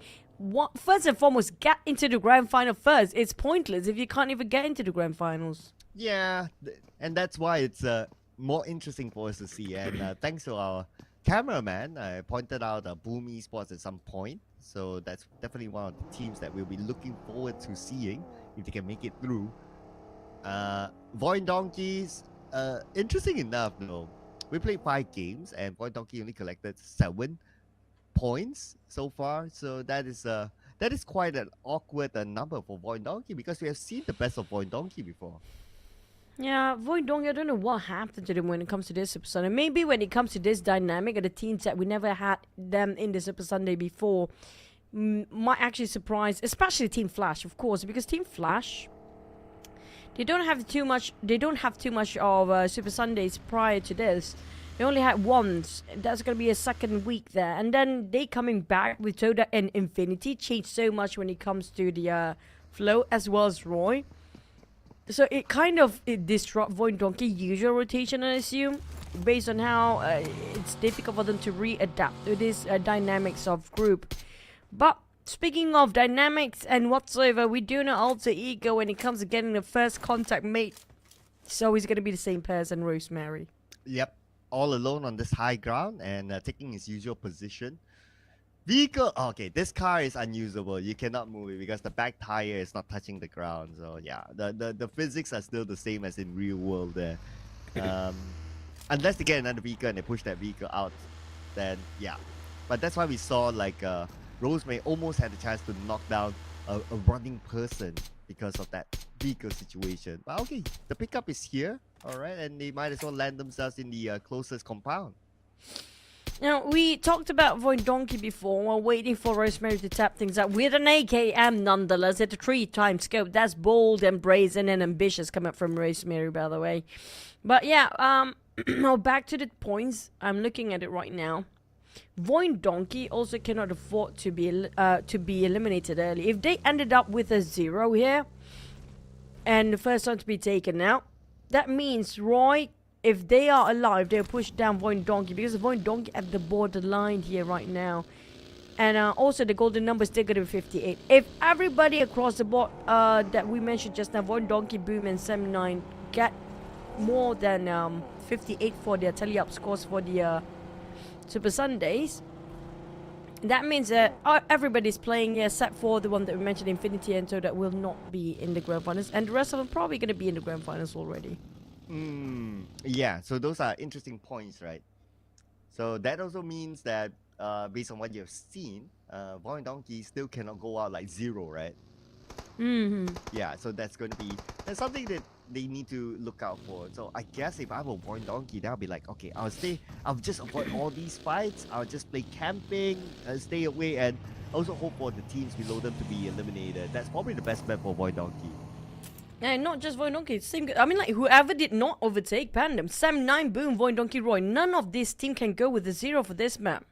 Like, even 1 point matters so much for them right now. Okay, alright. Cool. So facts taken. Yeah, I'm trying to think how to transition from there. Okay, facts taken. Cool. As we will look at VOIN Donkey. Okay, so VOIN Donkey, Sam9, Roy. And that's it, right? Oh, and boom, yeah. So 4 teams. So these 4 teams, yeah. So the main highlight now, if I were to summarize, is like 4 teams there. Okay, let me do the calculation a bit more easier. Like, VOIN Donkey have to finish today at 11 points to secure himself to be in the grand finals. On the side of Boom, they have to finish off at, right now total points is 57. So they need to add more 3 points into this. Oh, yeah, 2 points enough for Boom. For Boom, it's two more points. It's fine for them. As long as it's not a 0. 2 more points, that's it.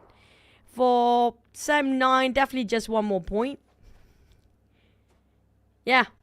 Yeah, that's going to be the number. Except for Roy. Roy have to be slightly extra than the rest. They have to add another 5 points. That's something so doable. As long as they're not being eliminated early, they're going to be fine. Alright, thanks for doing the math. I gave up. I gave up like matches ago. It's like, okay, too many numbers for me.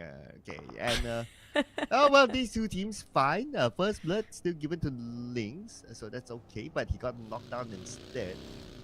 FaZe Clan, they are more of like, okay, we just want to have a good start later on, so they wouldn't mind securing this point. Of course, every team still have an objective, except for Infinity and TODAK. Infinity and TODAK, this round doesn't really matter for them, but everyone else, it still matters. Yeah, the only 2 teams that won't make it to the grand finals, because, you know, if only they scored more, they're probably going to make a difference there, but unfortunately it's a bit too late now. But for Alter Ego, it's also about who getting their head start points. Now, don't forget about the number 1, 2, and 3 teams. It's going to be a big difference for them for the grand finals later. But TODAK, I mean, it's TODAK, definitely, well, they can save their strat later for the grand finals too, but Alter Ego definitely want to chase the numbers up here as much as they can. But for TODAK, they can push the fight. Hopefully, Iftar would not be the first one to knock down again this time. Well, so far not. And if you think about it, right, like TODAK, like, because they have nothing to play for, TODAK, Infinity, nothing to play for, they can be the disruptive one, and they can be disruptive to Alter Ego, or they could probably give away the points, but from the side, wait, where did that shot come from? Who got him? Wait, I need the elimination feed. Who got it? Was it TODAK? Okay, oh, wait. Vampires. Tony K. Okay, Tony K got Rosemary, right? How did that even happen? I mean, speaking of placements and positioning, when it comes to getting those long shots, my God, Newsy. We barely can visualize the tags of the teams, and they still can see those players from that kind of corner and that kind of distance. That's almost 300 meters apart. Yeah, that's definitely one of a kind there. Okay, this gives us somewhat of a answer, right? Because of this high ground that they took. So advantage for them to look at other teams. That's cool, and they took their shot well. But they're sharing the high ground with BTR. Okay, we're gonna get a replay here. So this is Lynx. Okay, with the first shot to Mela, but where did the other shot came from? Because last we knew, Lynx got knocked. Okay, it came from Mormon. Alright, nice follow-up. I do want to see how Vampire finished things off, but we didn't get to see that one. Now, when you talked about, we do see a couple of eliminations feed going crazy again. It's going to be VOIN Donkey Vampires. You did mention about Infinity and also TODAK don't have anything else to go for, right? Imagine if they take out Roy Oh.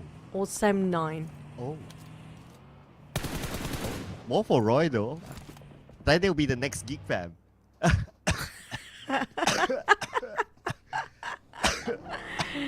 Hope you're okay, buddy. Don't choke yourself. You're too Yep. happy about thinking That- the that- narration of the story, right? Yeah, that's how hilarious I imagine it to be.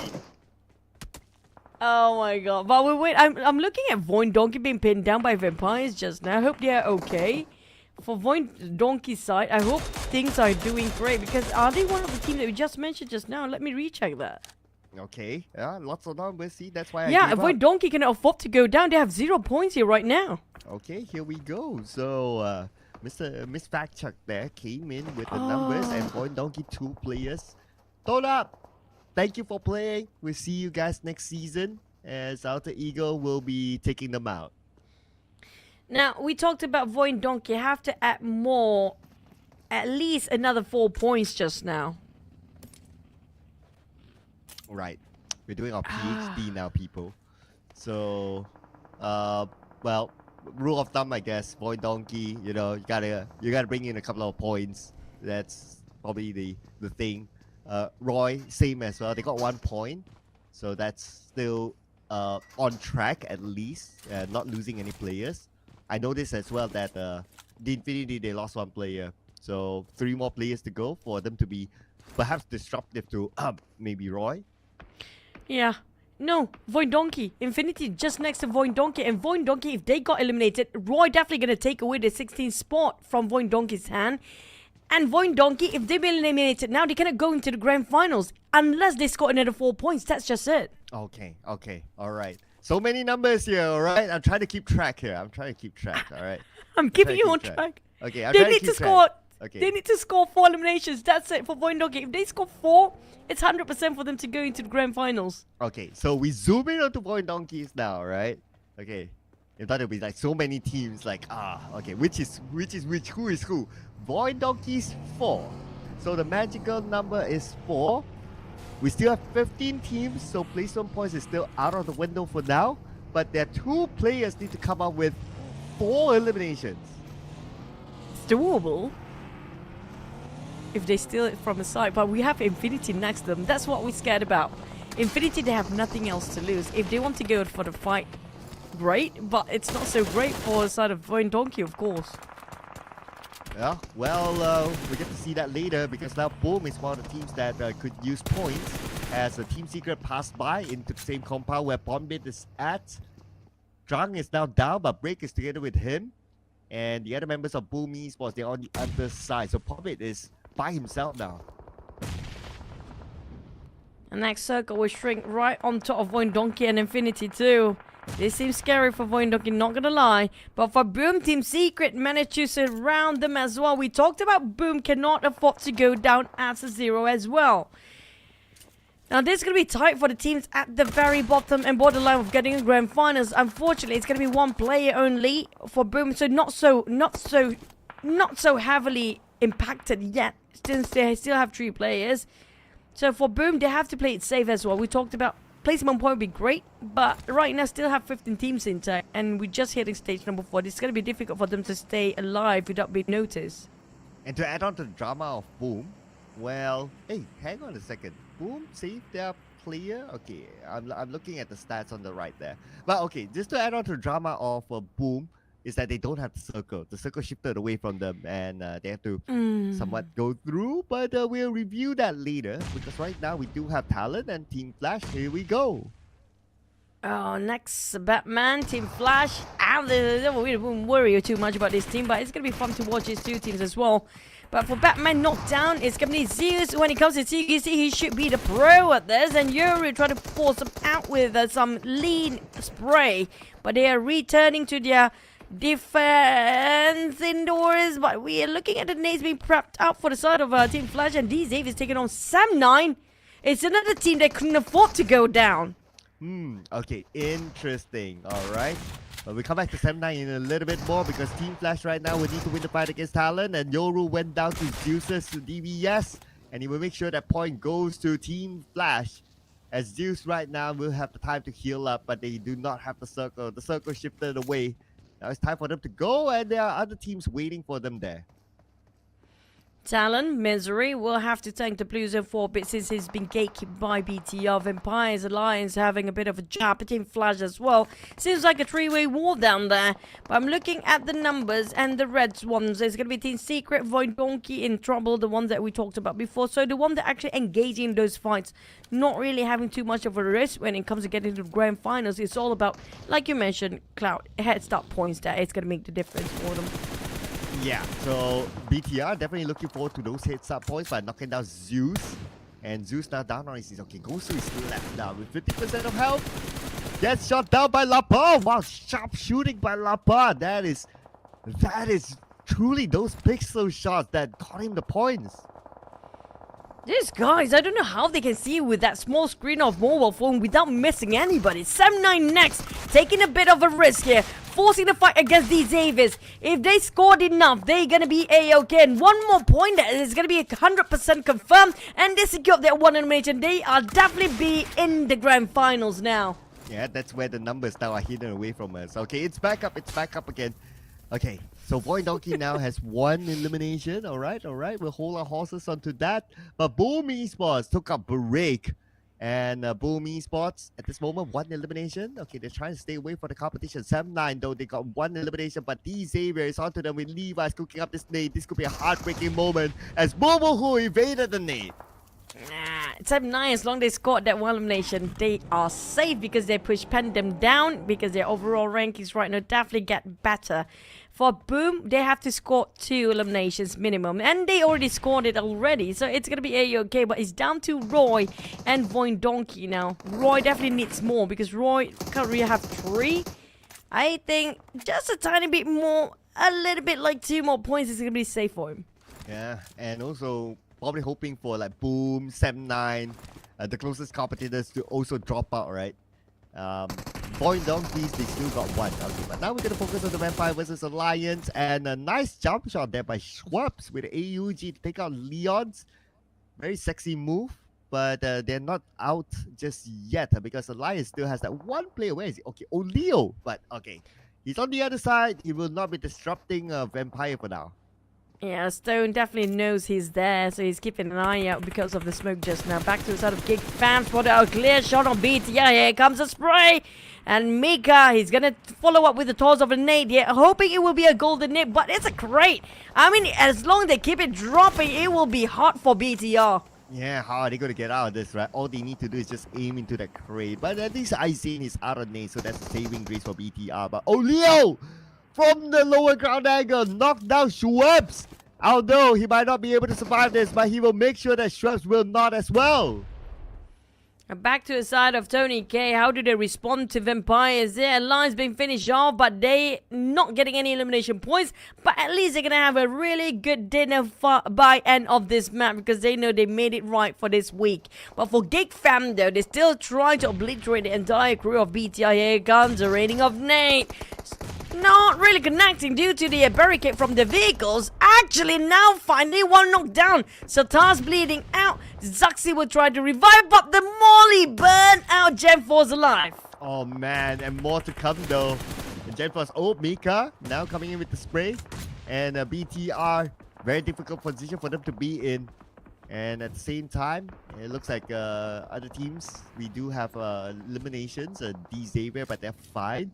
As for GEEK fam, well, they wouldn't mind a few more points now that they have the opportunity against BTR, but they're out of throwables. They shift their focus on TALON instead.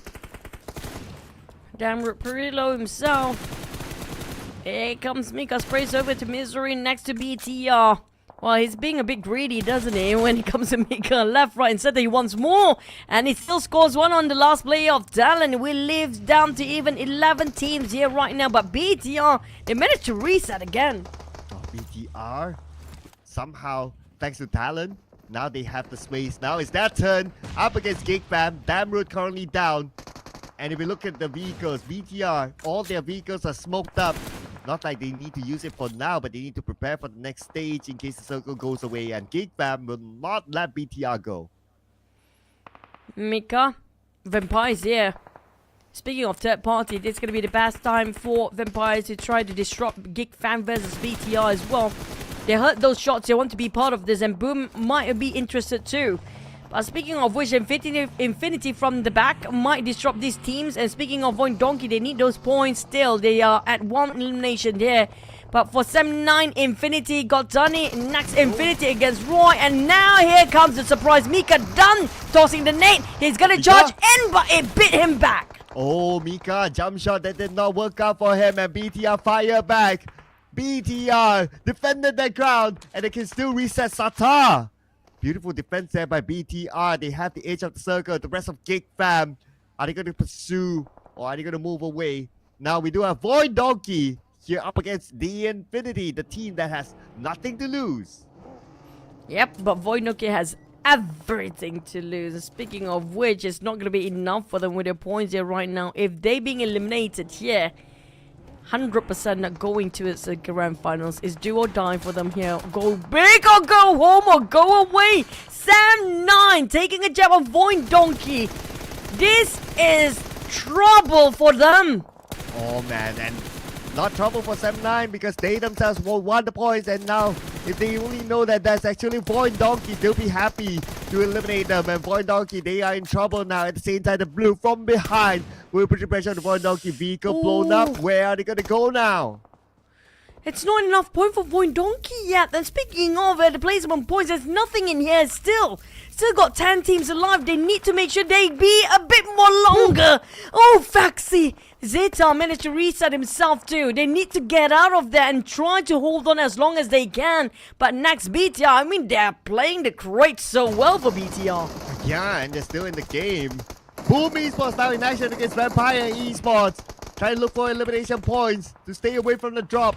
Vampire Esports, they want points for themselves as well. But damn rude! Knocked down Newsy. Firen takes damn rude. So it looks like we have a multiple war-way right now as Boom Esports try to take advantage of that. 3 for the side of Vampire Esports to try to block them out. But for Vampires, we're getting knocked down as well by the side of Alter Ego out of nowhere. He seems to be popping around the off angle there. But Vampires now, Boom taking in the fight as well. 7-9 against BTR still. But Vampires, they be shut down by Boom just now. And Boom, they go down. And Vampire eliminated. Number 8 with 4 elimination points. The Infinity, they still have VOIN Donkey with the VOIN Donkey still only with 2 elimination points. The blue will say hello. It's not gonna be enough. They cannot go down now, but don't forget about the placement points. I don't know how much they need here. When it comes to the placement points, I don't know, will it be enough? Number Oh 7. my God, so VOIN only Donkey. 1 placement point. Only 3 points. Now we can see them sweating, hoping for the best. Look at the player cam. They're looking at each other. Do they have enough? They're talking to each other right now. They probably don't know. But now, on screen, we do have Boom Esports. And they know they need the points to stay away from the drop as Rosemary will be knocked out by Frenzy. Oh, there's also Roy there. Roy definitely have to push the numbers as well. But when it comes to Boom, Roy's still not going to have it enough, but Boom, they needed the points as well. Alter Ego down on their knees. 2 players left. Roy on the other side, still not taking any action. Speaking of body count, it won't be enough if Roy don't engage now. That's also another good point there. But Boom Esports, 4 eliminations now. Number 6 as of now. Going up against Alter Ego still. Rosemary bleeding out. They're not able to secure the elimination points just yet. But Rosemary shows himself. And Frenzy will make sure that point goes into their pocket. And Boom getting quite a solid here when it comes to the points wise. Feel like they're definitely going to get into the grand final. We don't know, we have to tally up the scores because just now VOIN Donkey being eliminated. Plus, Roy didn't make their points yet. And like it or not, like that points coming up from 3 elimination will not be enough because Roy is just beneath at the borderline before. So they need to get more points than the rest of the teams right above them. So finally start to take actions against Infinity. 3 touch. Cornered down by Shunos and his members. But they couldn't pin him down. Oh, finally got it. But no! Face Clan! Face Clan stole it! Oh no, not like this. Not like this. Roy has the worst luck ever. All the time when they need the points, something just happens. Oh, they got a perfect angle to finish off their one more points. Every single points count for these teams. And now, boom, they're being charged in. Will 5 eliminations be enough for them to make it through? As Alter Ego and BTR take them down. And speaking of Roy, they need to find some body counts. It won't be enough here. Oh man, this is crazy now for Roy. It does have the fact that they're on the lower ground. And BTR, someone has an idea that they're trying to hike up.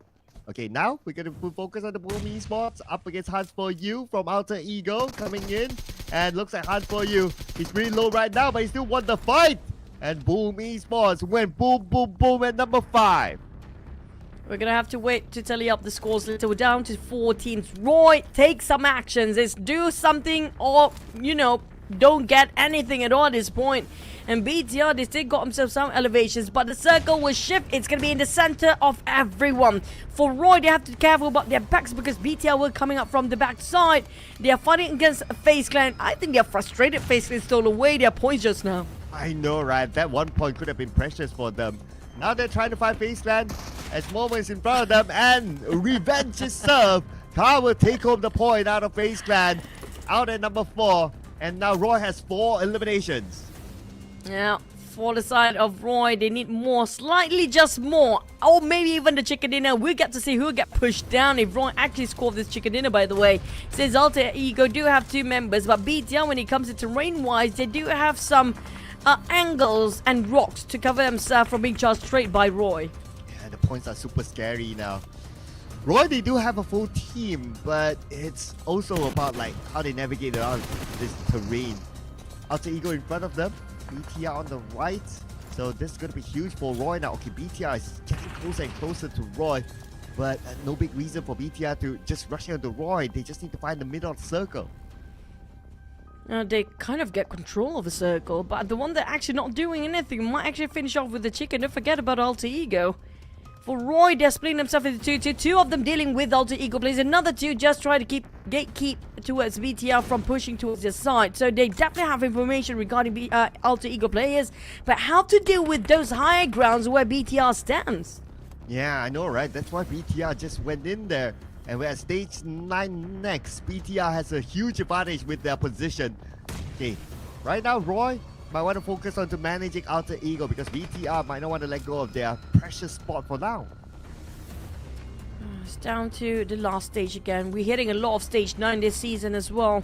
Thanks to the circle, awkwardly placing the players in a different compounds with some open space till the very last minute. But for Porsche, now 4 eliminations. They definitely need more. Roy, they just need to push their numbers up one by one, taking it bit by bit. Alter Ego on the left side. But Alter Ego definitely very interested towards Roy's position first. They don't care about BTR. Oh man, this is a very interesting situation for Roy to be in. Okay, they have the manpower, but it's so hard to execute their plans. Okay, this is going to be forcing them to move. Satar gets Junos. GEEK is together with him though, and he should be able to revive his teammate. Okay, as long as he has that covered. And Satar, very bold move by him to show himself. Blues and closing on Roy first. Speaking of bad luck, are you agreeing? It feels like Roy always get the rotten luck in this entirety of the tournament every single time. Even the blue hates him in here. But Satar might actually be knocked down first because they are quite close to the blue as well. Not the ones in the compound, of course. But Roy, they have to stop to close in and might be visualized by BTR. Alter Ego taken down by BTR as well. Now Roy, can they try to hold on to second place? They did. Oh, they stole away elimination points out of Alter Ego. Push, knockdown. And now the other members of Roy will need to come in to provide backup, but they first need to win the fight against Zuxi. That's at the forefront. GEEK has a visual, and GEEK tosses that name, but GEEK got counter fire instead and gets knocked down. BTR now down to the 1 fighter member. Roy has 2. Roy, they need this chicken dinner. The blue, they cannot allow BTR to deny away the point. The blue. Oh, they take. Oh, they got it. They got it. They got the chicken dinner and the final 2 members of BTR. There goes waving the flag on Roy's shirt here just now. What a comeback coming up from Roy after such a rotten luck journey. Roy for all the way for their grand finals. This is 100% them getting this grand final with this chicken dinner, but who will get pushed down? Oh man. Out of the closest team on the chart, it was actually Semna that got eliminated before even Boom, before obviously even Roy. So I mean that's a scary thought, right? But okay, we'll hang on that for a second now, because we gotta celebrate Roy coming up with the chicken dinner, and they scored themselves 9 eliminations together with the chicken dinner. That's 19 points, and that's what you have calculated. It will be enough for Roy to be in the grand finals. And GEEK, it's just like what, 30 points of difference between GEEK and Car to get the MVP here. But when it comes to damage received, less for the side of Car, of course, but slightly more eliminations due to the extra points of damage by GEEK as well. So that's gonna be our MVP. But when you come and look at Porsche, it actually put lesser damage but still secure same number of eliminations, just like how GEEK did. Yeah, and obviously our MVP, you pointed it out, Mr. GEEK himself with 3 eliminations, 495 damage, 263 damage received, and a 36% team contribution, together with a survival time of 28 minutes, 49 seconds. One of our longer versions of the Miramar this time.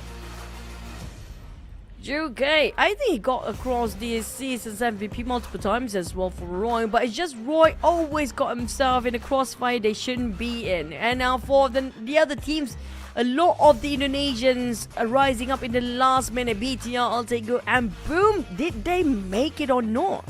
Oh man, it's scary right now, right? Because, well, 7-9 did not do as well at this time.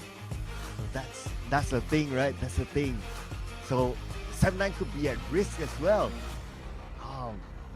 It's a truly scary thought, and I can totally understand why we're taking our time to really tabulate the scores. But before we get on to the scores, we're going to check out the chicken dinner highlights with Roy.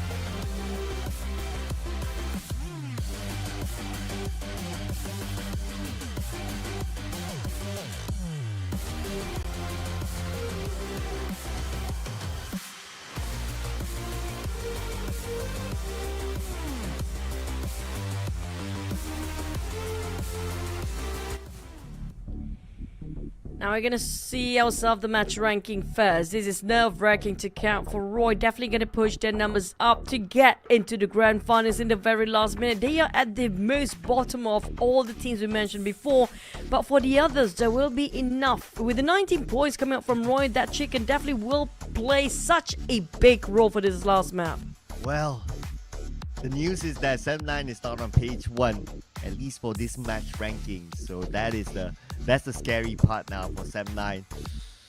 Boom is here on page 1, so that's definitely a good sign for them. Well, Infinity is here as well, so great job, Infinity. Thanks for playing. We'll see them again. Hopefully see them again next season. They'll be taking an extended break now with PMGC in between. And we flip over to page 2. So 7-9 only 3 points. On the side of another team we mentioned before, it's also going to be VOIN Donkey. They are on second page with 3 points as well. I don't know if it's going to be enough, but we will tally up the scores. But for the others, I mean, it's all about the head start bonus point, set for TODAK Infinity, of course. But here comes the overall rankings. Oh my god, when it comes to the overall rankings, we're going to have to tally up the weekly, all 3 weeks of summary. Alliance taking at number 1 when it comes to this week, undisputed with quite a gap for the first and second place. Oh yeah, 42 eliminations, that's a lot up there. Okay, 7-9, okay, I know everyone's anticipating, right? But we have to go through the numbers here. 7-9, 22. Okay, so that's definitely a highlight there. VOIN Donkeys, 10 the entire day. 10 out of 6 games, that is a very low average. But is it going to be enough? Of course, we're going to look at the big one here. And I'm sure we're going to get that next, okay? If we don't get that next, production is trolling us. Yeah. Okay. Oh, congratulations to the top 12. We have to congratulate you guys in the grand finals. I want to Roy point out made that it. Roy made it, and not only, they made it in style. Page 1, people. Page 1. Give it up for Roy, people. Standing ovation. Yep, the teams that don't, and also Lions, the teams that with 12 matches only, but still get in the top 5 by the end of this. That's something else as entire statement given up. Hey, if you miss one Super Sunday, it's still gonna be okay. Yeah, they are definitely showing that, you know, nothing is impossible. But Bandom! VOIN Donkey made it! VOIN Donkey And made the it! tie! And the Are you tie- kidding me? Oh no! The tiebreaker! What is the tiebreaker at this point? It's like Super Sundays? Super Sunday chicken dinner? It must be that. Are you kidding me at the tie? Super Sunday my chicken dinner? Or it's placement points? Either one of that. Okay, but anyway, tiebreaker! Tiebreaker! Oh no! Team Bandom! Oh, week 1 repeat itself, but worst case scenario for the grand finals. But nonetheless, thank you PEA, OT Esports, TODAK, Infinity, Creep VIP, Zerja, NKT, and Pandom. Oh. Well, we gotta congratulate the teams that qualified for the grand finals. Vampire Esports with a maximum of 30 starting points. FaZe Clan, Team Secret, Alliance, Alter Ego, BTR, Talon, Xavier, Morph, GEEK Fam, Roy, RRQ, Boom Esports, Team Flash, 7-9, and VOIN Donkeys. And a tie at that. And all across the Indonesian team, only one didn't make it through to the grand final, and that's going to be Pandem of the Indonesia region. And for the MVP victory, hey, Rosemary, you gotta beat it when it comes to the grand finals because Tony K just won this week. Oh, the entire week's MVP here we're talking about, right? Number 1 in average eliminations, number 1 in average damage. I mean, those are the big weightage stats here. So great work there by Tony K. Well, okay, it's a different stat here, but we are going to get Tony K, Rosemary, and Leons as our star players. I love the fact that instead of Vadik Luke, we always thought he's going to be there. I love that Leon DZ actually step up the game here with alongside the big names like Tony K and Rosemary.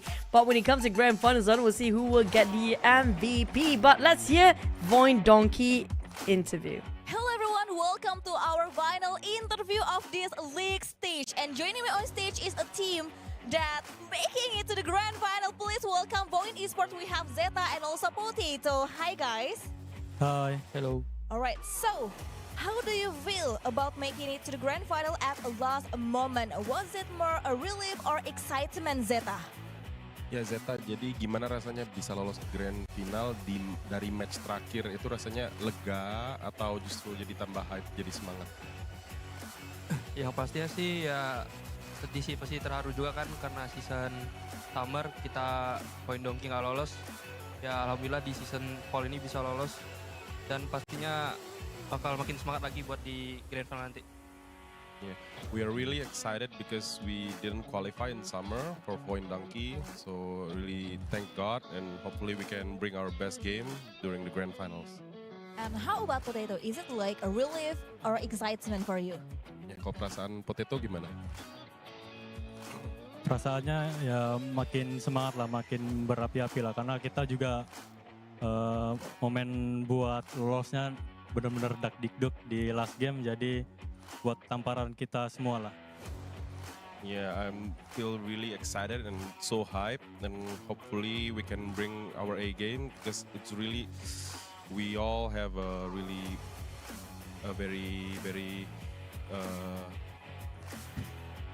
we have a very hectic situation, and thank God we qualify in that game. Yes, and I do relieve and excited at the same time because you guys finally making it to the grand finals. And Zeta, what was going through your mind during the final matches and knowing that your grand final qualification was on the line? Ya, kalau buat Zeta, gimana rasanya tadi ketika berhasil lolos lagi, apalagi di game-game terakhir itu benar-benar kesempatan buat grand finalnya itu dipertaruhkan. Ya senang sih bisa lolos lagi karena ini targetku dari dulu bisa lolos ke grand final dan nextnya bakal buat ke PMGC. Yeah, I'm so happy that we're able to qualify because my target is to go to grand final and hopefully next we can go to PMGC. Oh, let's go PMGC. And Zeta, is there any team that worries you the most? Obviously, like last match, maybe Roy. Ya, Zeta, ada tim yang bikin kalian lumayan was-was nggak? Seperti contoh barusan di game itu ada Roy. Nggak ada sama sekali. Not at all. Alright, and now Zeta, with the pressure of qualifying now behind you, what are your goals heading into the grand finals? Nah, Zeta, ini kan udah lewat ya mas fase dak-dikduknya untuk lolos. Nah, apa goal kamu nanti buat grand final? Ya pastinya untuk grand final kita bakal ngumpulin poin sebanyak-banyak mungkin buat bisa lolos langsung ke PMGC. Yeah, of course, our goal is to get as much point as possible so we can qualify to the PMGC. So you guys aiming for the PMGC, so good luck. And now let's move on into Potato. So Potato, what adjustment or strategies will you focus to ensure a stronger performance in the grand finals? Ya, Potato, ada perubahan apa di strategi yang bakal kalian lakuin buat grand final biar bisa perform dengan baik? Lebih ke memperbaiki kesalahan-kesalahan kita di liga sih. Jadi eksekusi ataupun movement peranaknya juga bakalan kita perbaikin buat grand final ntar. We're focusing more on fixing our mistakes because we make a lot of blunders during the league. So we'll learn from our mistake, helping improving the whole team movement as well, so we can really bring the best in the grand final. So keep learning from the mistakes so you guys know what to do next, especially at the grand finals. And Potato, does this last minute qualification give you an extra boost of confidence, or do you feel there is still more to prove? Ya, Potato, apakah kalian ngerasa ini jadi motivasi yang enak, yang ceria buat kalian karena kalian last minute banget kualifikasi, atau Potato masih ngerasa ada yang harus dibuktiin lagi nanti?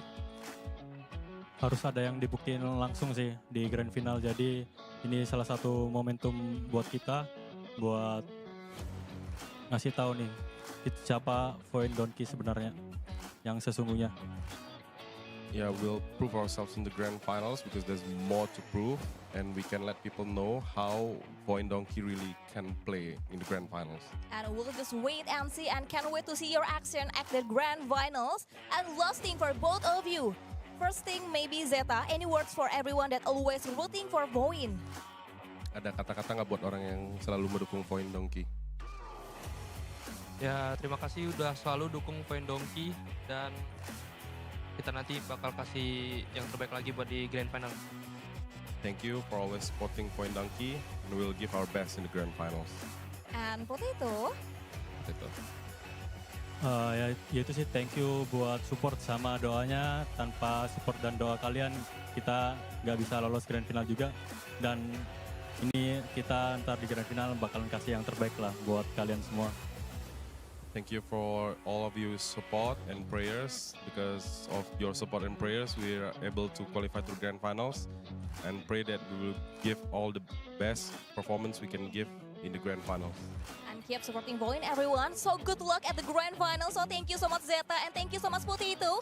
And everyone, it's time to hear our caster final words, and see you at the Grand Finals.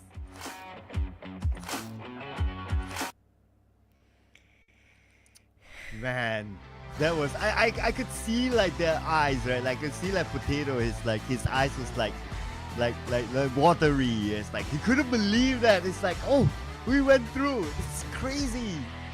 You remember when they got finished off just now, they straight away go for a conversation and discussion between the teammates. Was that enough? Yeah. They must be asking themselves the same question, right? Just like how we Fandom. did. Oh, Fandom. This is so heartbreaking. Imagine how they will pass across the hallway. And these are brothers from the same region too, my god. But I have to congratulate for Vietnam region. They all made it through for this season. Oh yeah, it's a perfect season for Vietnam. And you talked about like the rise of Vietnam when we first started. Yeah, they are showing that they are on the rise right now. All four of them in the grand final. So big up to Vietnam, and they will be top challengers as well. Oh, for Pandem though, I mean, like first week exactly this happened. It's like a prelude for the grand finals ending. It's either Roy or Pandem always got the worst luck in this tournament and this season too. I feel bad for them right now. Oh well, they feel bad themselves. So what can I say, right? What can I say? Tiebreaker, really? Yep. Not the first time we see a tiebreaker heartbreaking, and we had to see it again this time. So yeah. At one point, Pandem definitely tried to beat themselves up. If only that 1 point made so big. Even a half point will make it such a big difference too, by the way.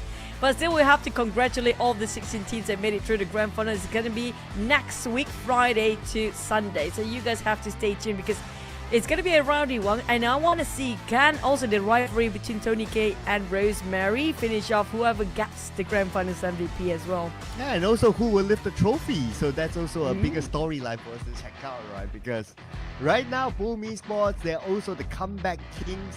At some point, they were thought to not even see the grand finals, but they made it. So big up to Boom Esports as well. But those are the conversations that we will leave for the grand finals later on. Because as of now, we're going to wrap up the entire league stage. Now, we'll be in our grand finals. So make sure you check back on Friday, ladies and gentlemen, for the grand finals itself. We'll be closing up the show for today and taking a few days break for the PMSL. So do not miss out on the grand finals. We'll see you guys then, alright? My name is Sanhok, together with Choo Choo. Bye! Keep waving. Keep waving. Keep waving.